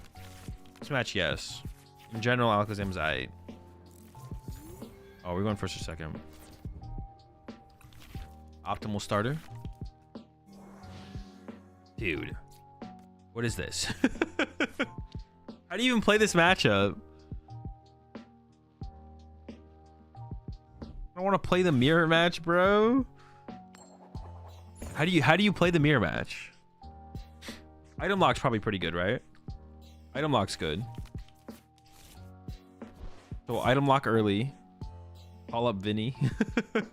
Banette and Prey. Seems like a good start. Oh, they put Alakazam down. We could trap that.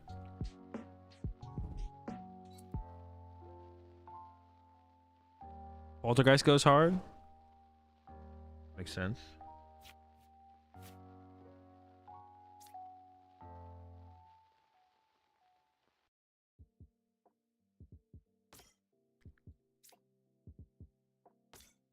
Okay.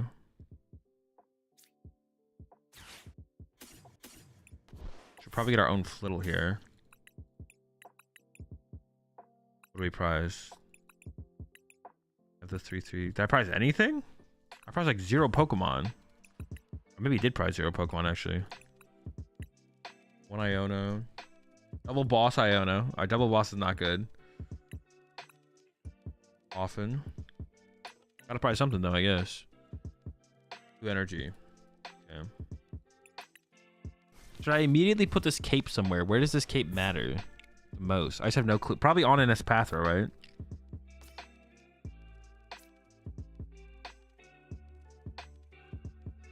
I think on an Espathra matters. And the question is, do I play they had a slow start. I think I'm just gonna draw.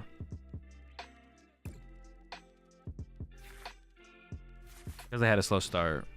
I could have played the Iono there, I guess, but this feels better. I'm not sure though. I mean, they could just go, what are they gonna go? Espathra knockout? And then I can't even Espathra them back because I didn't get another basic down.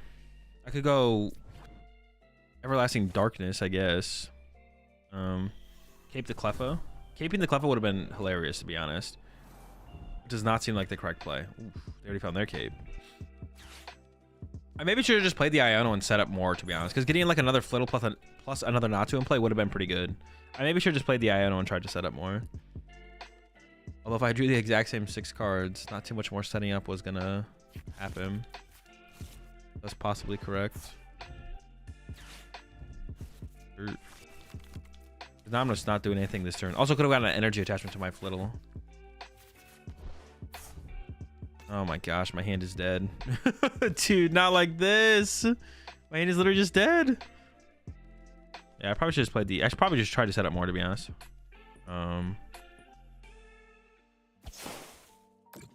So what's your opinion on best control player? I don't have one. It's not like a relevant thing to worry about. Top deck? I mean, Poffin's not really the top deck I was looking for, but it will thin out the deck.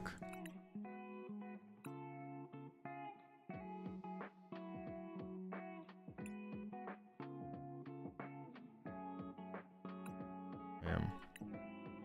I just grab double Natu? Oh, maybe I go Flittle. And then bench a Flittle and then hide behind a Flittle. I could evolve this. Evolving this is fine.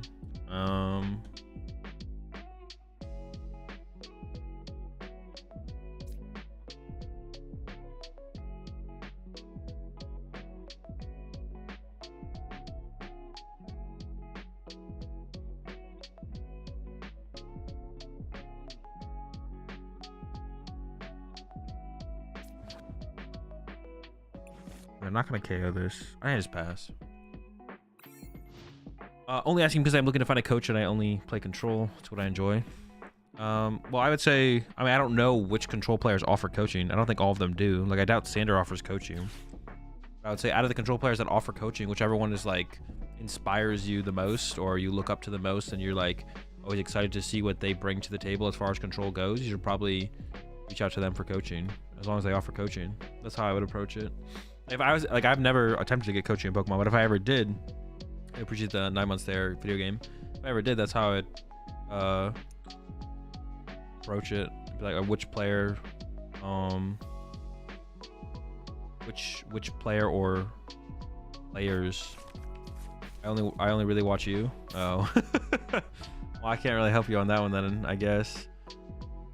Yeah, I would just go try and figure out which. Well, are you familiar with players who generally bring control to tournaments, like Alessandro or Sander, or any of them? Because if you're familiar with them, then I would just say figure out which ones of them offer coaching, and then just kind of go from there. But I honestly have no idea which ones of them offer coaching. Honestly, I could have left this in the active and tanked. Maybe I should have done that. All right, we're all in on this. Give me heads, please. All right. We're playing the game. Nope. All right. We're playing the game.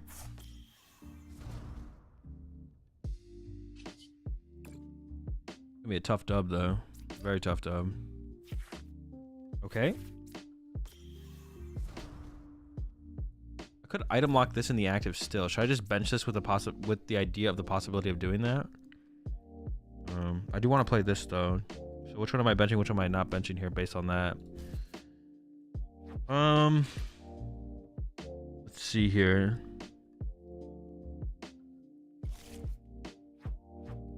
I don't have an energy on it yet.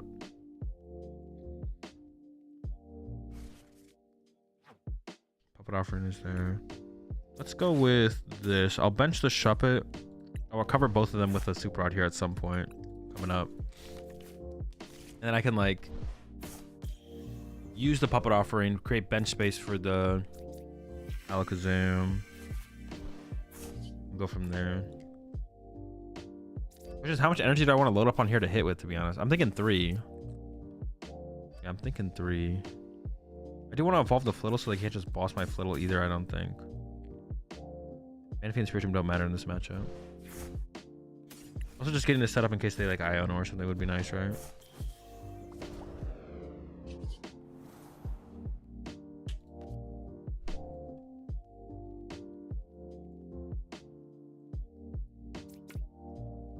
I forgot. Dude, I did it again. Why do I keep thinking it has free retreat? Why do I keep thinking that? No! I'm so far behind. I actually just wasn't in I wasn't in a terrible spot if I just retreated my freaking Flittle, bro. How do I keep forgetting that it doesn't have free retreat?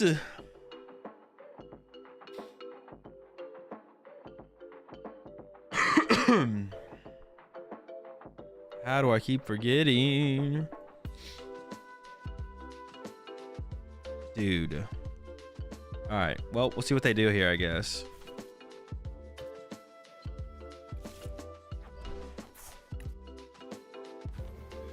All right. Okay. We're fine. We're doing okay.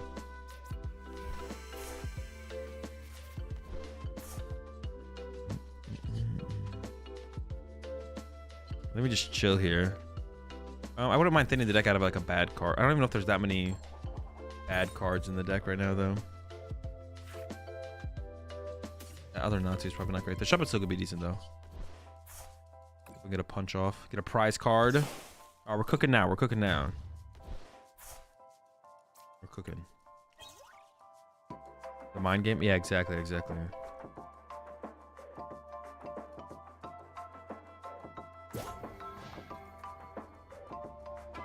Dude, how have I done that twice? Like, I know that's not how the card works, but like I still keep, I don't know.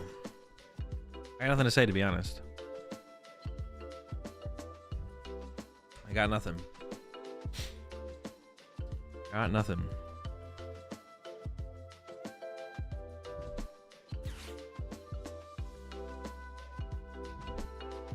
This mirror match is interesting. What mirror match does this remind me of? There was a matchup. It wasn't like Mewtwo EX Wars or anything like that.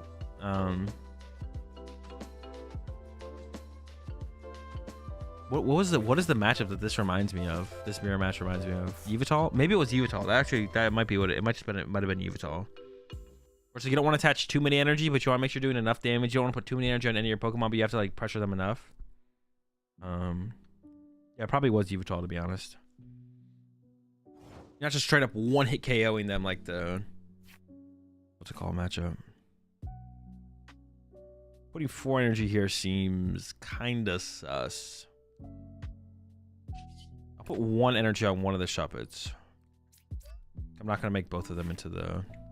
Alright, try and do some thinning again. I want to find a Super Rod. That's what I'm trying to find here, a Super Rod. What do I have left? Just a Shup.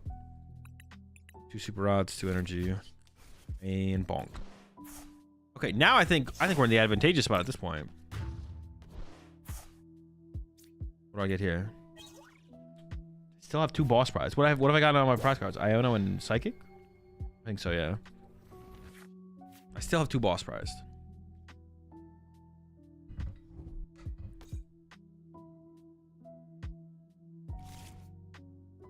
They probably should have benched that Shuppet last turn just in case they top deck Puppet Offering. It's kind of funny if they have Puppet Offering in hand now. Just for the misplay. I could go into, if they leave this in the active, I could go into Everlasting Darkness. I probably should item lock them here, right? Probably, yeah. Yeah, it makes the most sense.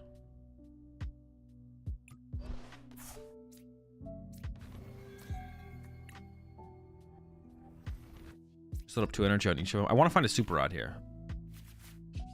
If I draw 2 more, oh, right, I'm gonna play a Super Rod. It's fine to draw 2 more here. I'll be playing a Super Rod for 3 here.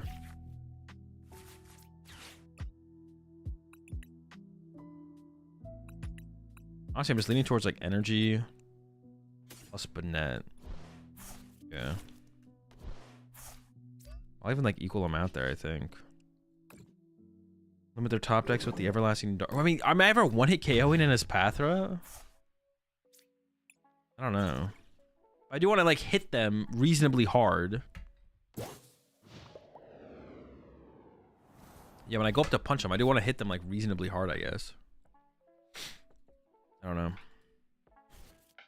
Let's see how this goes.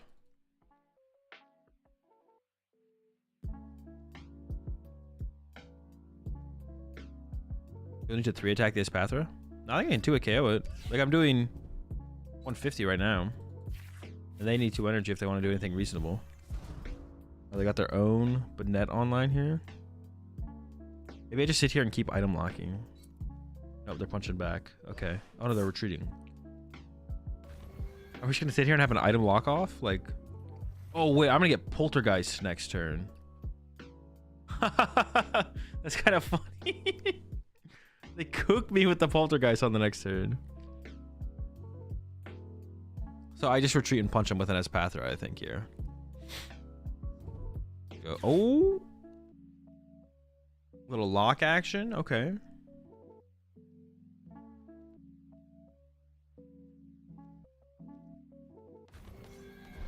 Do I want to punch this with an Espathra, or... I'm actually not sure, to be honest. I just go attach Iona, though. Or should I just go attach Everlasting Darkness? Attach, retreat, Everlasting Darkness.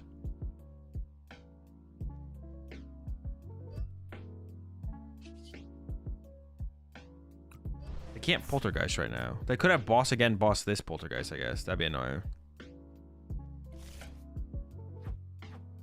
Oh.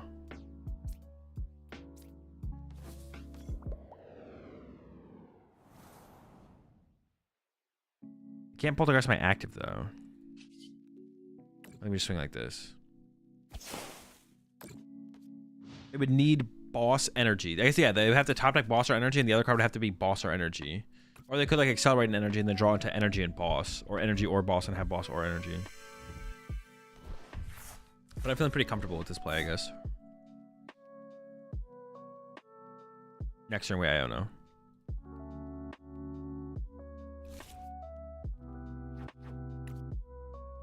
If they overload 1 hit KO me, I definitely just win by overloading back and KOing them back. This should be a dub at this point for sure.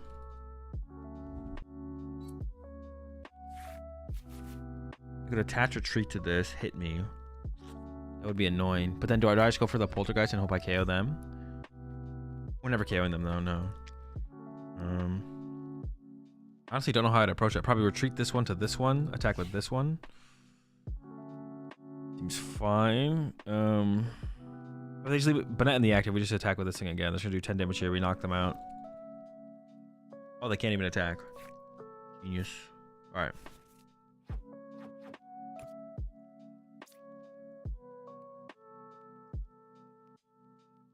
I want to thin out the deck for sure. Do this. The Shuppet might be worth keeping. I can get rid of like this and this. Or, yeah, this and this. Just throw this in play to have it as... It only has 1 retreat cost. Cool. Those in play as backup. Play this.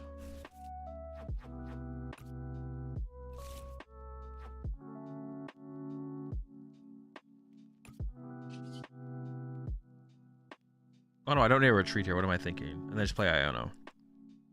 Yeah. I was about to retreat there for some... I don't know why I was thinking I should retreat there. But I was thinking I should. The most energy they can put on here is 2. If they put 2 energy on this... it'd be 3, 4, 5, 6. 180. 210. So I should be able to actually accelerate an energy here to this one. This should be safe, right? To do that. Probably stop there and then just knock out. Yeah, seems fine. But in Espathra, I want to kill in Espathra. You need so many energy. Holy smokes. That's actually ridiculous.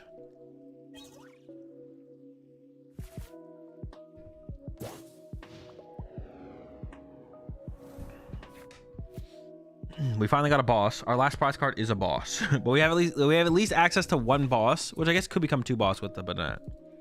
If they somehow KO one of my Espathras, I should be able to 1-hit KO them right back, right? Probably, yeah, should be able to. Guaranteed boss, wasn't it? Oh wait, I have 1 prize card left. I just win by going boss win. Yeah, I was guaranteed a boss. I was guaranteed a boss there. I just literally have game with boss. I didn't realize that. I don't know what I was thinking I was gonna have to do here, but that works. It definitely works. I was like, I have to go. Yeah, I don't know what. I would call this one a comeback, but like really, our opponent just kind of started bricking in the middle of the game. To be honest, and we were at least drew something. We bricked early game. They bricked mid game. Turns out bricking mid game is better every time. Easy dub. Honestly, I have no idea how to play the... Espathra definitely wants to be... Like, Banette's not that good, except maybe early game. Banette seems like okay early game, but definitely not a great attacker in the matchup. Maybe you want to like leave a bench space open so you can make sure you don't get Poltergeist or something like that. You think the deck needs a 1 prize attacker? It would be nice. What would you even like play though? Like the Deoxys? You could set up weird late game board states where like they KO your Espathra and go down to 2. And then you don't quite have game, but you can like attack with a 1 prize attacker and leave like a Flittle on your bench or something. Which would be interesting to be honest. Maybe Espathra? Maybe Espathra sucks. Latios though, maybe?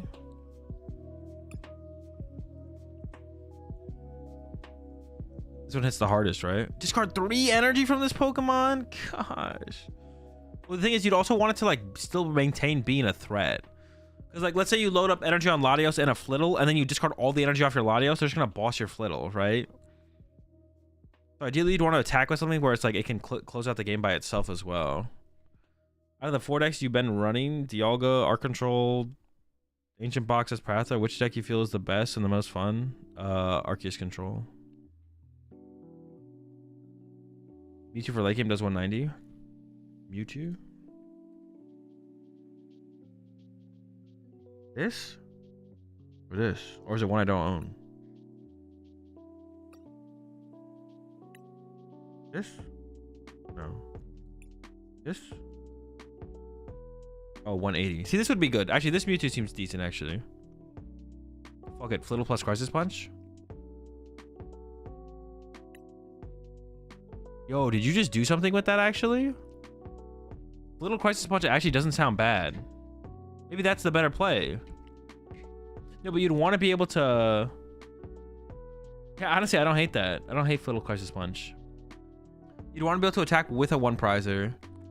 I guess your one-prizer attacker, you could just like attack with a Super Sideball, I guess. I don't know. You could play Crisis Punch like plus this.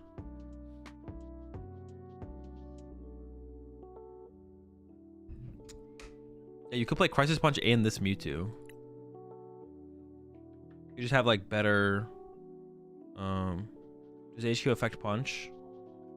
If you're attacking with a basic, yeah. You can Crisis Punch on anything, right? You could Crisis Punch on a Zatsu.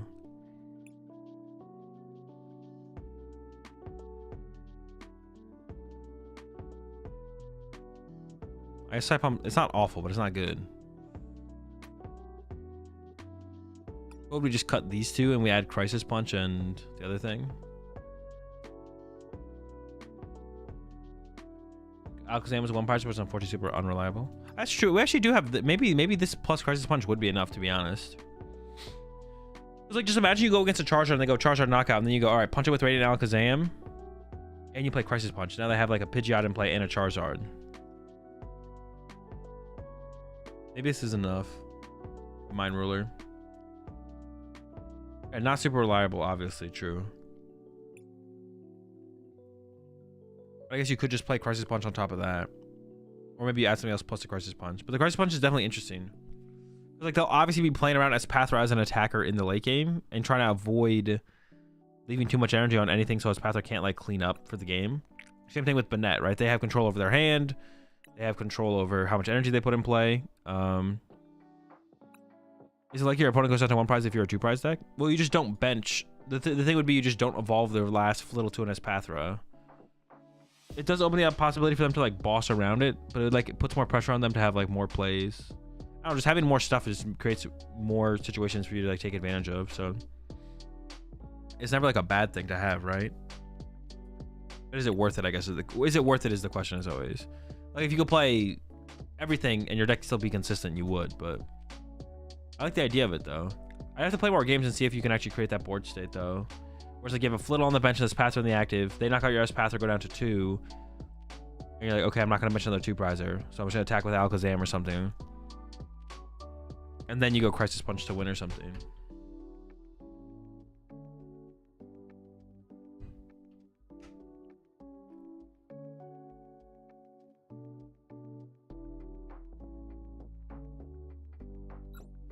Definitely interesting though. I like the idea of it.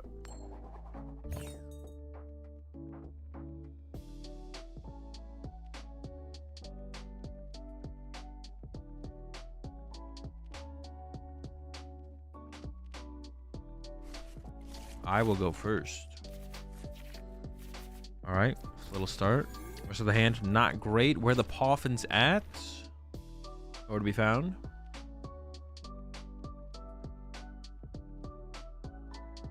The deck list bot is working. Deck list bot is working.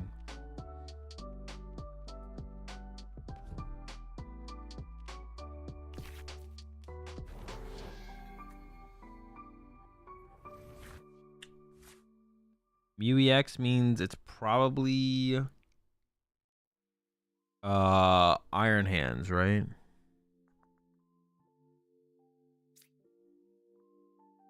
So I kind of want to hide behind Spiritomb.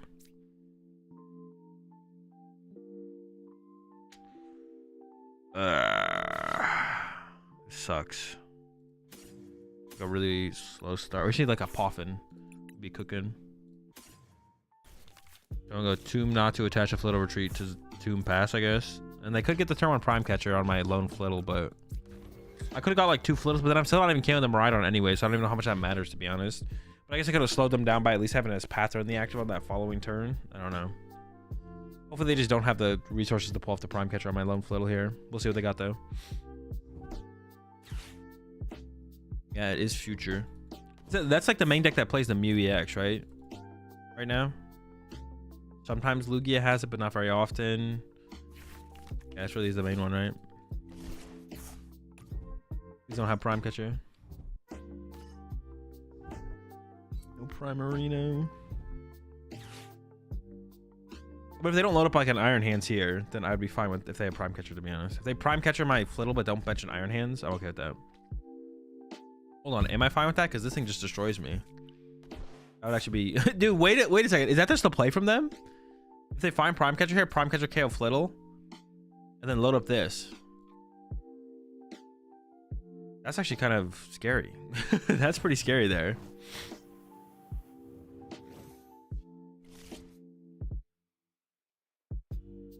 Would they find a Pokegear there?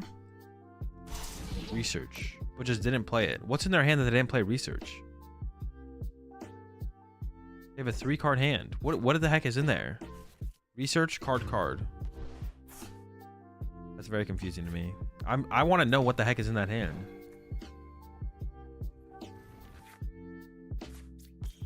I do need to draw an energy off this. I don't know to actually KO the active. 1690. Come on, one time. Energy. Let's go. Make some more Flittles. Squat up. Could have got a Shuppet there, I guess. Would have been nice to draw into another energy. I could have risked it for another one as well, but that's probably not worth it. This is probably just correct. I reckon getting top 4 at 6 challenges to be decent. Been on Lost Cena for ages, and I love the deck. 4 on Worlds points. It's just not worth thinking about. It's just like, it's not quantifiable. Those are like terrible questions, and like even like you just like having the mindset of like, I don't know, it's like weird. It's like you can strive to win a cup or win a challenge or top 8 a challenge, and that can be an achievement to gain, but then being like, oh, does this make me good now? Like that should never cross your mind. You can be like, I want to get my first top 8 at my first League Cup. I want to win my first League Cup. I want to day 2 my first regional.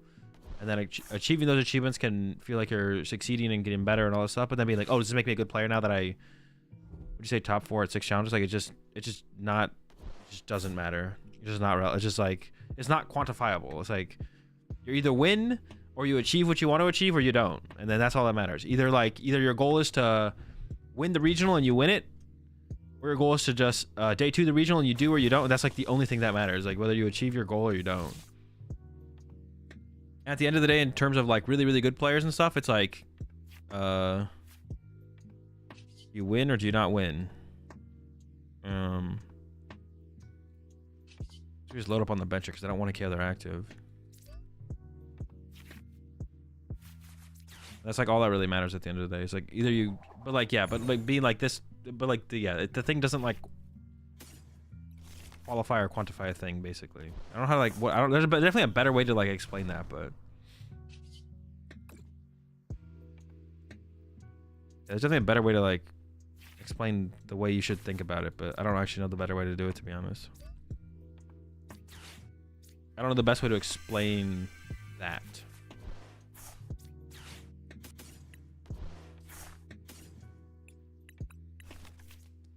I don't think I could bench the Shuppet, right? I probably should bench the Shuppet. Oh no, but this guy's dead. I won't bench it yet then, I guess. I guess we chill for now. Just punch. Ain't gonna lie, I want one of those Raging Bolt champion mats. Is that a regional mat or a League Cup mat? Oh, it's a League Cup mat, right? I assume. Alright, then that's the goal. Win a League Cup. I want to win one of those. That's it. That's the goal.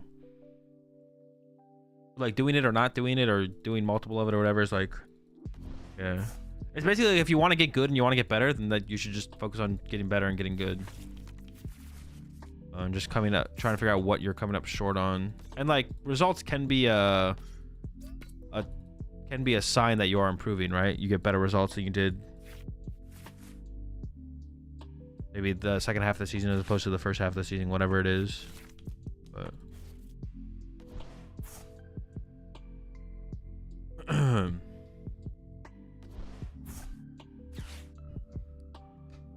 Sore. That part, there's only this month left for League Cups. There'll always be next season though. It'd be cool if you could have play mats on live, like to decorate your bench spots or something. That definitely would be nice. Yes, they should definitely do that, but I don't know if they ever will. Definitely something they should do.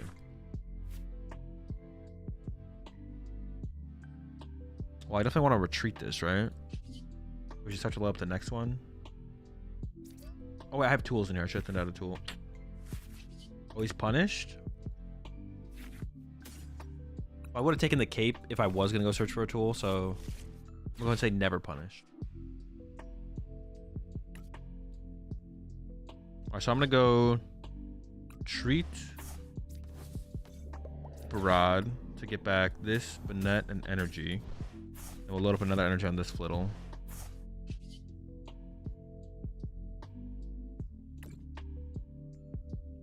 Does putting Cape on here matter?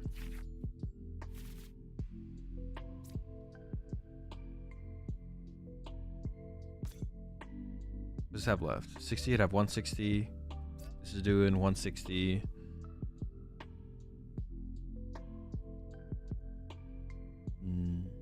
I don't even know if playing either of these. I guess I could put this here. Does it ever matter? I don't think it matters though. The Mew OKO Espathra. They got 4 energy here. Move 3 back, +1, 4, 5, 6, 7. No. Oh, 8. No, they're still coming up short. Oh, they could like twin shuttles, or however you pronounce that. This and this.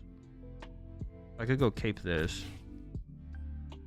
They have to gust this one specifically. All right, we'll just leave it like that. That seems fine. I always forget about this thing. How do you pronounce that? Shuttles? Shotels? Shotels? Shuttles? Shuttles? Shot L's. Shot L's? Alright, well they didn't go for the shot L's. L.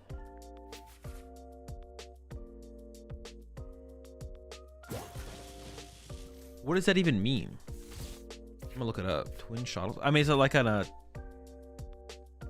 it a real word? I don't think it's a real word. I just Googled it and it did not come up. Wait, a shuttle. Oh, it's like a sword. Oh, yeah, it's like a sword. A shuttle is a curved sword originating in northern Ethiopia. The curve on the blade varies from the Persian shamshir, adopting an almost semicircle shape. The blade is flat and double-edged with a diamond cross section. Interesting. The more you know. This matchup seems super free. Definitely seems favorable for sure. Yeah. Definitely. 3, 4, 5, 6, 7, 8. We knock them out. I guess you just go. No. Alright, there's conceded. NAIC reg is in 1 minute. So best of luck to y'all on regging. And that's gonna do it for the I want to play more with Espathra though. That is gonna do it for me for the stream for today. Plans for tomorrow. I'm gonna do a little bit of a pre-show for the show match coming up on Saturday. Make sure y'all come out on Saturday for the show match. Going down on Saturday. If y'all looking for any Twilight Masquerade products, Game Grid has them available for pre-order. Booster boxes under $100. Under $100 if you use my code AzulGG over there. Get yourself a discount. GameGridSLC.com. Yeah, tomorrow I'm gonna do a little bit of a pre-show with James Cox for the show match on Saturday. We're gonna be talking about the deck lists that the teams are choosing to bring, how their decks are teched out, and it is in the Conquest format, so we'll like kind of discuss that a little bit about how we expect things to play out. So James is gonna be joining me tomorrow on the stream. Should be starting up the stream around 2 p.m. Pacific, West Coast time. So that'll be fun. I'll be doing that, and then I'll probably just be playing in the Doom tournament as well. So I'll start the stream with the pre-show, show match pre-show. Tomorrow we'll start the match, or start the stream, and then I'll probably be playing in the Doom tournament as well. Is the plans for tomorrow. I do want to put a little bit more time in with Espathra. So maybe we'll like pre-show with James, play a little bit more with Espathra, and then Doom tournament after that will be the plan for tomorrow. And then Saturday is the show match, so make sure you come out for that. Go ahead and find someone to rate here on Twitch before I get out of here. See who else is on. Have a look. What do we got? I don't recognize any names right now. Alright, I'm just gonna send you off into the abyss on this time. If you want to start earlier, just let me know. Probably can't do any earlier, James. Yeah, it'll probably have to be 2. But I'll let you know. I will let you know. Alright, chat, have a good one. Send you off into the abyss. Catch you tomorrow. Have a good one. Peace.